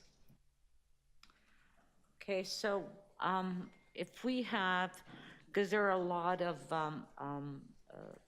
apartment buildings that are renting out their unit for short-term rental, is it up to the management company of that building or the landlord to ensure that if a tenant applies for a license that they're entitled to, because some tenants within their leases are not allowed to? So who reviews that or monitors that part? Is it up to the landlord? It's not up to the city. We just give it out to them even though they're not entitled. So thank you for the question. It's the tenant's responsibility to know what's in their lease. We don't have copies of everyone's lease, even though that may be something we ask for as a second piece of identification when we move forward with this. Certain condominiums and buildings have into their bylaws that you cannot have short-term rentals, and it's incumbent upon that tenant to follow those rules. If we become aware of those, we use that in our analysis as well. Okay, because I'm aware of quite a few in my ward. Thank you. Councillor Nunziata, you're aware you're allowed to go for 5? I'm not encouraging you. Yeah, Councillor Bradford reminded me. I'm sure the staff were too. Yeah. So if you have any more questions, okay. Okay, I want to speak though. Okay. I suspect many people will. Next, I have Councillor Myers. Oh, I thought I had you then him. Do you care? No, I don't care. Okay. Somebody ask questions. Thank you. Through you, Chair. So I first just want to acknowledge that we just witnessed MLS get beat up for not enforcing bylaws this morning, and now they're getting beat up this afternoon for enforcing bylaws. So we do sympathize and we do understand that this is a very difficult position. My first question is, so I was talking to some of the people that came here to, they rent their homes out to people who maybe need medium-term stays, so new immigrants to Canada. They're staying 2 or 3 months, usually to get their landing. And you had brought up those examples of, Vienna and other cities that have shortened the stay. So I'm curious if if we were to go from 365 to 180, would that then force people who are renting out their homes to raise the prices because they would need to make up that money somehow, which might inadvertently be raising the rents on some of these medium-term rentals for people looking for that 2, 3, 4 month accommodation? So thank you for the question. That may be a consequence. I can't quantify what operators are going to choose to do. Operators have the choice, if that's who they want to rent to operate on the medium-term market and offer and house people for 3 months. That's permitted, and you would not be required to follow our bylaw, nor would you be required to have an operator's permit with us. Right. So that's what I'm trying to get at is, if you go from 365 to 180 days, and your mortgage payments are the same, and this is paying for your mortgage, you might then have to just start charging more to make up the difference.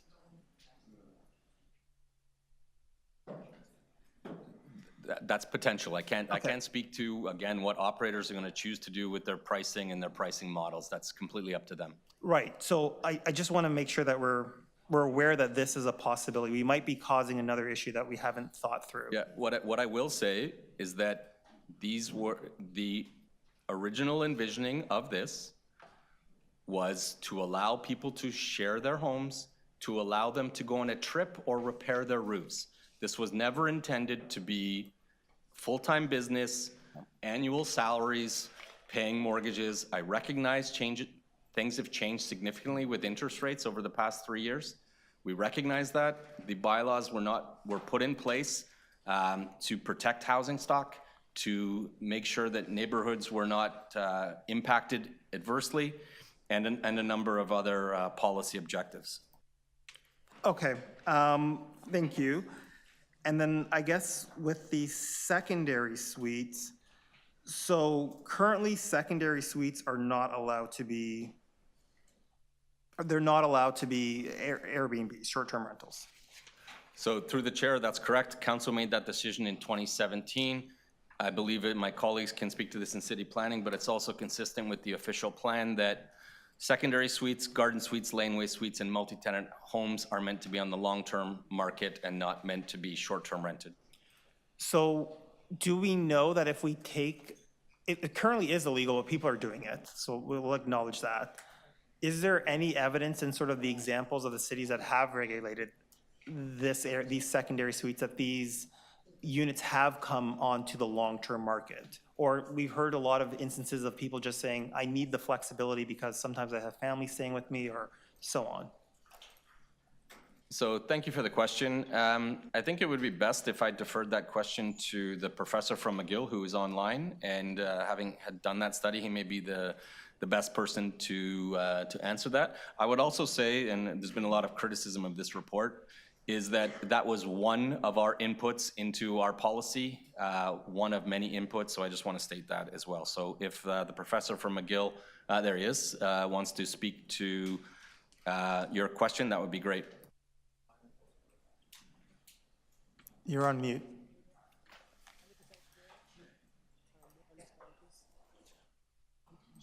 Hi, it's Gord Perks. We can't hear you. You seem to be muted.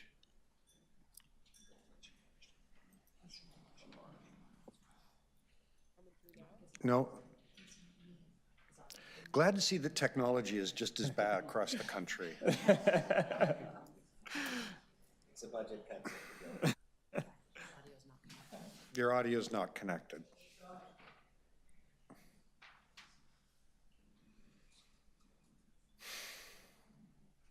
How about now? Perfect. Thank you. All Please right, go ahead. great. Yeah, sorry, I was just asking if the question could just be restated quickly so I can make sure I'm responding to it precisely. So the question was regarding the examples of municipalities that have decided to ban secondary suites because they want those to be long-term rentals.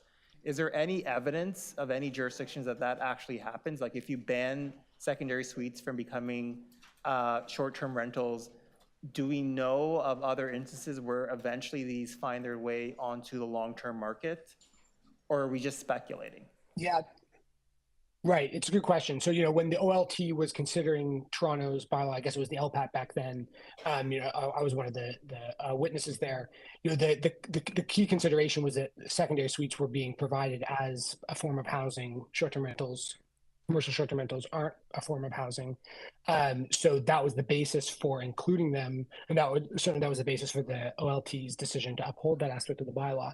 As far as evidence about what happens as a result of including secondary suites, the simple fact is that there's no systematic way to track what is happening in secondary suites. This is not a category of housing that, for example, the CMHC collects data about. Where we could, for example, they provide vacancy rate estimates for a set of different housing types. Secondary suites isn't one of those. This is Canada has had inconsistent definitions of this over time. So there's nothing I'm aware of that would have allowed anybody to answer that question one way or the other. All we know basically is that housing, secondary suites are a type of housing, and they should be responding the way that other housing units are. Thank you. Next, I had Councillor Bradford. Thanks very much.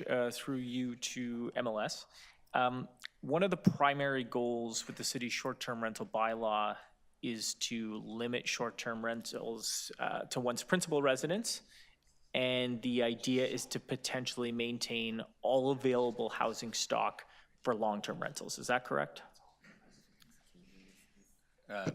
Thank you for that question. That is correct. We also want to ensure that we're mitigating any community nuisance that may happen as a result of these types of rentals. Right.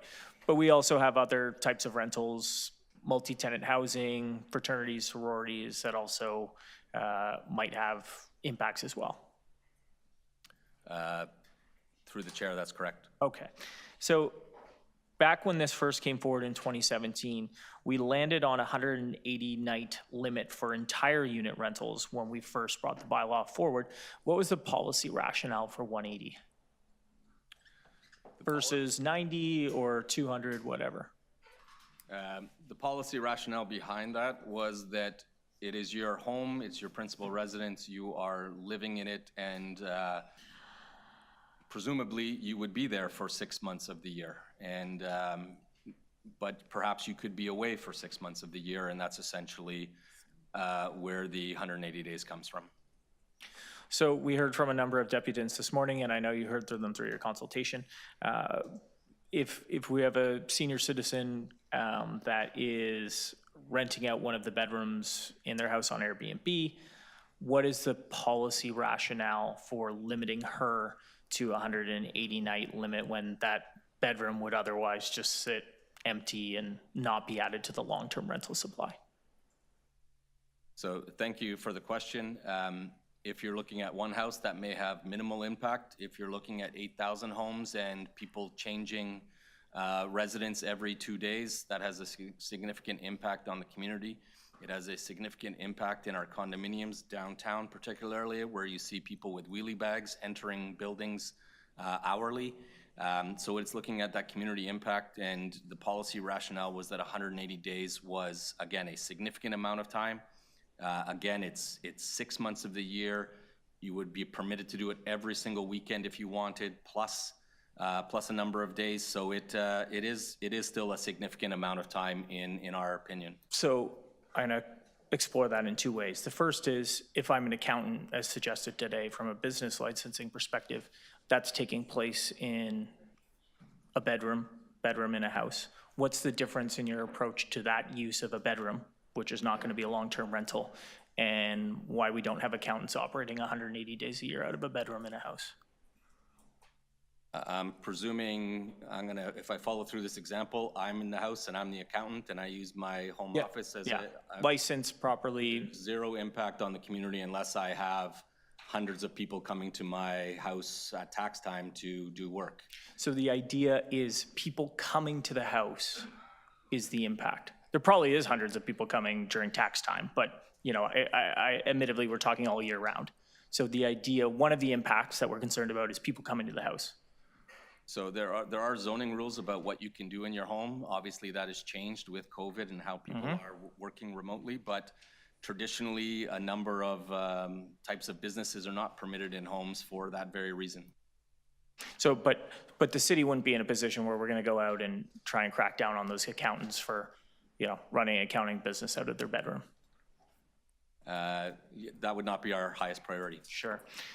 So in a sense, it sounds like the problem, it isn't so much a bad policy, it's the challenges that we have on an enforcement front. And I will say, and commend staff, there's some good stuff in here with respect to enforcement. But would it not be cleaner and simpler to just try and do a better job cracking down on those properties where we know the rules are being violated, rather than imposing more rules and regulations on everybody, many of whom are good operators? And as we've heard today, this is a really important part of their affordability strategy here in Toronto. Yeah, so thank you. We feel that 180 days is still a significant period of time to rent out partial parts of your home. Our enforcement, and again, there's only 8,000 people participating in this, only 40% of which are partial. So you're around 3,000 people that are participating in this, and they would still have 180 days, which is a significant amount of time. Our our compliance team and our enforcement team have found, while there are a number of good operators, there are a number of bad operators, and we need to do the enforcement that's required. At no time has this council ever advised me to go slower. That's kind of what's being suggested today. I'm surprised. I have always been asked to go faster, and I've had to fight to go slower. And now I'm being asked to go slower, and I'm asking to enforce less. And I'm just pointing that out as a interesting observation. Yep. Thanks. Are there any other members of the committee? Councillor Candeval.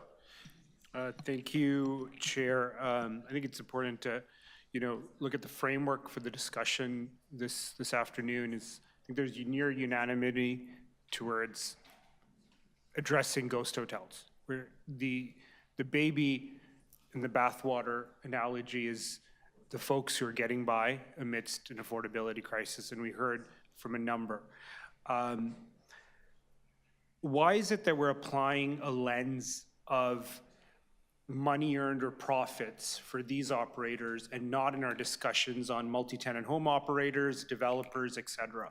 Why is that part of the discussion on how much money these operators are making? Yeah.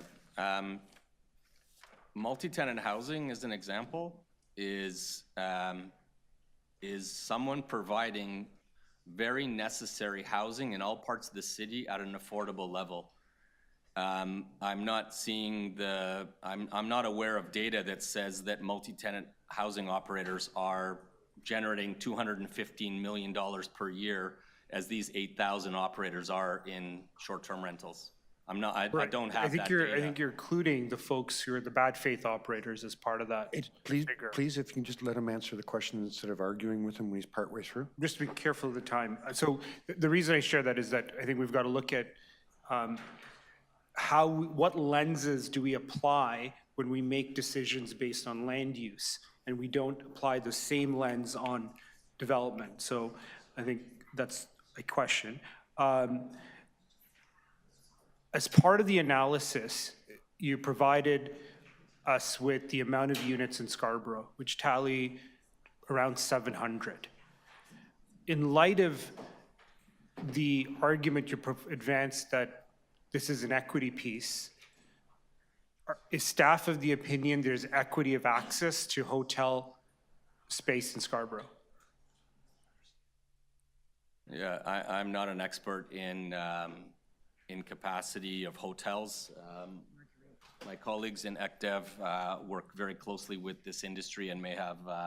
So I would venture to say that should have been part of the report. If we're making an argument of equity, equity has different aspects to it. And so ECDEV is here 3 doors down from me that have the answer. Okay. I'll continue with my line of questioning. Is it the intent of the Planning Act to regulate users or uses of land? The Planning Act regulates land uses, not land users. I think in the case of short-term rental from a zoning perspective, at the time we adopted these regulations, it became clear that many short-term rentals were behaving like commercial businesses rather than home sharing. Mm-hmm. I think, and that speaks to the earlier question about where and why we place a lens of profitability. To me, is there an argument then, through you, Mr. Chair, to legal that we're regulating users and not uses? So what we are doing here is providing licensing to what has become commercial operations, and we have the ability to license because these are now considered businesses. The open data discussion earlier is why there is so much information available on open data, because these are businesses. Mm-hmm. If it was a resident, such as the vacant home tax, or someone who has a dangerous dog odor, that type of information is not on open data. So okay. I will also say that we do not have a lens of profitability on this. I'm bringing it in for context, but that's not why the policy is here. Thank you. Is staff confident that the proposed amendments will crack down, so to speak, on the bad faith large operators that are referred to as ghost hotels? So thank you for the question. That is our intent. We feel we've strengthened the bylaw in a number of ways to eliminate that. Nothing is 100% perfect. I can't guarantee. I think it does make a strong move towards regulating this very challenging industry. Is staff against exceptions that will enable truly owner-occupied residents, many of whom we heard today, to continue operating beyond 180 days, to allow them to age in place as we've committed in our senior strategy? That's not what we're recommending. This policy allows people in Scarborough, seniors, homeowners, to participate in short-term rentals. At a limited capacity. Thank you. Those are your questions. Correct. Next, I have Councillor Thompson. Thank you very much, Mr. Chair. Through you to staff. This is an update, is that correct? That's correct. This was brought in, has come into play in 2021, and we're coming back with an update as we always do to continue to improve our bylaws and our programs. Can you just help me to understand what are the updated improvements that that's being implemented in this update vis-a-vis from 2021? So thank you for the question. One of our biggest tools is principal residence, and that it must be your principal residence and you can only have one. We have increased the request for identification and to verify that it is your principal residence. Many people have looked and found loopholes around that. Many people are changing their address every 2 weeks, every 2 months, and we catch those through MTO because we do detailed work with our compliance and enforcement unit. And so those are the main ones, the 180 days to align. Again, what this does is bring forward improvements to be clear to operators on what you can do, and it also makes it easier for us to enforce, and enforcement is never easier, but when we can identify opportunities and proposals to help us with enforcement, we bring those forward, and we have so today. All right, so you use the term the 180 days to align. Has it always been 180 days? It has always been 180 days. The point of clarification is that it was 365 days for partial homes, and it was 180 days for entire homes. We are aligning both of those partial homes and entire homes to 180 days. So what's the distinction between partial homes and, as you said, regular homes? Was that what you said? I may have misheard. Entire homes. Entire homes. So okay. If it's your entire home, no one is there. Okay. And you rent it out for the weekend, a week, etc. A partial home is that you could be there or you could not be there, and you rent out a spare room because your son is at university. Okay, there. Thank you very much for that. Can you help me to understand, and I've lost which one of the recommendations, but it speaks to the ability for our MLS staff to be able to enter a premise to investigate, to check at any time. What does that mean, anytime? Can you go 2 o'clock in the morning? Could you go at 9 a.m.? Could you go 1 o'clock? I mean, what does that mean? How do you think that the key word is reasonable. We would want to go, obviously, when the operator is there or the owner is there. We are not looking to go at 1 in the morning. We are looking to go at a time that works for both. My manager of enforcement in this area is here, who does these, and with his staff, he's probably best to answer it versus office guy over here.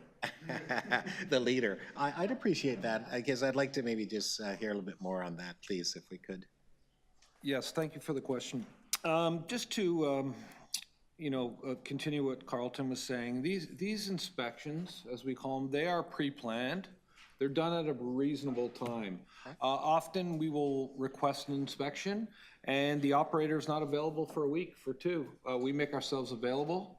This is very time consuming, but we will make ourselves available. We won't show up in the morning or any kind of timelines that are going to be disruptive to the operation or the operations taking place at the short-term rental. So on a con basis, the issue around, I guess, enforcement, and in this document, you're recommending more staff and more funds, and of course, it's not revenue neutral as such. We're going to be expending a fair amount of additional resources to do enforcement. As it relates to the question about update, what has changed so dramatically with respect to from 2021 to now that requires this additional need of enforcement? So thank you for the question. That's a really important question.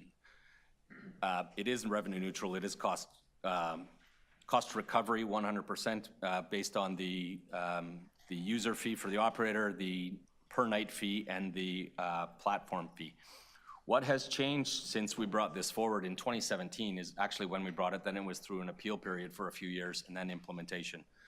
What has changed is we, and I admit this, being heavily involved in the development of it, we underestimated the enforcement that would be required, the complexity, the sheer volume, the lucrative part of this business that required, that it was so prominent for people, so lucrative for operators, that they found many loopholes to operate outside the regulations. And as a result of that, it was incumbent upon us that one, I wasn't subsidizing this program with resources from other areas like property standards or business licensing. So what we've brought forward is full cost recovery, what we feel is necessary based on the challenges that we're seeing from both at the start when people register and then as they operate and as they come in. Okay, we have, sorry. I let you give the councillor a really robust answer there. Thank you, and I appreciate that, Mr. Chair. Thank you, Mr. Grant. Any other questions? No, we said no second round. All right. Yeah, do remember, guys, we've got to finish all of our business in 3 hours. Okay. Does anyone? Councillor Bradford wants to speak to the item. Go ahead, councillor. Okay, well, thanks very much. I'll be quick because I have 3 minutes. I have 2 motions to move. The first is the technical amendment that we heard from our friends at universities, colleges, institutions. We've worked with staff just to provide an amendment that makes sure that the short-term rental definition formally exempts student premises owned and operated by publicly funded or not-for-profit educational institutions. So I think that one's obvious and good. The second one, similar theme of making sure that units that will not be available for long-term housing market are not captured inadvertently here. And the second motion is to make a couple revisions to the report in front of us. Number 1B, we want to delete the part that would include a definition of principal residence, any space that could, quote, readily be modified to meet the definition of a dwelling unit. Parthy Candival, Councillor and others, Councillor Thompson made some really good points on this. There's a lot of subjectivity for someone to just sort of show up in the unit and say, well, I think this could be a kitchen. You ought to put one in there. We're not comfortable with that, so we're gonna remove that component. Number 2 is the 180-day piece on the partial units. I think we heard from many deputants today. I want to thank them for coming out. The intent of this original policy, of course, was to protect long-term rental. And I think the policy that the staff came up with a number of years ago largely has done a really good job at that. We have some things to tighten up on enforcement, some issues around licensing, identification, all of that stuff is good. But the idea of taking these partial units, putting a cap on them arbitrarily, and that somehow that is going to support the intent of the policy, which was to protect long-term rental. We've heard from dozens of people today that would just suggest that is in fact not the case. And lastly is just a follow-up motion to that 5D. That's the implementation piece that just says limit the partial unit rentals to 180 come January 1st, 2025. We're not going to do it at all. We're not going to limit those. I think we need to refocus our attention and remember what we set out to achieve. This policy and this framework, when that came into place, it was all about protecting long-term rental. We've seen some of the impacts that have come forward. We've seen some of the issues with ghost hotels. I would point out that ghost hotels were really just a footnote in this report because the staff, coupled with the additional resources and the 20 additional staff that are going to come forward with this report, are taking steps to address that. And we are making sure that those units that have been purchased or acquired in condominiums, principal residence, that those are going to be available for long-term rental. I think that that's really important. But I would suggest that we need to focus our very limited time and resources, not going out after individual folks in Scarborough or Weston across the city who, amidst an affordability crisis, are trying to find ways to pay the mortgage, pay the bills, and offer unique experiences to stay in our city, whether that is for extended time at a hospital or a conference or visiting with friends. That's different. And I think our bylaw should be nuanced enough to recognize the difference. We don't need a one-size-fits-all approach. I think what we have works, and I commend the staff for their efforts to tighten that up and close some of those loopholes. It's just not the 180 days on partial units. Thank you, Mr. Chair. Thank you. Any questions of the mover? Seeing none. Next I had Councillor Nunziata. Yes, thank you. And I do have a motion that City Council requests the Executive Director of Municipal Licensing and Standards to consider amending the screening criteria for short-term rental operators and strengthen the threshold for convictions related to Chapter 591 noise to address impacts arising from nuisance parties at short-term rentals. I'm moving that motion. Actually, staff drafted that amendment for me because I did speak to them about my issue.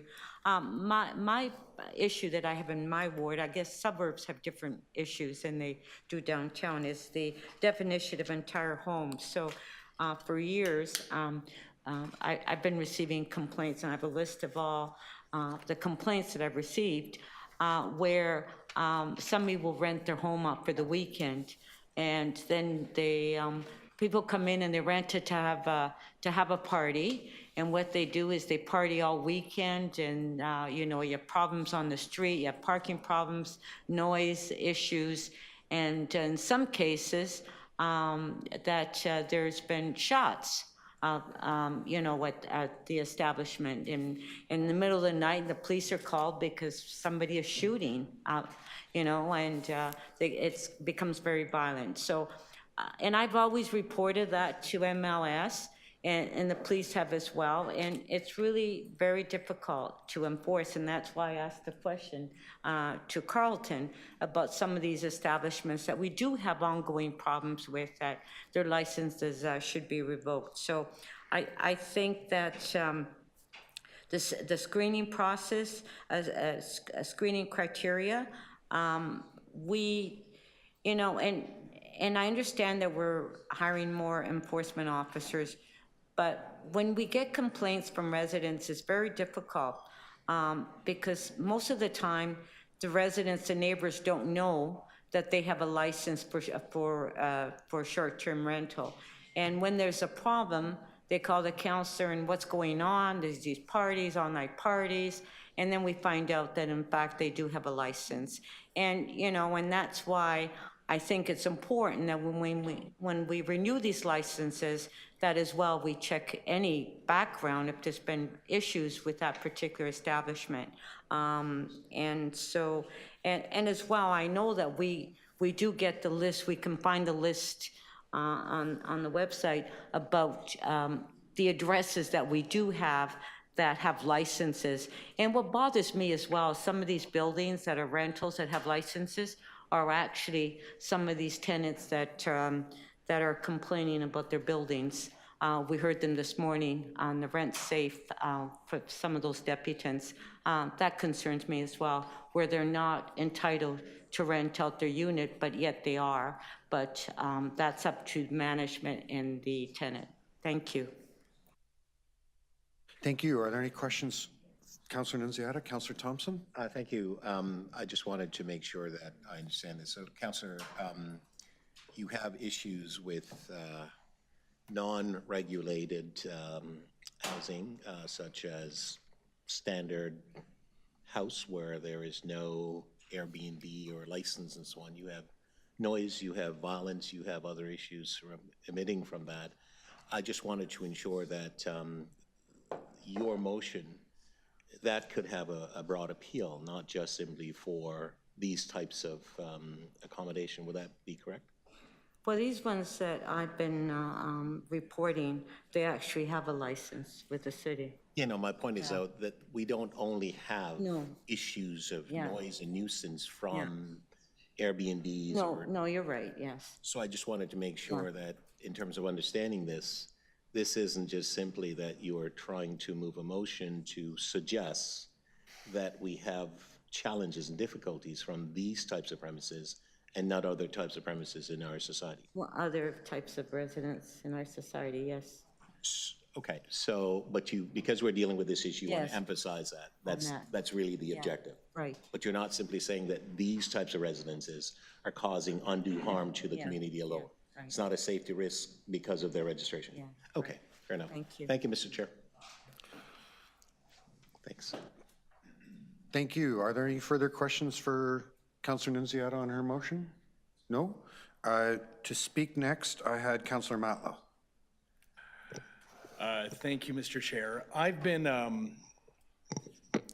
this has actually been a really helpful conversation and debate today, and I really appreciated hearing from many of the deputants as well, because I recognize, and I came into this room recognizing that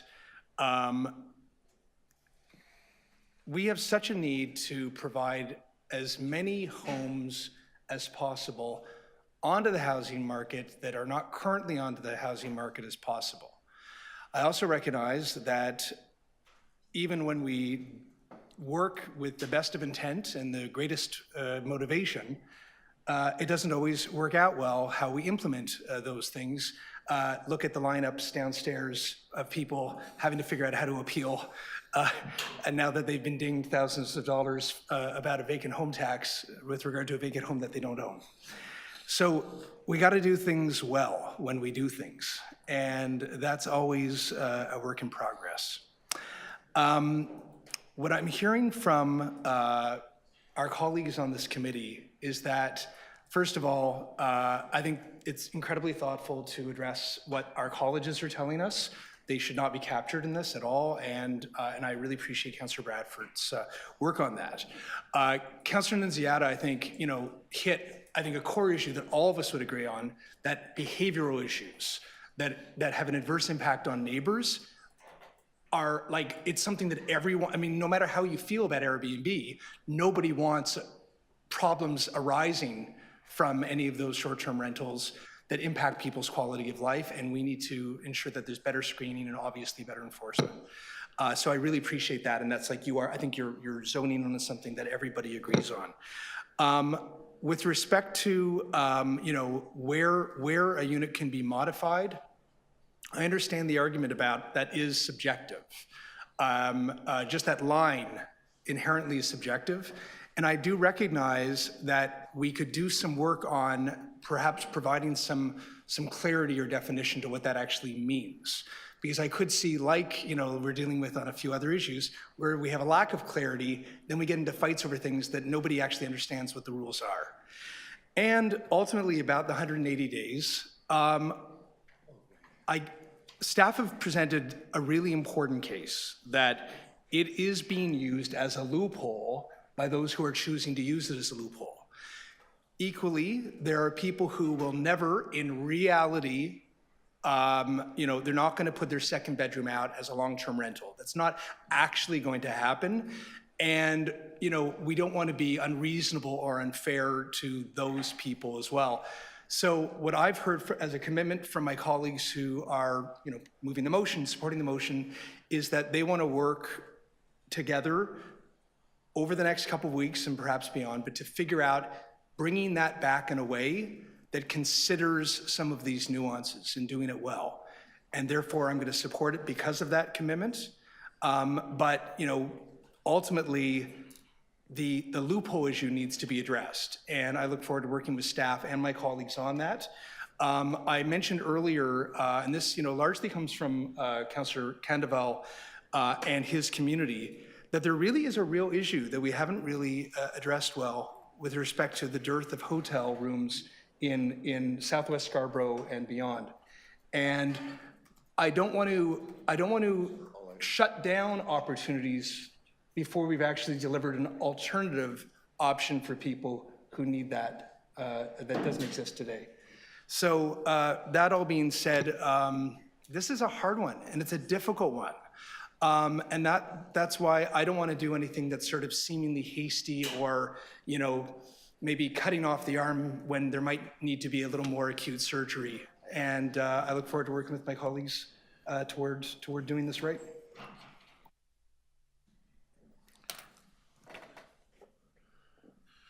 Oh, I let you go too long. Damn it, I was thinking. Thank you.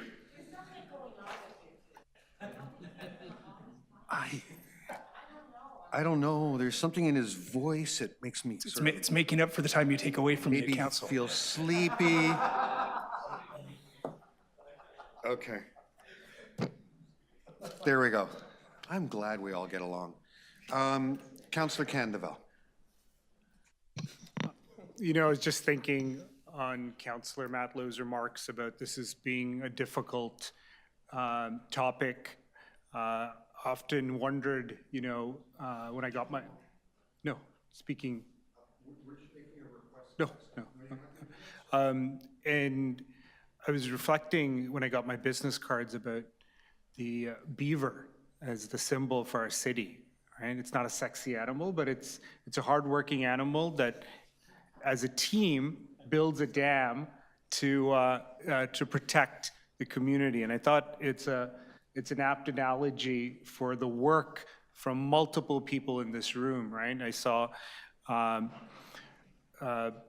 Carlton's reactions and face and responses to the back and forth and speaks to the difficult work on this topic. And there's a few points I'd like to make. You know, there's a lot of consensus on addressing the ghost hotels and actually creating an impact on long-term rental vis-a-vis that approach.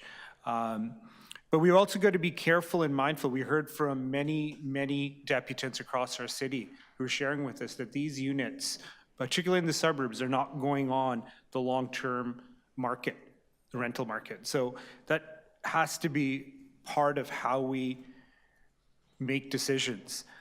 And we heard and saw conflicting research on the impact this would have on the long-term market. And that's something we need to be very careful when we make decisions that are one size fits all.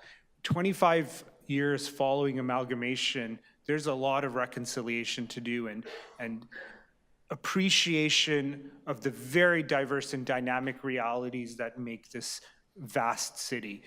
To apply this one size fits all when we don't do it in so many other areas of policy, whether it's economic, community, development, should be part of the factor to how we apply a one size fits all lens on this issue. Because as Councillor Matlow, and I appreciate his comments to recognize the unique aspect that's facing Scarborough as a result of the accommodation our region took during a time of need through rapid rehousing and all of our shelters, the Econo-Lodge, the Travel-Lodge, the Delta, looking to serve our most vulnerable, that it's created this environment and situation where you've got an incredibly diverse, obviously and clearly the most diverse part of our city is in Scarborough. That's a fact, with family and friends visiting from all over the world and without a place to keep or to stay, and that's accessible and affordable. So I'd like to conclude with that recognition that we need to have that same complexity in decision making. And I'm taken back to the power and emotion that was shared with us through many deputants on the impact this would have on their livelihood, their affordability. And that's something I think all of us are cognizant of, that our city is changing dramatically and drastically. We've had countless pundits point to the flight of the middle class. And here's an element that allows that affordability, the cost of living to be Counselor, addressed. Counselor, I made the Matlow mistake. I let your time run over. Okay, well, last word. There was a deputant that spoke to a human-centered. No. Isn't it 5? I'm sure you've got, it's 3. It's 3. Oh, okay, my bad, my bad. All right, so I'm happy. I know you are, and You're the I'm gonna speaker, buy you you know. like a Right, I thought reward, it was like 5. a donut or a coffee or something at the next council meeting to acknowledge your discipline and commitment to this, to getting us through here. Sorry. Next, Councillor Myers. Thank you, through you, Chair. So I agree with Councillor Matlow that this is a really, really tough issue, and you can definitely see both sides. And I want to thank Councillor Bradford for your amendment. I think it's the right way to go. I want to thank Councillor Candival for your passion for standing up for Scarborough, for really sort of bringing this attention that this really does have a local dimension. I guess part of the reason I'm also supporting Councillor Bradford's motion is I'm worried that we might have an unintended effect that if we go from 180 days, from 365 to 180 days, people will just increase the price of their rentals to make up the difference, which means that we just have more expensive sort of medium-term rentals. And those, from my discussions with 2 of the deputants, a lot of new Canadians, they use this sort of 2 to 3 month period on a short-term rental when they're first getting here to sort of find their landing and find their footing in Toronto, which we all know would be very expensive if they were to do this in a hotel. So I also want to thank, Councillor Perks for this is a tough issue to chair. This has been I can see the look on your face. You want to smoke.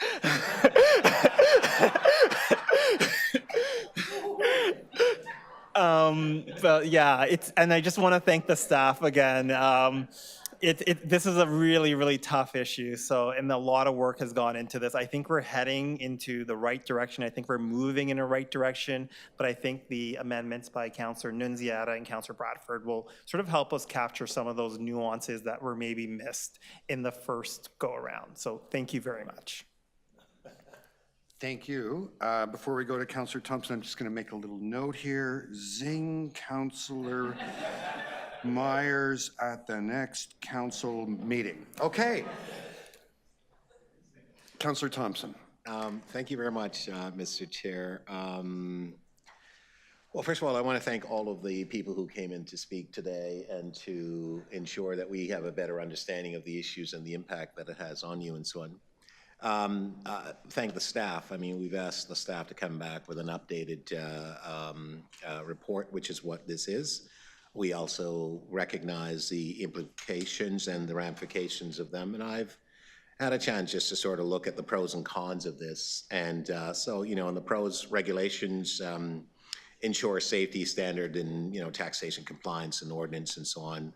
Neighborhood stability, which is extremely important, limiting the number of STRs to create varying cohesion and certainty and so on. It is an economic benefit that taxes and imposing fees, local government are able to generate some revenues to help with respect to our services and the infrastructure, housing availability.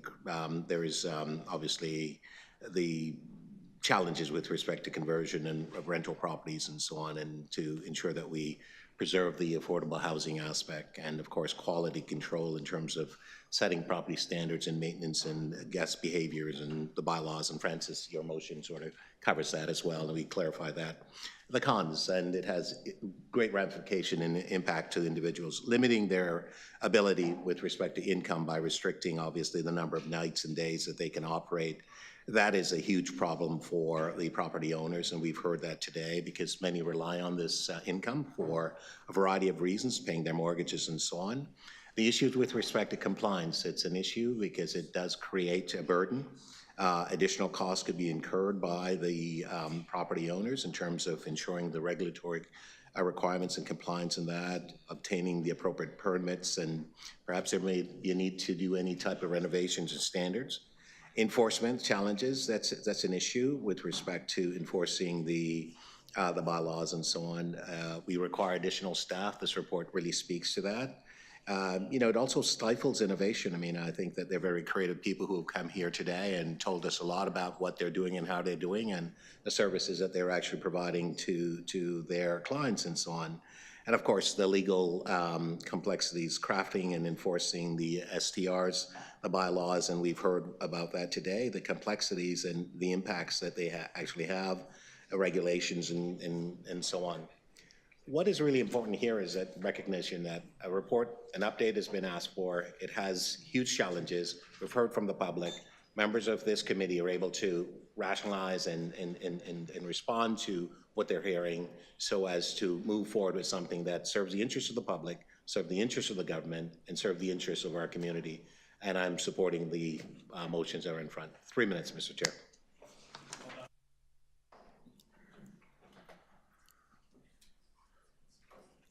Anyone else? I just have a few remarks I want to make. Oh, I also have a motion. If we could just have it up. Yesterday I was speaking to the mayor and she very rightfully pointed out, there's got to be a way where we can improve the technology tools that we use related to this at the city. And she's asked me to move this, so I'm doing that. I know staff are aware of it and just, a little case for innovation there. It's funny,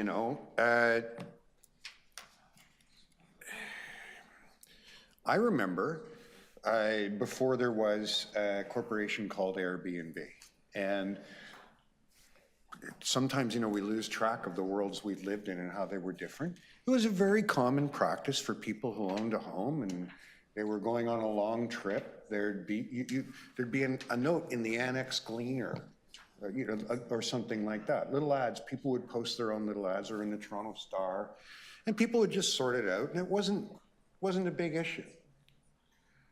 The basic idea was what we, for years and years and years, called home sharing, which is I'm going to be out of my house for a while.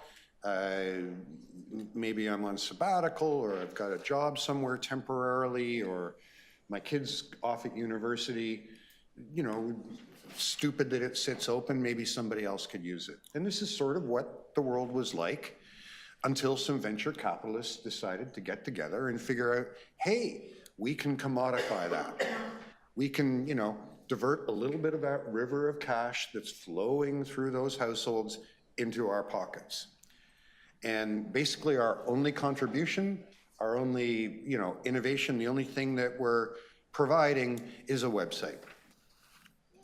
And then they just started advertising it and pushing it and recruiting people and doing more and more and more and more and more until an awful lot of people were doing what we now think of as Airbnb-ing without even realizing that they were now breaking the law. They were now operating an unpermitted business in their homes. We actually have very carefully crafted rules about what businesses you can offer in your home, and they're crafted in a way so that there isn't a big impact on the neighborhood, right? So you can't run a coffee shop out of your home because there's going to be all these customers showing up. There's going to be litter everywhere. But if you cut people's hair once in a while, or if you do some accounting or whatever, yeah, do it out of your home. It's smart, it's fine, and very carefully crafted rules. And we spent months in just my ward going over how that works. And I know all of us do that. But now, because Airbnb, which had net revenues of, what have I got here? $352 million last year, decided that, they turned that little river going through every house into an ocean of cash for them. A lot of people have got the idea that the way I pay my mortgage is by using this website. Nobody ever thought that's what it was for. The City of Toronto never set out to figure out a way to help you turn your property into a way to pay your mortgage. That was never our goal. Never, ever our goal. But because a lot of people wanted to do it and we figured, you know, okay, if people are doing it, let's not be unreasonable. We wrote some rules. And the minute we had the rules written, Airbnb and other services were telling you how to get around them. There were websites advising you on how you can change your driver's license every few weeks so that you can register more and more and more properties. It absolutely is true. Oh, it's over 3. Thank you. I just broke the Matlow rule. Okay. It's actually the Perks mistake, Perks to be very mistake. honest with you. The Perks mistake. And you're almost 5 minutes. It was only I just, 3. guys, wow. No, it is not. I apologize to everybody. Okay. So I think, are there any questions about the motion I moved on behalf of the mayor? No? Okay, I think we now have a set of motions. If we could have them up. On Councillor Bradford's second motion, I'm going to ask to vote on the 2 clauses separately. Okay. You're going to want them recorded? Okay. I think this one's fine, though. All in favor? Opposed? Carried. Okay. So can I suggest that 2 and 3 have to be voted on as a package? Because, yep, they're interrelated. So on 1, all those in favor?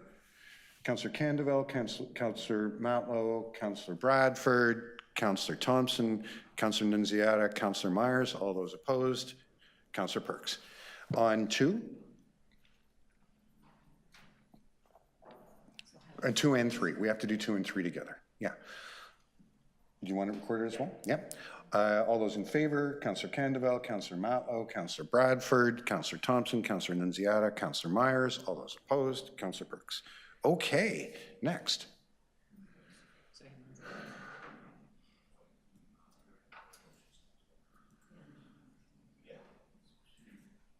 Councillor Nunziata's motion, all those in favor, opposed, carried.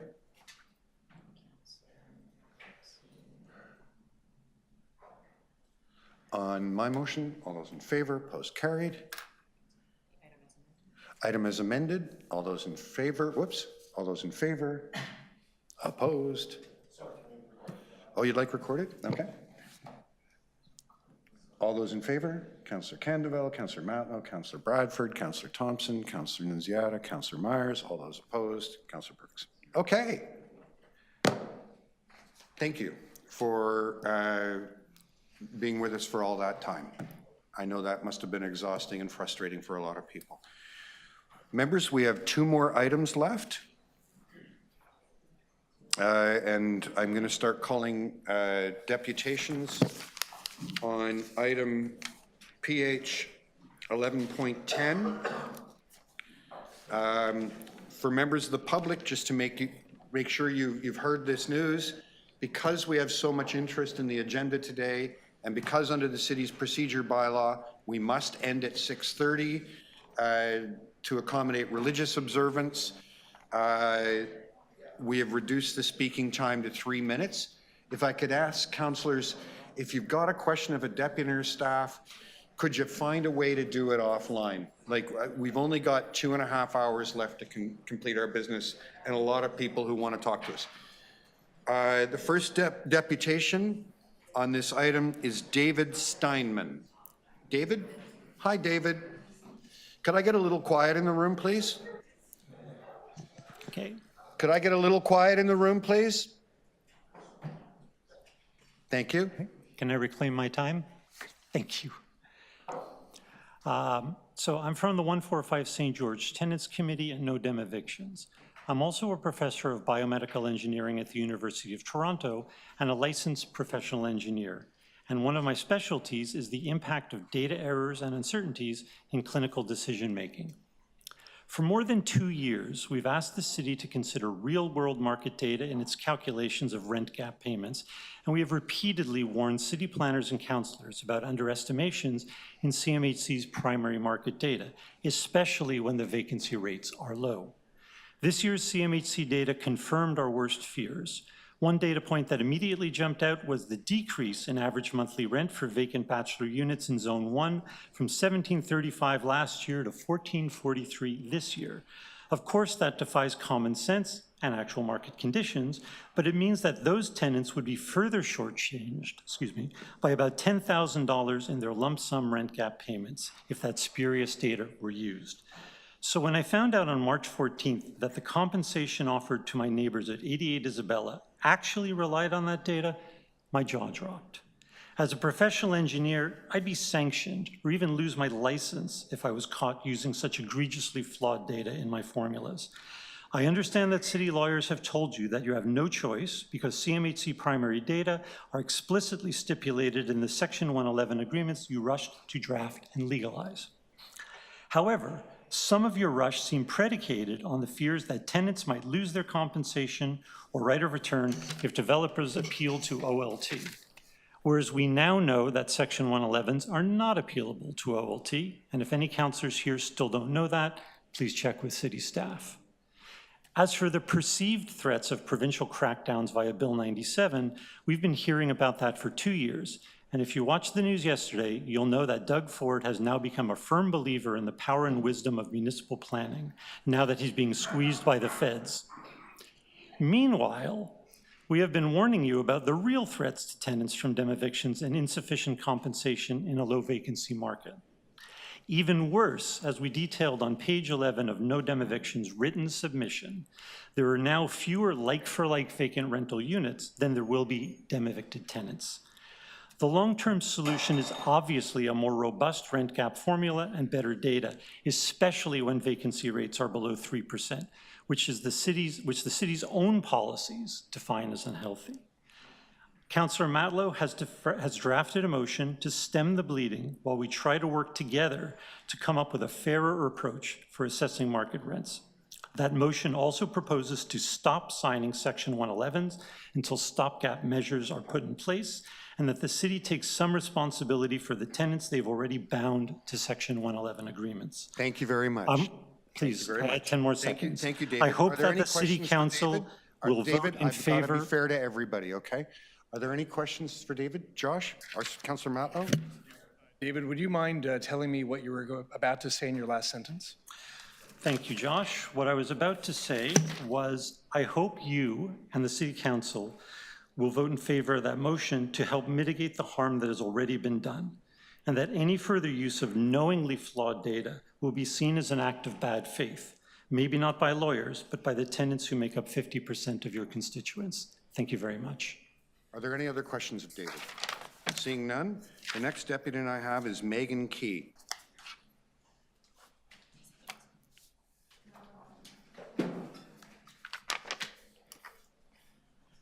Okay. Perfect. Go ahead. Hi, my name is Megan, and I am a tenant being dem-evicted and organizer with No Dem Evictions. Since I have more concerns than I have time, I want to talk about some of the long-term implications of these motions and how they can be improved to build a more livable city for everyone. And my colleagues are going to cover some of the other recommendations that we've made as a group.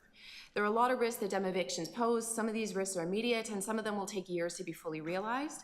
From what I've witnessed, many of the city's housing policies are short-sighted and don't acknowledge the long-term impact they will have on tenants or affordability.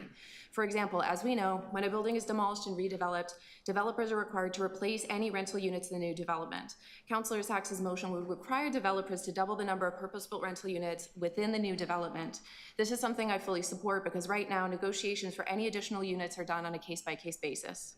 But since we rely solely on the private sector at this moment to build all of our housing, we need to mandate that developers build the kind of housing we need. Developers will continue to build highly lucrative market condominiums unless our policies hold them accountable, because housing is not their primary motive, profit is. Another aspect of this motion I support would authorize the city to require that any development benefiting from government incentives to build purpose-built rentals maintain their rental tenure for the life of the building. This stipulation should apply to all rental replacement units, not just the ones benefiting from government incentives. Currently, rental replacement units only need to be affordable for 10 years, and they only need to be rentals for 20 years. After this time, the developer can apply to turn the rental replacement units into market units. If we are serious about at least maintaining the limited stock of purpose-built rentals, we need to ensure that replacement units are replaced by every measure, including their rental tenure. And lastly, I spoke to the city planner on my file last night who pointed to Toronto's official plan section 3.2.1.6, which clearly states that a stipulation for allowing the conversion of existing rental units to condominium housing is when the vacancy rate has been at or above 3% for the preceding 4 consecutive annual CMHC surveys. That's a mouthful. This exists in the official Toronto City Plan. We should be enforcing this because it makes sense. Until we have a healthy rental market, we should not be mass evicting thousands of tenants through demevictions when the rental vacancy rate is below 2%. Sometimes I think we get so stuck in the weeds that we forget what we're really doing here. Our collective goal is to house people so that they can live full and happy lives, not to act in fear of the province or in the interests of developers. We need to think about the long-term implications of rental replacement bylaws on tenants and the rental housing stock, and we need to get creative. We also need to track tenant outcomes, conduct meaningful consultation with tenants, ensure developers pay the full cost for displacing tenants by passing Councillor Matnow's motion, and ensure that the decisions we are making today consider the long-term health of our cities and residents. And with this last 10 seconds, I just want to thank Councillor Matlow and his staff for putting this together. This is the first step I think we've seen as no-dem evictions that is actually creating meaningful change for some of the harms that tenants experience when they're being dem evicted. 3 minutes.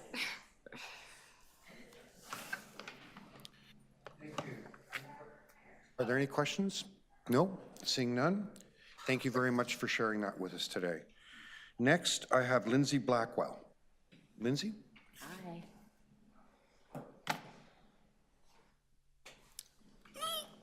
Guys, I'm way too short for this. Can you please reset that? My name is Lindsay Blackwell. I'm a tenant organizer with No Dem Evictions and a tenant of 88 Isabella. My family and I will receive our N13s next week. Today, you'll hear from many tenants who feel angry and afraid. Angry because they've been lied to, ignored, and sidelined by city planners and councillors. Afraid because many don't know how they're going to find an affordable home in Toronto's volatile rental market. Behind the anger and fear, though, is a deep sense of love for our communities and a desire to shape them. Our current system isn't working. That's why No Dem Evictions outlined 17 recommendations to this committee in our submission. They aim to correct flawed policy logic and flawed data. They aim to improve the city's rental demolition policies through improved tenant collaboration, enhanced transparency and accountability, and performance monitoring. They aim to move us away from our broken system, but they're just a start, and together we can aim higher. Right now, developers drive the bus. They determine how our communities look and feel and who can afford to live there. Developers are not part of our communities, but they are given tremendous power to shape them. This isn't the city's fault, but real change will only come when councillors start questioning this top-down development logic. City planning's role has become facilitating irresponsible, unsustainable practices where none of the unique needs of communities shape housing developments. Tenants are not meaningfully consulted on the policies that affect them, but developers are. Just read the submission today from Build, the development lobbying group, thanking city planning for the continued collaboration. We've been asking the city to establish a working group with us for months. We've now documented multiple instances where city planning or city councillors have lied to or misled tenants and dismissed their pleas for compensation terms that won't render them homeless. As tenants, we are told, if we give you more, the province might retaliate and take everything away. But it's been 2 years and we haven't seen regulation yet. We can all do better. I want to thank Councillor Matlow and his staff for their willingness to work with us and put forward motions that move us in the right direction to protect tenants facing dem eviction. We need to work together for a better future, where communities determine what housing developments are needed for the people who live there. We need to go beyond checkbox approaches to consultation and embrace co-development and co-design with local communities. Community members are here and they're telling you that they want a say in how things work. We hope you'll listen. We hope you'll consider our recommendations and the motions that Councillor Matlow and his staff have put forward. Thank you. Niawe. Hang on, don't go away. Councillor Thompson has a question. Sorry. I know, I need a smoke too, Councillor. I'm There we sorry. go. I We'll gotta all go tell out for a ya. smoke after. I know that's not PC. Listen. Thank you, Mr. Chair. Through you, Ms. Blackwell, when did I lie to you? I'm not talking about you. Oh, okay, but you were talking about councilors. I'm a member of council. Councillor Moyes has lied to us. Oh, okay. Would you like to know specifically when, or? No, thank you. I hope that if he was here, he would actually be able to speak for himself, but thank you very much. Thank you, Mr. Chair. Any other questions? No? Thank you. That's all. Next, you, Lindsay. Rebecca Jimmy? Hi, Rebecca. Can you hear me? Thank you. I think I'm unmuting. Can you hear me? Perfect. Rebecca, you've got 3 Okay, minutes. I'm Go gonna try ahead. to start a video too. Okay, thanks very much. There I am. As you know, thank you. My name is Rebecca Jimmy. I'm being dumb evicted from 145 St. George. I'm here with my tenants committee and no dumb evictions. I'm also a director of the Annex Residents Association who have already submitted a letter on this item today. I'm here for 2 points. First, about the problems with only using CMHC primary market data for purpose-built rental units to calculate the rent gap payment. City staff prefer this because it represents like for like. And the problem is that the supply of affordable purpose-built rental stock in Toronto is shrinking. Rent evictions and dumb evictions are targeting older rent-controlled buildings and effectively any tenants with low-end rents. So what is growing is the supply of luxury purpose-built rentals. In searching older buildings that city staff are expecting us to move into, we have found many available units are in buildings also facing dumb eviction. And so remember, in 2023 alone, this council has approved 1,673 rental units for demolition, including my bachelor apartment that I'm sitting in right now. And not only are there fewer units available, but it's likely that dumb evicted tenants will be dumb evicted again shortly. RentSafeTO data indicates that there are 320,000 registered purpose-built rental units in Toronto at a vacancy rate of 1.4%. That means there's about 4,500 vacancies across all price points. In Toronto, the Ontario Housing Benefit Supplements are meant to support 3,000 of the 11,000 people who are currently unhoused. And I hope that the supplements are enough to help them find stable rental housing this year. But also this year, my currently housed neighbors and I will be competing for this tiny pool of vacant units at the low end of the rental market. I ask you to reject the staff report today, reassess the rent gap calculations, and consider the solutions recommended by no dumb evictions. My second point is that overall trap policies were developed years ago and are insufficient for the exponential increase in demolition applications. My position continues to be a call for a moratorium on dumb evictions, and this appears to be something you can do right now. As my colleague mentioned, official plan policy, thank you for attaching it to this agenda today. I didn't even know this existed, that new development should be, that would result in the loss of housing units will not be approved unless, and this is in item 3.2.16, unless the idea that the decision will be based on factors including overall vacancy rate as reported by the CMHC and has been at or above 3% for the preceding 4 consecutive annual surveys. So if our vacancy rent is well below 3%, why can't we use the official plan policy to stop dumb evictions? Today, I ask you to use your existing tools to maintain rental housing and help tenants now, while new rental supply is being built for the years ahead. Thank you. Thank you. Are there any questions for Rebecca? Seeing none. Rebecca, thank you. Next, we have Michael Whitehead. Michael, I understand you're online. Michael, I can't hear you. Can you hear me now? Yes, perfect. Thank you. You've got 3 minutes. Start as soon as you're ready. Okay. I'm ready. My name is Michael Whitehead. I live at 25 St. Mary Street, and I work with no dumb evictions. Later this year, I and 400 of my neighbors will lose our homes and face enormous challenges because city planning and city council have failed to do their jobs. How does this happen? First, lack of transparency, where tenants repeatedly request working group meetings to advocate for fair treatment, and where these meetings are actively avoided by city councilors and city planning staff alike. When these meetings do happen, they are not consultations because people have decided in advance not to do anything tenants asked you to do. City planning and city councilors respond to every reasonable request with gaslighting, such as, "It can't be done. We have a process that we must follow, and we can only mitigate your hardship. But you can do things differently, and so far you have purposely chosen not to." Second, information meetings where information is not available in the language of stakeholders who are affected, as happened last summer at 48 Grenoble Drive.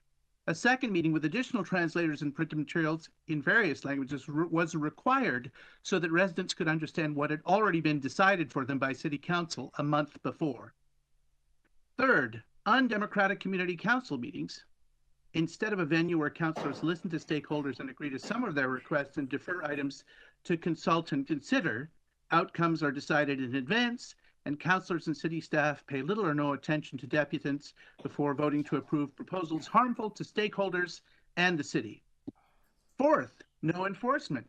When landlords harass tenants to evict them and breach their agreements, city planning does nothing to help, does not penalize the developer, and blames the victims by calling them difficult tenants, as happened at Lenmore Court recently.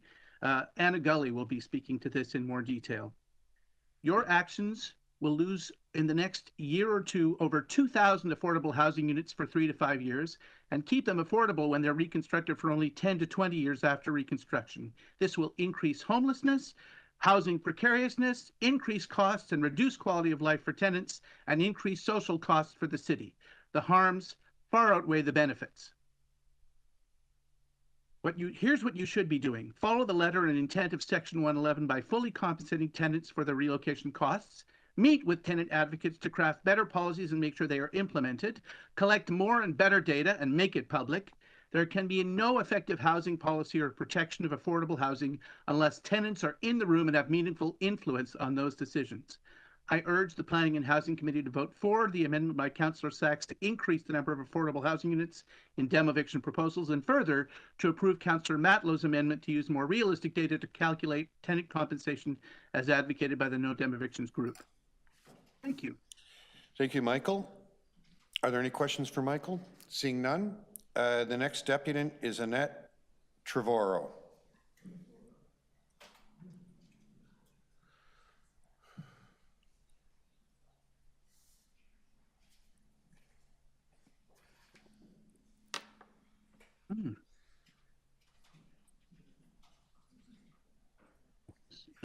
Hello, Annette. Welcome. Hello. Thank you. My name is Annette Trevorrow. I'm being demevicted at 25 St. Mary, and I'm a tenant advocate for my building with no demevictions. I've lived at 25 St. Mary for 8 years. I rented a 2-bedroom apartment in 2016 to care for my mother after 2 strokes until she died peacefully in our home. When I returned to 25 St. Mary, only a bachelor was available. My rent is $1,489. Had I been evicted in December as per CMHC, I would have received a rent gap of about $12,500, hardly the condo down payment that city planners have referenced.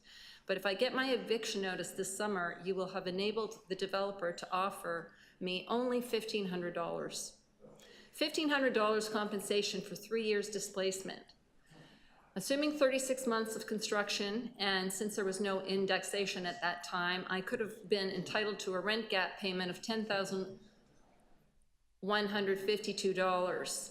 This year's CMHC data indicated a $1,443 average rent for a bachelor, which indexes by 6.1% to $1,531. Therefore, I will now be entitled to a rent gap payment of only $1,512. That means I'm denied $8,640 versus what I could have received last year. I'm a 19-year cancer survivor. I was diagnosed at 42. I'm now 61 and recovering from my 20th surgery. I'm one of the breast cancer patients who became extremely ill from toxic implants, now globally banned, used for staged reconstruction after mastectomy. I suffer from chronic pain, spinal injuries, arthritis, to name a few. I'm recovering from a concussion and other injuries suffered recently in accidents beyond my control. Years of cancer treatments interfere with my cognitive abilities, especially when I'm extremely stressed. I wasn't always like this. I was a professional ballet dancer with the Royal Ballet in London, England. Then I was hit by a car. After rehab, I became a Toronto Argonaut cheerleader at 19. I started my first business at 21. At 25, I created a first aid delivery organization with my own curriculum, approved by Health Canada, WSIB, equivalent to St. John and Red Cross. We taught Toronto's corporations, childcare staff, and lay public how to prevent and manage illness and injuries. I developed a first aid program for kids 5 through 12. I trained the first City of Toronto firefighters to become first aid and CPR defibrillator instructors. I'm a special needs tenant and my life depends on my access to my doctors. Where exactly am I going to find a decent place to live downtown near my hospitals and Princess Margaret Hospital resources with the paltry offer of $42 a month burning a hole in my pocket? I dare you to try. I want to thank Councillor Matlow for his motion, and I would ask that you consider the working group for tenants. Thank you. Thank you very much for your deputation. Annette, are there any questions? Seeing none, next we have Dale Rich.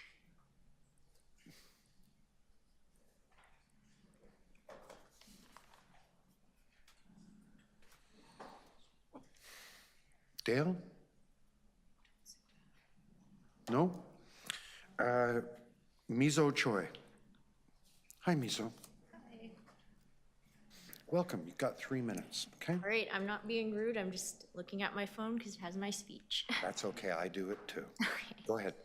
So my name is Miso Choi, and I'm here to speak about how the rent gap payment will affect me and my family as tenants facing eviction. Myself, my parents, and my sister are all tenants of neighboring purpose-built rental units that are set to be demolished for a condo. My parents have lived in their apartment for over 40 years. They are now both in their 70s with chronic health conditions. My mom is disabled and uses a walker to get around.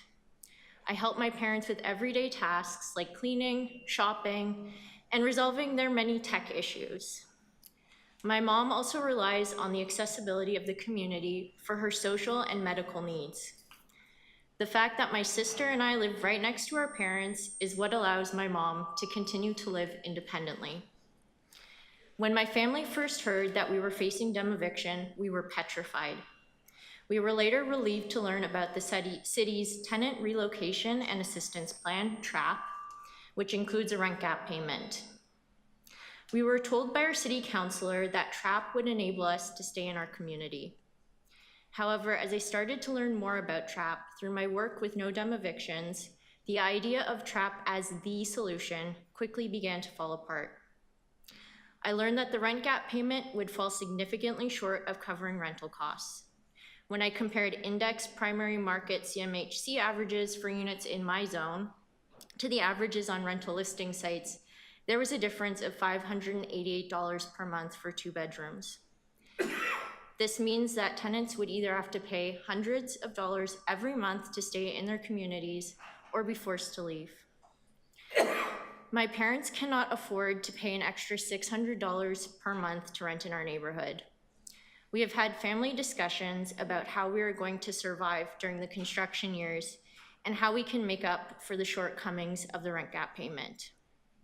I've made countless plans in my head about what I can sacrifice to ensure my mom is kept out of long-term care. I am a professional, but I've thought about getting a second job to help pay for my parents' rent. It is overwhelming and exhausting, and I shouldn't have to do any of this. My family and I all deserve fair rent gap payments that reflect actual rental prices in the market. It is shameful for the city to continue to uphold policies that inflict so much damage on some of the most vulnerable residents of the city. I urge you to start the process of making things right by voting in support of Councillor Matlow's motions. If passed, these motions will make an impactful, positive difference to thousands of tenants. Thank you. Thank you. Are there any questions? No, thank you so much for sharing that with us today. Next, I have Vanessa Hoy. Vanessa? Hi, Vanessa. I understand you're online. Can you hear me? Yeah, 1 second. Welcome. Hi.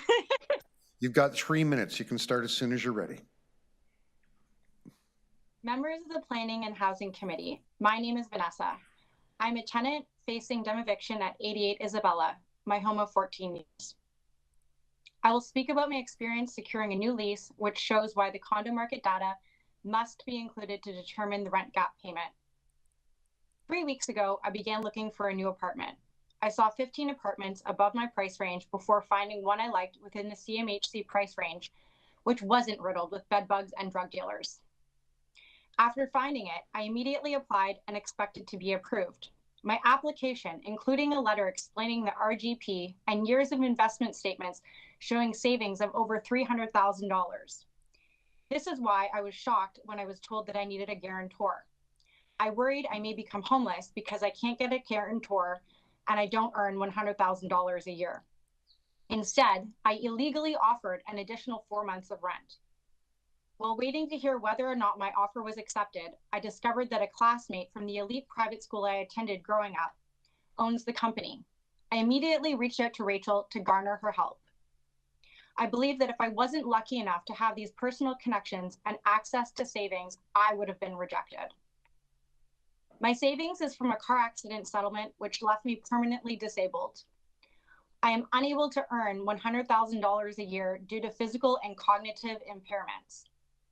There are other disabled people who are not fortunate like I am to have the social network nor the massive savings I was able to leverage to secure my new lease.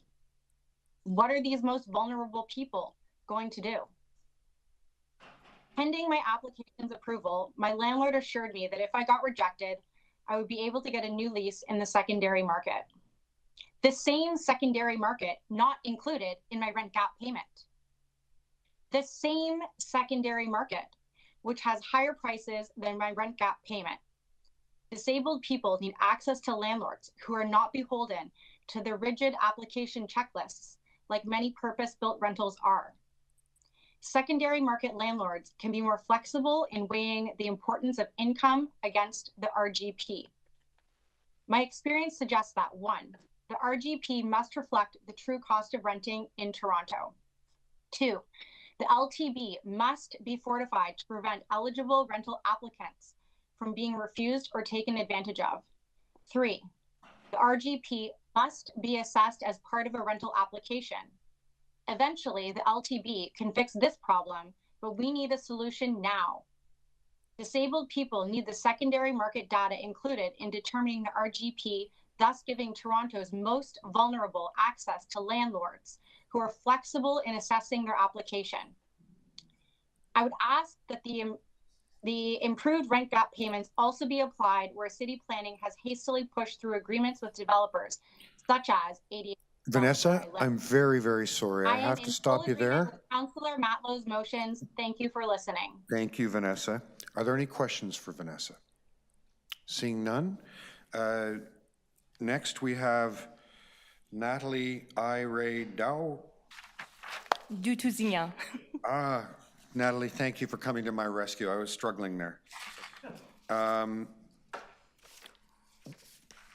Welcome. You've got 3 minutes to address the committee. Hello, my name is Natalie du Tousignan. I live at 135 Isabella Street. My neighbors and I, we are all facing a eviction. I'm here today to talk about the recommendations to make available on the City of Toronto website updated implementation practices for rental housing demolition and conversion applications. Today, there is a severe lack of information for tenants and the community. The Tenants Association at 135 Isabella found the information regarding the Tenant Relocation Assistance Plan, or TRAP, to be lacking based on the initial meeting with the city and developer on April 10th, 2023, and again at the community consultation meeting on September 12th, 2023. To seek some clarity, the Tenants Association of my building approached No Damage Evictions for lived experiences regarding TRAP. Unfortunately, once members of No Dem Evictions all collectively shared information that each building was given regarding what TRAP was, we found said information to be inconsistent, flawed, and misrepresented. This is the kind of behavior that leads to distrust in the city.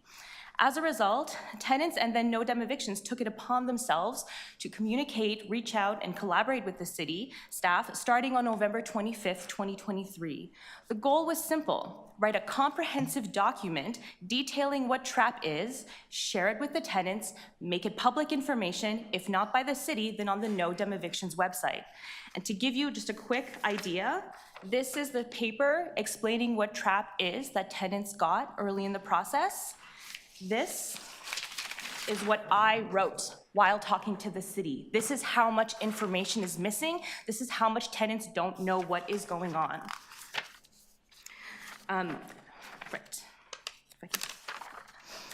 So I'm also wondering, why is an unpaid volunteer tenant organizer responsible for going back and forth with the city and the tenants to get answers about policy, something that should already be made available to the public?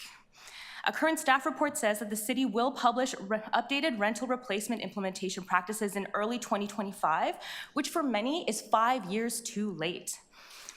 We urge the committee to also request that the team of the Chief Planner and Executive Director of City Planning engage in meaningful discussions and consultations with tenants, including no-dem evictions, to ensure that the written implementation practices published on the Toronto website are easily understood by a member of the general public. Sometimes we forget when we work in government that not everybody understands the language that we use on a day-to-day basis. Detailed and comprehensive for everybody.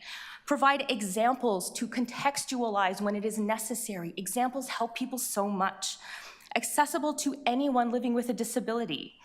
Provided in multiple language for tenants for whom English is not their primary language. And finally, easy to find on the Toronto City website. Thank you. Thank you. Are there any questions? Nope, seeing none. Thank you so much for coming and sharing that with us today. Miguel, come on down. Thank you, Gord. I want to thank Councilor Moise for being with us today, joining us at the table. Many of these properties that are being listed for demo eviction are in Ward 13. It's not a strange information. I agree with recommendations that we need to work together as the victory that we have with RentSafeTO is to ensure that, that our voices collectively are heard with our Premier Doug Ford. Because one of the main reasons we're here is because of the lack of rent control.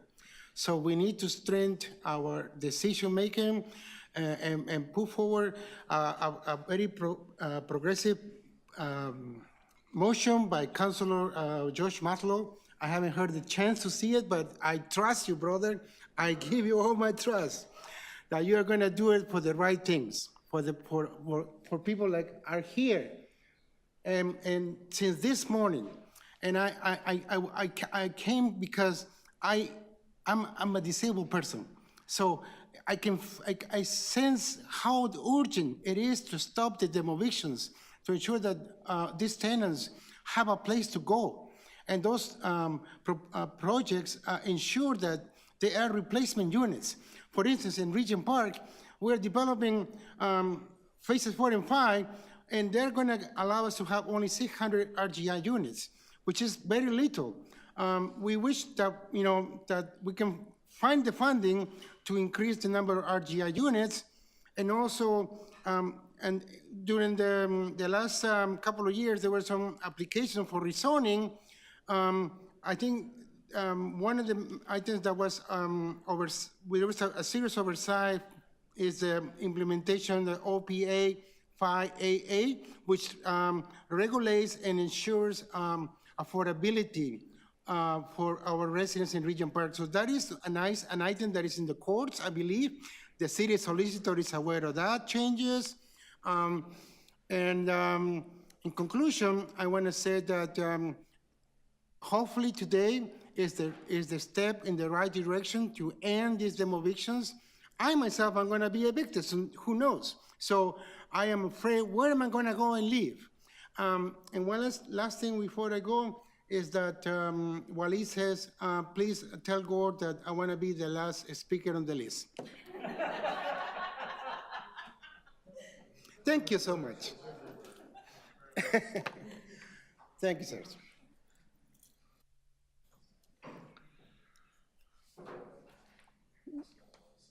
Are there any questions for? No?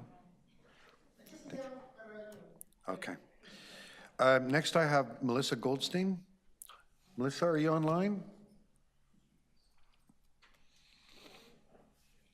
Hey, Melissa. Hi, can you, there I am, okay. We're all good. Go ahead. The host made me a panelist. Okay, good afternoon. I want build on Natalie Iray's deputation and speak about the lack of transparency, accountability, and oversight related to the city's rental replacement policy. In 2022, the city auditor attempted to do an audit of developer compliance with the city's policy for affordable rental unit replacement. The auditor found that the city planning does not have the formal policies, procedures, or processes in place for monitoring compliance with affordable rental replacement unit requirements. Not only weren't city staff monitoring or enforcing compliance with the policy, they weren't even collecting the data from developers that would allow them to do so. And so the auditor couldn't even complete their compliance audit. The fact that the auditor found that there was no oversight when it came to this one and important element of the policy is deeply concerning and begs the question of what other elements similarly lack oversight. Tenant relocation and assistance plan requirements is one such element. There's no formal policy and no published guidelines for implementing tenant relocation and assistance, which makes it impossible for tenants to understand what to expect and makes it difficult to question, evaluate, or improve city policy and hold anyone accountable. In response to that 2022 audit, city staff committed to proactive monitoring of all elements of agreements made with developers, noting that additional staff resources will be required to implement proactive monitoring of existing agreements and will be included in future budget requests. To my knowledge, these budget requests have not been made, and staff have never reported to council on compliance, monitoring, or enforcement, and so it's unclear whether proactive monitoring is happening and whether developers are and have been compliant with tenant relocation and assistance plan commitments and affordability requirements for replacement units. City staff have also never reported to council on the outcomes of this policy. The only data we have is what's included with the demolition application. Once council approves an application, there are no further reports to council and no further data is made available that provides information about outcomes. Things like how many buildings are actually demolished, how many units are actually replaced, how many tenants are displaced, and how many tenants are successful in returning to replacement units. This impedes our ability to track the city's housing supply and its affordability and to understand what's happening to tenants. This fundamental lack of transparency prevents oversight and accountability and ultimately prevents you from being able to do your jobs. Burnaby and Vancouver both have comprehensive implementation guidelines, 25 to 60-page documents published on their cities' websites, which dramatically improves transparency and accountability and means that little, if anything, is left to staff discretion. They also require developers to report on the implementation and the outcomes of tenant relocation and assistance plans, which helps with monitoring compliance and tracking outcomes. We should not be in a situation where city staff, tenants, and developers are left lobbying and debating behind closed doors where there's no public record about how tenant relocation and assistance will be implemented. To bring transparency and accountability to the implementation of a policy where there is currently neither, I recommend that staff establish formal policies, procedures, processes, and guidelines for tenant relocation and assistance similar to Vancouver and Burnaby, establish and implement formal policies and procedures for the monitoring and enforcement of these policies and for tracking outcomes, and to publish all of this on the city's website and to track outcomes via the open data set or via open data, period. Thank you. Thank you. Are there any questions for Melissa? No, seeing none. Melissa, thank you so much. Now, Miguel, I'm not ignoring you, but I've noticed that Waleed is online, so I'm going to call Waleed next. Waleed, are you with us? Do you hear me, Waleed? Can you hear me, Mike? There you go. Welcome. You've got 3 minutes. Excellent. Thank you, Chair Perks. Dear members of council and esteemed members of the Planning and Housing Committee, I stand before you today representing Neighborhood Pod CO, a vibrant coalition of grassroots organizations, community workers, and advocates. Together, we're dedicated to addressing the profound socioeconomic challenges faced by our city and to championing equitable housing solutions for all Torontonians. In our collective pursuit of justice and equity, we come to you with a pressing concern highlighted in agenda item PH 1110, the urgent need for new approval conditions for rental demolition applications. We wholeheartedly support the motions and submissions made by Social Planning Toronto, the Federation of South Toronto Residents Associations, and Demolition TO. And we find ourselves deeply troubled by the recommendations in the confidential report from city staff. The City of Toronto has made a noble commitment to advancing the rights to adequate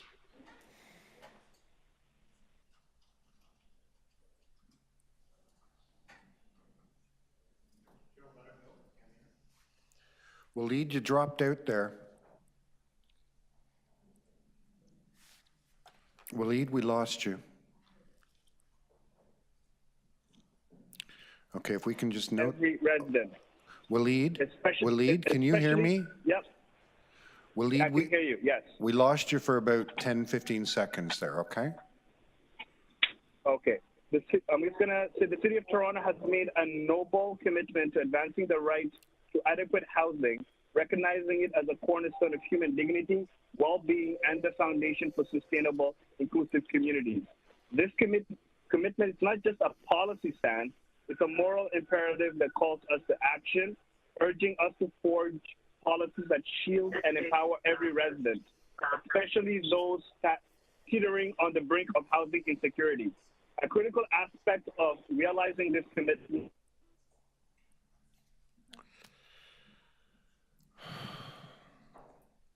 Waleed, we've lost you again.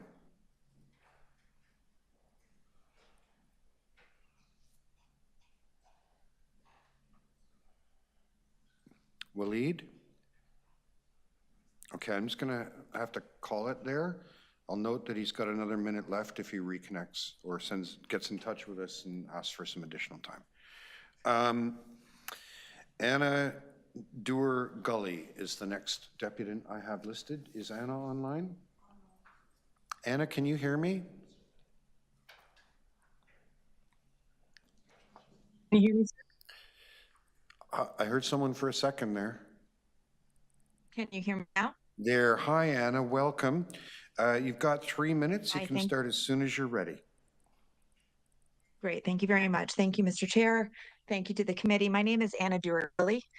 I am here representing tenants of Lenmore Court, an affordable building slated for demobition very soon in Scarborough Southwest, located at 1625, 1633, and 1641 Kingston Road. I'm going to tell you a story about a woman who lives at Lenmore Court. I'm going to call her Elle for the purpose of my deputation.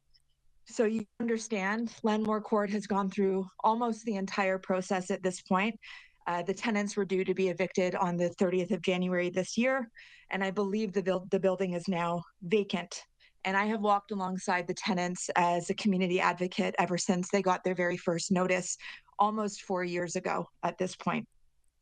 At every single step of this process, I would suggest to you that this process has been deliberately opaque to tenants, a true injustice to the most vulnerable tenants in our society.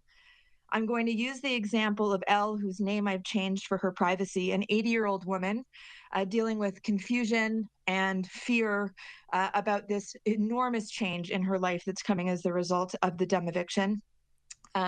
Who was unable to secure any meaningful support, guidance from the city in terms of getting help organizing her move, which an 80-year-old person who doesn't have nearby family very much needs, and getting into a safe and affordable unit for the interim time. What happened while Elle was going through this process of trying to find an apartment after the eviction notices were released was awful. Not given help by the leasing agent provided by the Section 111 agreement as a requirement of the developer because she was considered too low income on a fixed income and simply not a desirable tenant, along with all of the other tenants in this building who were on OW, who were single parents, who were low income. So these so-called safeguards that exist in our processes for tenants are only safeguards to the folks that are not vulnerable, not to the folks who are vulnerable, like Elle. Elle also lived in the building beyond the January 30th deadline. She experienced the landlords turning down the heat to the point that she was calling me, telling me she was freezing. She experienced squatters moving into the building because the doors were left unlocked. She experienced all kinds of other discomforts being in this position as she waited to move. And ultimately trying to get help from the city was told this is not the responsibility of planning. This is the responsibility of someone else, and that someone else never materialized. Ultimately, Elle was coerced by the landlord to move into another property owned by the developer and was withheld her rent gap payment. And we are now trying to raise awareness of her rent gap payment not having arrived with her. Thank you very much, Annette. Safeguards, no I'm afraid I have protections to stop for you vulnerable there. people. Thank you. Thank you. No problem. Or Anna, sorry. Anna. Are there any questions for Anna? Councillor Candival? Through you, Chair. Thank you, Anna, for your consistent and long-term service for the residents of Lenmore Court, which, as you know, I saw firsthand, and one of the reasons why I'm here. The story of Lenmore Court is a canary in the coal mine, and it's something that so many of us saw firsthand, and want to applaud your service. To our benefit, what would you say is the culture that transpired through this 4-year experience and ordeal that can inform how we can do better at the city? So I'll tell you that I have heard from numerous city planning staff throughout this process a phrase that has fundamentally disturbed me as a former public servant. And that phrase is, our job is not to prevent harm for tenants, it's to mitigate harm. And I think that is so fundamentally wrong, but I think that sentence sums up the current culture of the planning department of the City of Toronto and all of the processes that are organized around it. And so thank you, Parley, for the opportunity to, Councillor Candival, for the opportunity to share that perspective. I think it's a culture of inaction. It's not a culture of advocacy. It's a culture that is de facto designed in favor of the most powerful, and it leaves the most vulnerable out in the cold, at risk of homelessness, hunger, and other bad things. Mm-hmm. You know, Anna, there's a interesting dynamic relationship I'm learning in my 3-4 months here that enables influence from the councillor's office. In the scenario where there isn't advocacy from the councillor's office, what duty is there, in your opinion, as an activist, to ensure that the most vulnerable in our society are addressed and taken care of, despite what direction comes from a councillor's office?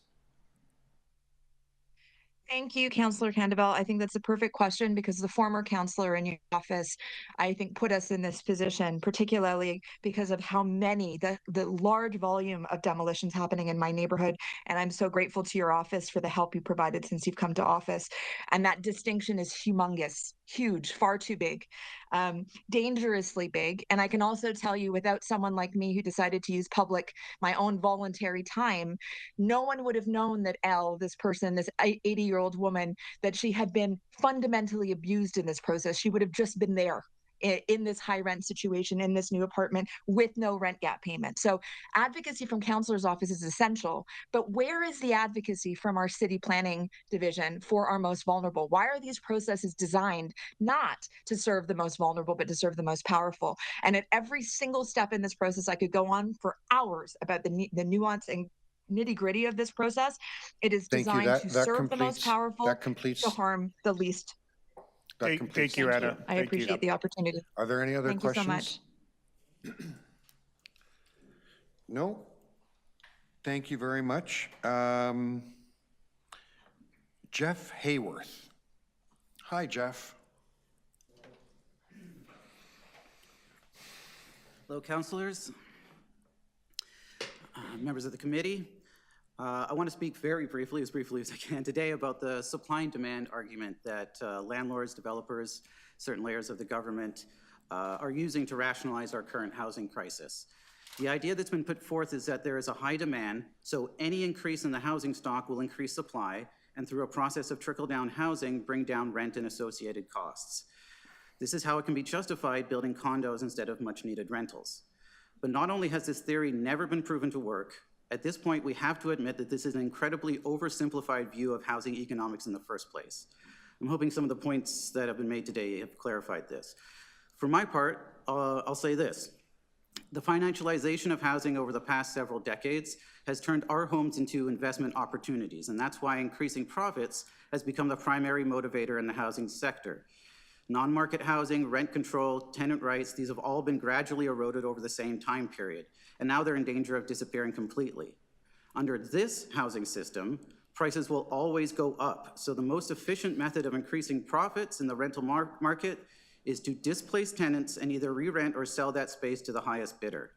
Sometimes housing units are left off the market entirely, held in reserve for a future sale or rent at a higher price than that can be achieved in the present. Next, not all housing units are the same, and it's kind of ridiculous to pretend that they are. Rent is high due to a lack of purpose-built rentals with rent control, not condos. Anyone who could buy a condo already has. How do we know? Because the new condos aren't selling very well. And the ones that are sold are being treated as investments themselves. So now we have even more housing units sitting empty, or at best being rented out far above market value and driving up overall rent. Stemming from this, we can see that landlords and developers actually control the supply and the demand in the housing market, and they manipulate these two factors to increase their return on investment. And that's what a speculative housing market is. It's one that thrives not by responding to supply and demand like other commodities, but by leveraging human necessity and economic desperation to create an intense disparity of wealth. When landlords and developers gamble with housing, it's the tenants who lose. With our current housing system, crises are inevitable and in most cases profitable, so they will not be solved by deferring to those who will profit from them. The motions before you today are important, not just for the lifeline that they extend to tenants in this city, but as a first step in reclaiming so many rights that have been taken from us. Developers and their advocates have a long relationship with the city and have pushed to deregulate and defund what few tenant protections we have.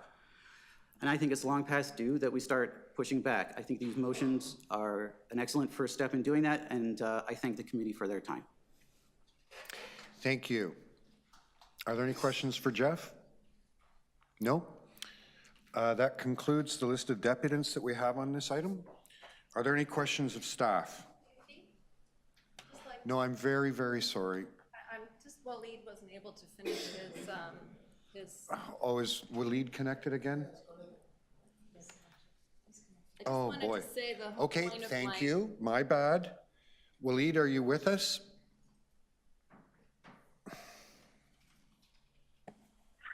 Yes, I am.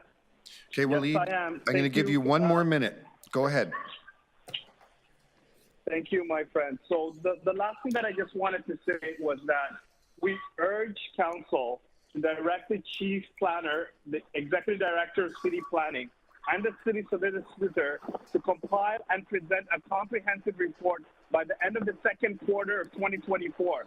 This report should explore the feasibility and framework for requiring the doubling of rental space in replacement buildings for large rental demolitions, integrating new purpose-built market rental units alongside rental replacement units.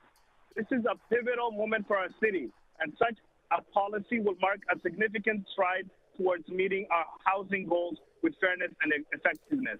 Our engagement with communities citywide has shed light on the stark and heart-wrenching impact of demolition. The policies currently in place, Waleed, thank you very much. I'm going to have to stop you there. Thank you, Waleed. Okay, Thank you. That completes. Are there any questions for Waleed? No. That completes the deputations. Are there any questions of staff? Will Councillor Moyes, as a visitor, you can go first. Thank you, Chair. And remember, questions are 5, right? I can't remember my own rules. You have 5 minutes. So we know that the province has changed the laws around demolition the last several years. Can you remind us of some of the changes that have taken place in the last little while?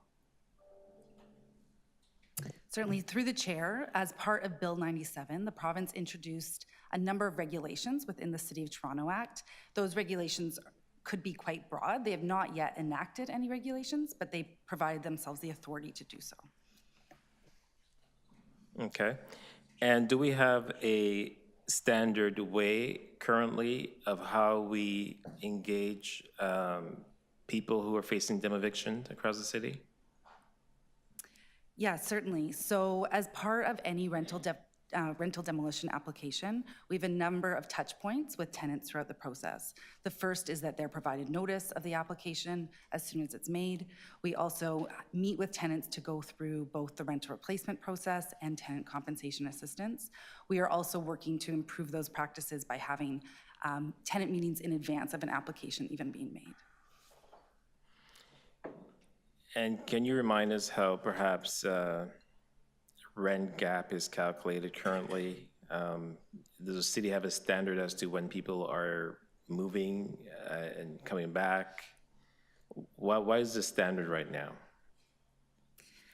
So rent gap is a bit of a technical term. We secure a tenant relocation and assistance plan, and that involves a number of pieces, both including a moving allowance, access to a leasing agent, and then extend notice, as well as the rent gap. The rent gap looks at what a tenant is currently paying and what asking rents are in a similar market area, so that they're essentially made whole through the process.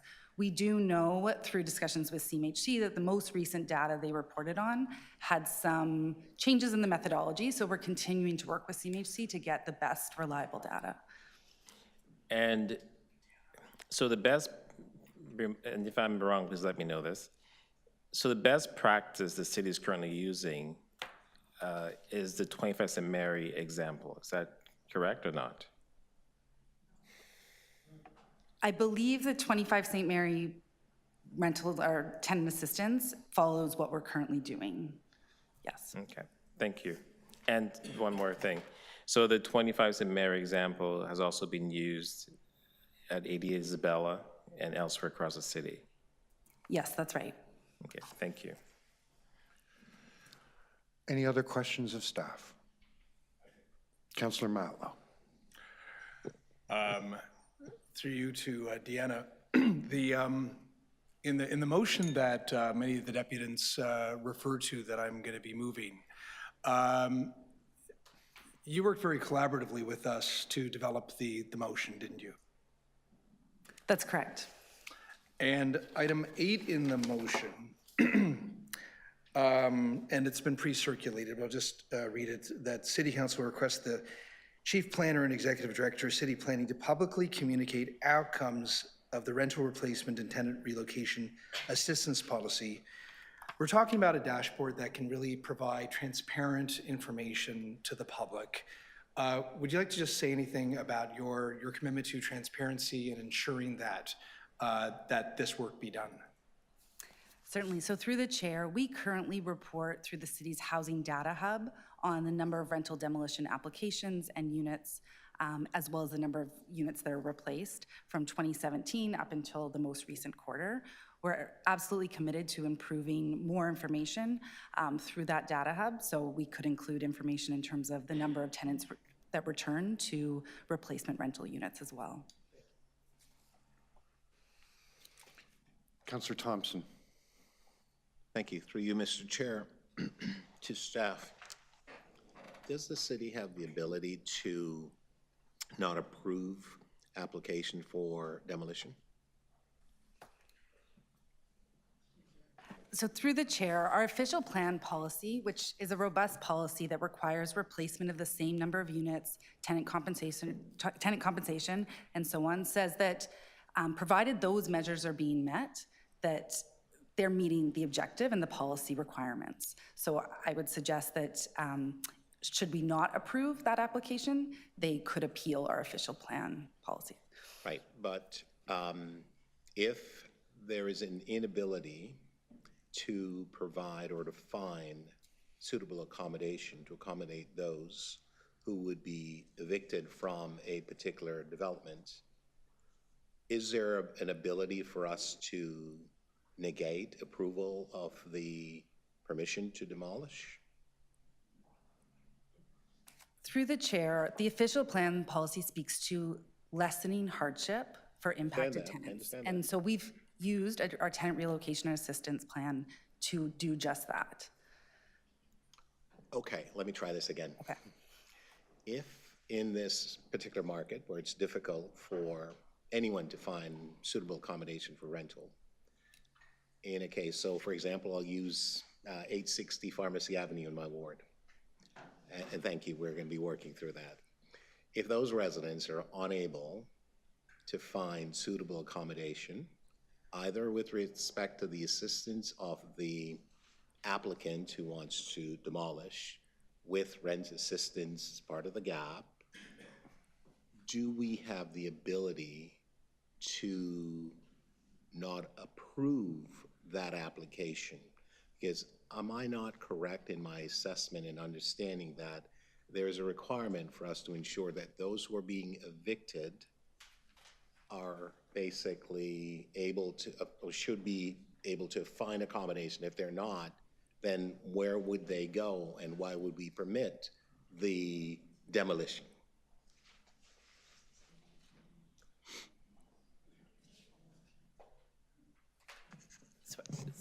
So through Chair, I think what you're saying, Councillor Thompson, or what you're asking is, do we have the authority if we feel that certain conditions of the demo permit haven't been met, can we deny the demo permit? Yes. And I think on the face of it, yes, of course, we have to look into, I mean, it's, you know, we have to look, every situation is going to be unique, but they have to meet certain conditions. Got it. Yeah. But the permission, as per the condition, are those regulated as part of provincial policy, planning rules, or is that something that's subjected to a city planning ordinance that we say, if you can't replace the accommodation, then we can't approve the demolition in a tight market where it's difficult for anyone to find rental accommodation? We have certain conditions set out in the official plan. Yes. So I think certainly that's an analysis that we use, but there's nothing really specific that I can think of that's in the legislation. It's the conditions that the city imposes through the official plan. That's what we apply. So is it then safe to say the city has no authority then to? No, I'm not saying that. I'm saying that, what am I saying? I think, I'm not sure. I don't think we've really looked at it, like, I'm just answering off the top of my head here. I think that we have to look at each situation to say, have those official plan conditions been met or not? And that's the sort of the analysis we can use as to whether or not the person is entitled to their permit. That's the acid test. Yeah, and if we don't provide somebody a permit, of course, they have the right to appeal. To appeal and fight us on that and take us to court. Okay, thank you very much. Thank you, Mr. Chair. Thank you. Anyone else? Councillor Candeville?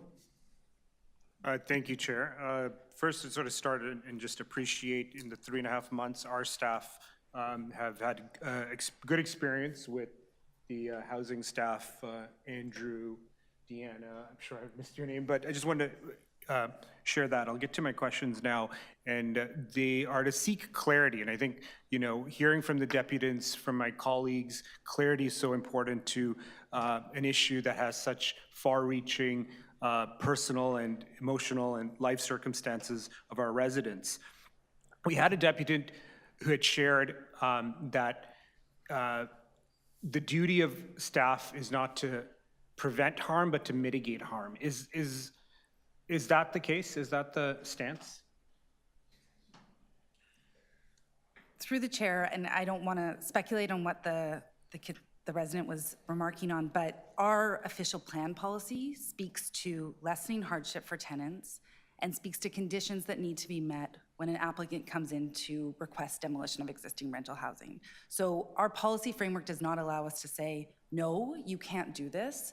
We say there's a number of conditions that need to be met if you're going to demolish such housing. Mm-hmm. And have we seen variation in those conditions? Through the chair, in general, what we are trying to achieve is a consistent citywide approach that ensures replacement rental housing, ensures appropriate tenant assistance so that tenants are made whole, and ensures that we're doing this on a citywide basis. You know, I think that word consistency is key, because I think it's that or the lack thereof that has concern with residents and councillors, because one piece that I've seen is, you know, we heard that, you know, if an application fits these things, they're going to proceed. But by that logic, we would see a proportionate number of demevictions across the ward if you were to track this by ward. Sorry, across the city by ward. Would staff suggest that, irrespective of the role of councillor, that applicants who put forth these demolition applications is consistent, proportionate across the city? Through the chair, the number of rental demolition applications varies by ward, and part of that, I would suggest, is due to the number of existing rental units within different wards. It's not the same throughout the city.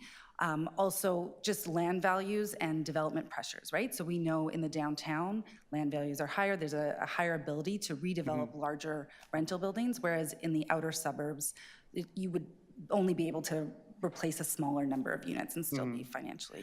You know, it's something that I'm looking, I think data is so important. I know that was of concern because when I look at the number of rental demolitions west of Vic Park in my ward and Councillor Bradford's, where land values are higher by virtue of geography and location, I don't see as many as I've seen transpire in the last 4 or 5 years in my ward, which begs the question, what is the role of the councillor in helping negotiate whether a dem eviction goes through or not?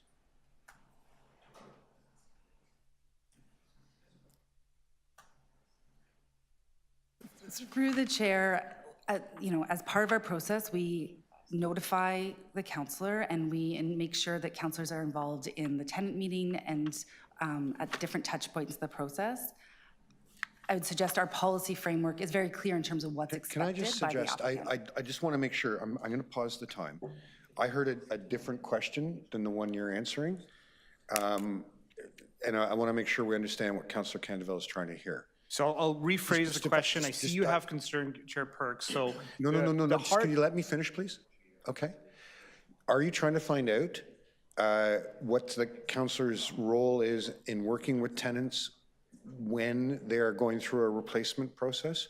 Or are you trying to find out, which is the words you used, whether councillors can just prevent? Okay, I'll repeat my question as opposed to you just kind of paraphrase. Anyway, clarity is important in this discussion. In staff's stance or position, and I think many people are here looking for clarity, what is staff's answer to the question on the role of a councillor in the process of a rental demolition application? Through the chair, I'll answer that to the best of my ability, which is we bring our best planning advice to council and community council, and it's up to community council and council to make a decision on those applications. Thank you. That answer? Yeah, okay, I don't know. Just trying to help. Are there any other questions of staff? Councillor Nunziata? I have one fast question. Okay. Okay, just. You're always fast with your questions, I've noticed that. I know, but you know what, I'm not long-winded. So on Councillor Thompson's questions, if the city refuses the demolition permit, this is to legal staff, and they appeal it, and when they appeal it, are there any obligations when they go to the hearing on any conditions? The process? Sorry, what do you mean by obligations? I'm not sure I understand. Well, that there'll be rent replacement. Right, and, okay. Yeah, so I mean, if they appeal and they win, why they appeal it? And Then we would have to they issue just approve and say, yes, you can demolish and, you don't have to do anything else, right? Yeah, the court could, I would assume, if somebody challenged us on not providing them a demolition permit, they would take us to court to try and compel the issuance of the demolition permit. And then the court could decide to do it without conditions, or they may impose the city's conditions. I don't, I can't speculate, but that's an outcome potentially. Right, so that's, you're taking a chance there because you could, not win. You would get absolutely nothing, right? That's a possibility. Yeah. Thank you. Councillor Myers. Thank you. I'm going to follow Councillor Nunziata's lead and keep myself to one question. We often hear that if we don't accept a demo eviction application, it will go to the OLT and we'll likely lose the benefits that were secured. Is this something that's actually happened, or is this a speculation of what would happen, but nobody's actually tested this? Thank you for that question, because I've been wanting to clear that up for a long time. I don't recall anybody in legal ever saying that this would go to the OLT. Okay. This, like as I just answered to Councillor Nunziata and Councillor Thompson, this is a matter that would go to court. So a court would make a decision on our conditions, or a person could make an application to court saying that our conditions are beyond the jurisdiction of the city to impose, or they could take us to court to compel the issuance of a permit that we have refused. And has that ever actually happened? A court has ruled that the conditions are beyond the city to impose? I don't believe so, but I can't, in my knowledge, no, but I could be missing a case that went on. Okay, Yeah. thank you. Oh, for sure, on others, yeah. What do you mean, on other refusals of issuance of permits? For sure, we've gone to court and the court has compelled us to issue a But never on this specific issue? Not to my knowledge. Okay.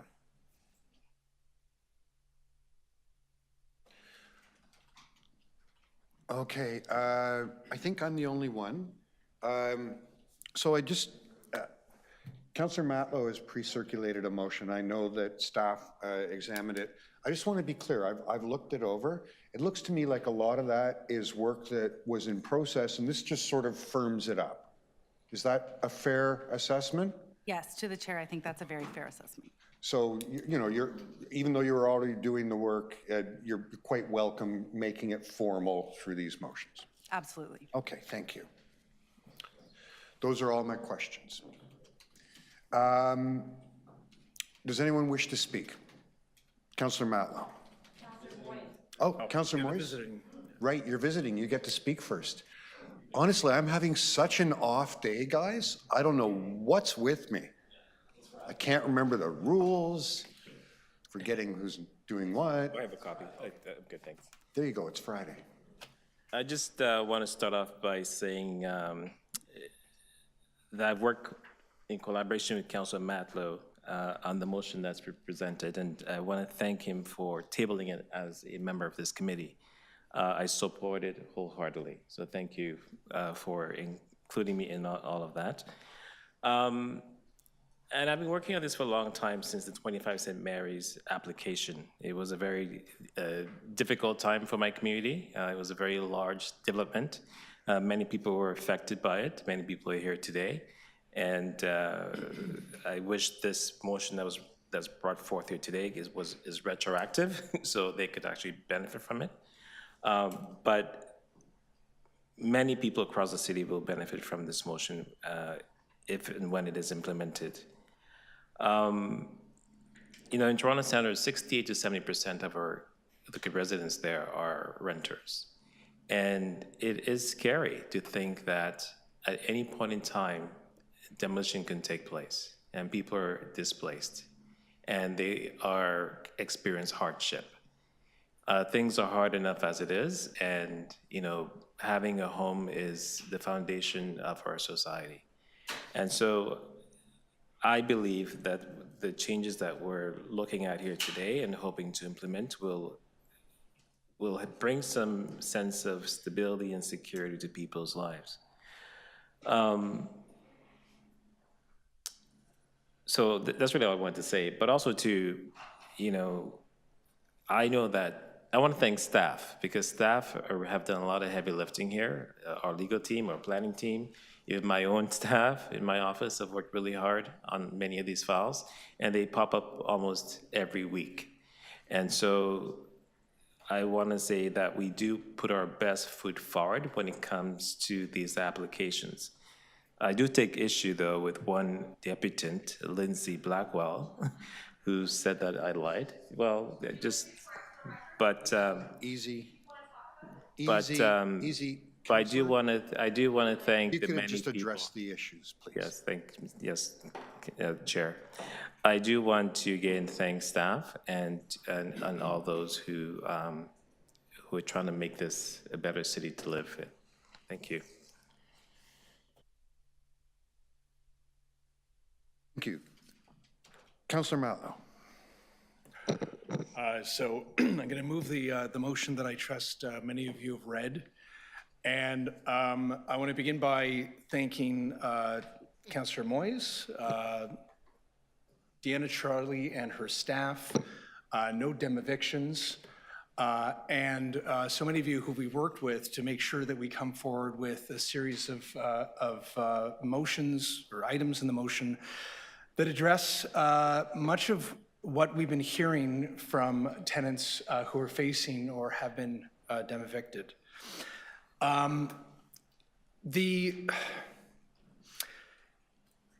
As we've had these debates in our communities where, we've had some members of our community who will say, don't build a high-rise, whether it be a purpose-built rental or condo, and they will fight it to the nth degree. There will be others who will say, and as we've evolved and we've learned about how acute the housing crisis is, that we need more supply of housing in our communities and it's important to build. The people who've been forgotten in this debate are the people who are living in smaller buildings already, who would not be able to afford to live anywhere else in the community, who have a sense of community within their building today, and feel like sort of the whole debate was about everything other than focusing on their needs. And they come to us with an understandable cynicism and lack of trust when we seem to throw up our hands and say, there's nothing we can do. Now, they came to us with a number of recommendations. And yes, factually, there are some things that really are the purview of the provincial government, and we can't decide alone. But when they come to us with recommendations that we can take action on, that we should move on, then we must. And that's what we're doing today. Now, there's been a lot said today, and there's been a lot of demonstrations of anger and mistrust. And I want to say something as clear as possible. Deanna Chorley and her housing policy staff have worked collaboratively in good faith, bringing all of their expertise forward to support this motion and wanting to work with us to make sure that we, in an honest way, understand how we can address the rent gap using real data that we can trust and to help capture the secondary market. There's no reason that condos should be left out of this, when in many cases, and I can tell you in Midtown Toronto, sometimes they're the only place to go. Thank you very much. Thank you. Are there any questions of the mover? Nope. Seeing none, does anyone else want to speak to the item? Councillor Myers? Thank you. Through you, Chair. I'll just be brief. I would just really appreciate it if perhaps we could actually get an opinion from staff as to what are the legal limits of what we could push for. I don't know if that would be possible because it's never, I know we're not questioning, so I'm just going to speak. Yes. Yeah. But I think that would just be helpful just to know sort of what are the upper limits as to what's been maybe asked for in the past that hasn't been struck down by a court, just to sort of have a parameter.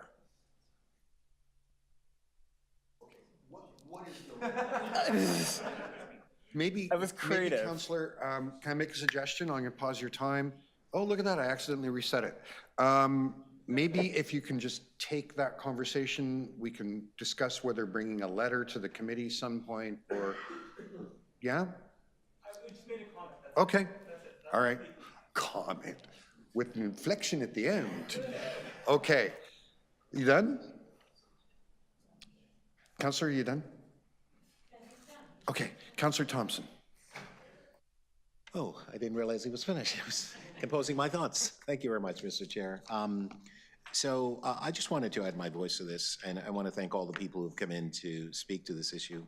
It's extremely important and nerve-wracking and problematic when your accommodation, your home, and whether or not you're renting or living with your parents, because I've had some young kids who are having that experience. They're not renting, they're living with their parents who are in fact renting, and it creates that level of stress. There's no doubt there's a lot of stress to this issue. I have in my own community, I'll just speak to that. I have gone through one demolition renovation, and it was very challenging, but we were able to get through it. Having learned from that, and we're dealing right now with 860 Pharmacy, I met with the applicant, and we talked about what was needed for the residents. First and foremost, we asked them to put together a package of information. This is absent of working with city staff. A package of information We asked them to do one-on-one with all of the tenants. And also we asked to provide contact information so that they could actually, the residents can call and speak to the right person. And obviously ask the residents to speak amongst themselves and so on. This is in advance of the details as it relates to the permission being granted, and it's in advance of having a formal community meeting with the general body of residents and so on. And of course, it's in advance of having a meeting that deals specifically with the rights of the tenants, with the city, and what is required and how they'll be treated and so on. I've found this particular process helpful. Nonetheless, it is still stressful to those who are impacted by it because it is difficult. It's not easy just to be told that, your residence is going to demolish and whatever is going to come from it, and whether or not you're going to come back, or whether or not there's any rent abatement supplement to create that gap element, it really doesn't matter. It doesn't alleviate the stress that one goes through. So it's a very difficult situation. I've also learned that there isn't any real way to stop the application, and I've heard here that while we don't know whether or not a legal test or challenge has actually taken place, the fact of the matter is that an applicant does have the right to be able to bring an application forward. The city is required to look at it and so on. And I know some of my residents initially thought that we could actually wave a magic wand and that it would not go ahead and we could eliminate it. Yes, and we can't. So this is a process we all have to do a better job at, and it takes all of us to be able to handle the stressful situation, Mr. Chair. Thank you. Thank you. I'm just going to make a couple comments. So when I was much younger, a couple times in my life, I lost the place where I was living. I got evicted. I was just sort of thinking about that experience, and here's the weird thing.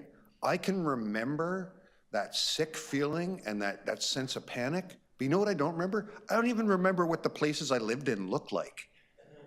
That's it. That's how important and how traumatizing and painful it is to lose one of the three things you need. You need food, you need shelter, and you need clothing, right? And this is shelter. Losing shelter is terrifying, is absolutely terrifying. And that's what I remember since that happened 40 years ago. We have seen incredible deregulation of tenants' rights, right? Like just the constant erosion. I don't even think of it as the landlord-tenant legislation anymore. I just call it the landlord law. We have also seen just an unbelievable acceleration of people profiteering off development in Toronto.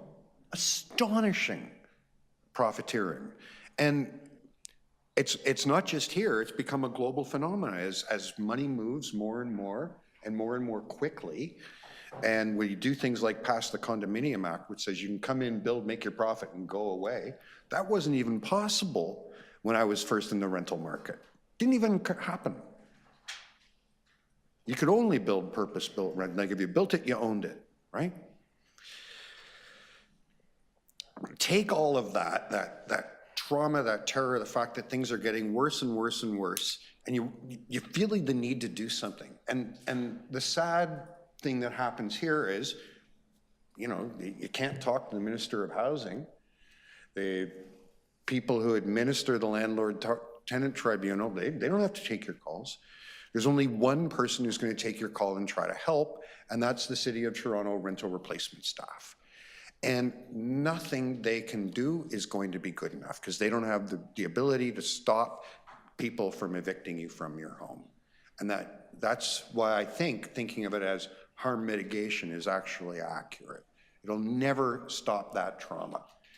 And one thing I just hope we can all keep in our minds is that person who happens to be the only person who will take your call is your ally. And the bad guys win. The financializers, the speculators, the really, really dirty developers who are out there, they win when allies turn against each other. So I just wanted to acknowledge the fantastic work our staff do and encourage everybody to work in partnership with them so we can get the best deals out of these developers we possibly can. Thank you. So I'm going to put up your motion. Oh, did I move a motion? Yes, I did. Watch. I'm going to go poof. Poof. There you go. I just have to move this because there's a confidential attachment. Okay. Any questions on my motion to direct the confidential information remain confidential? Okay. So with that, let's do some voting. Put my hand up earlier to speak. Oh, did I not get you? I'm so sorry. Go ahead. Thank you, Chair Perks, and I want to thank Councillor Matlow for bringing this motion forward, of course, with considerable work from our staff, other councillors, the community, and I just want to take a bit of exception. I think there was a comment made that this is building, this work is already in progress. I think there's tremendous value in this motion, though it may already be in progress, because it brings attention, awareness, discussion, which ultimately improves the culture in this room, in this city, and in city council, because the impacts coming out of evictions are appreciated by everyone. I saw that in over 2 years and 2 elections from all classes. The fundamental idea that existing affordable rental housing, the ability of existing affordable rental housing to be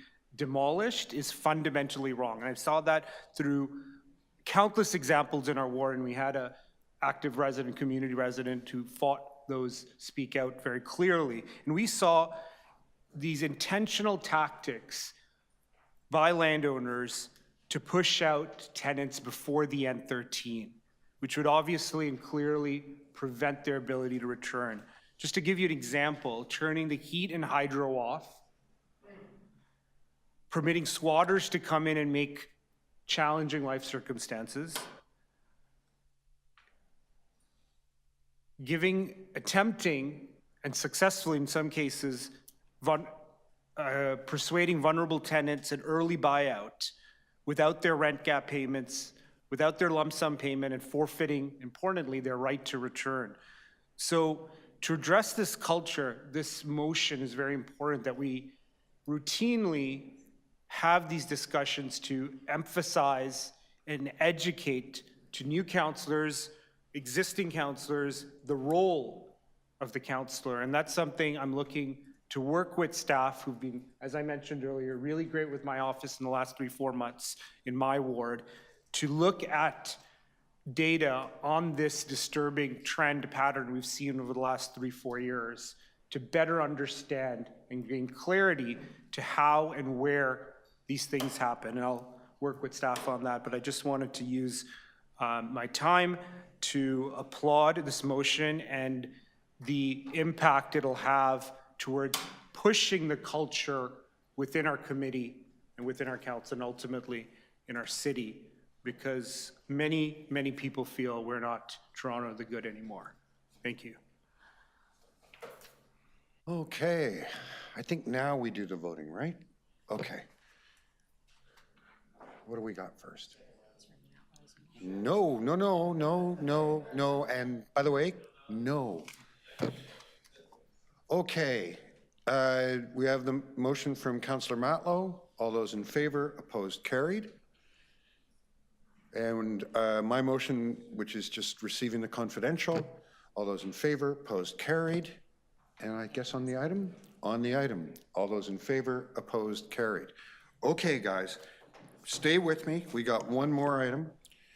It's item PH 11.21, taking action to accelerate modular and rapid build construction in Toronto. We have a deputy, Peter Chouette. Peter, can you hear me?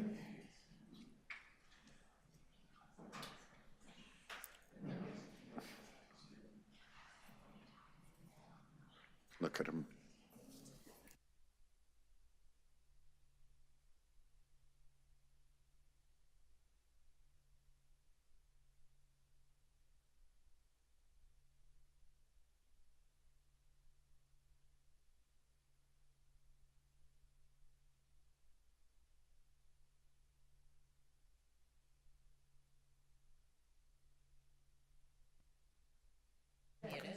Hello, Peter?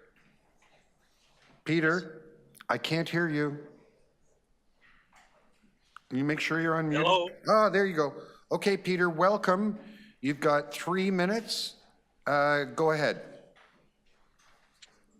Well, thank you. My name is Peter Schodel. I'm with Beck Modular in Ontario. We manufacture modular steel structures in our CSA A277 facility.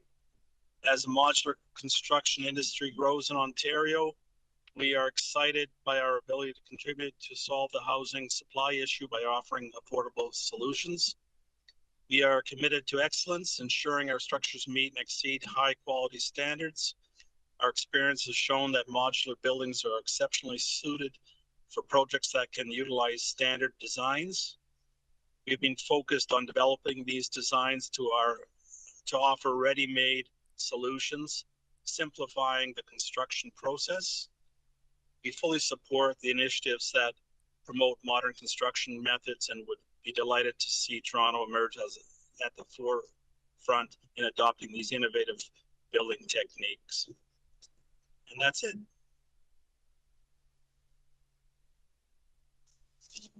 Thank you. Are there any questions of the deputant? Seeing none. Does anyone have any questions of staff on this? No? Anyone need to speak? Councillor Bradford has moved the motion in his letter. All those in favor of the motion in his letter? Carried. Do we have some bills? No. We have no bills? Go home. Thank you all very much. Thank you so much to all the members of the public service for supporting this meeting and everyone from the public who came out and shared advice with us.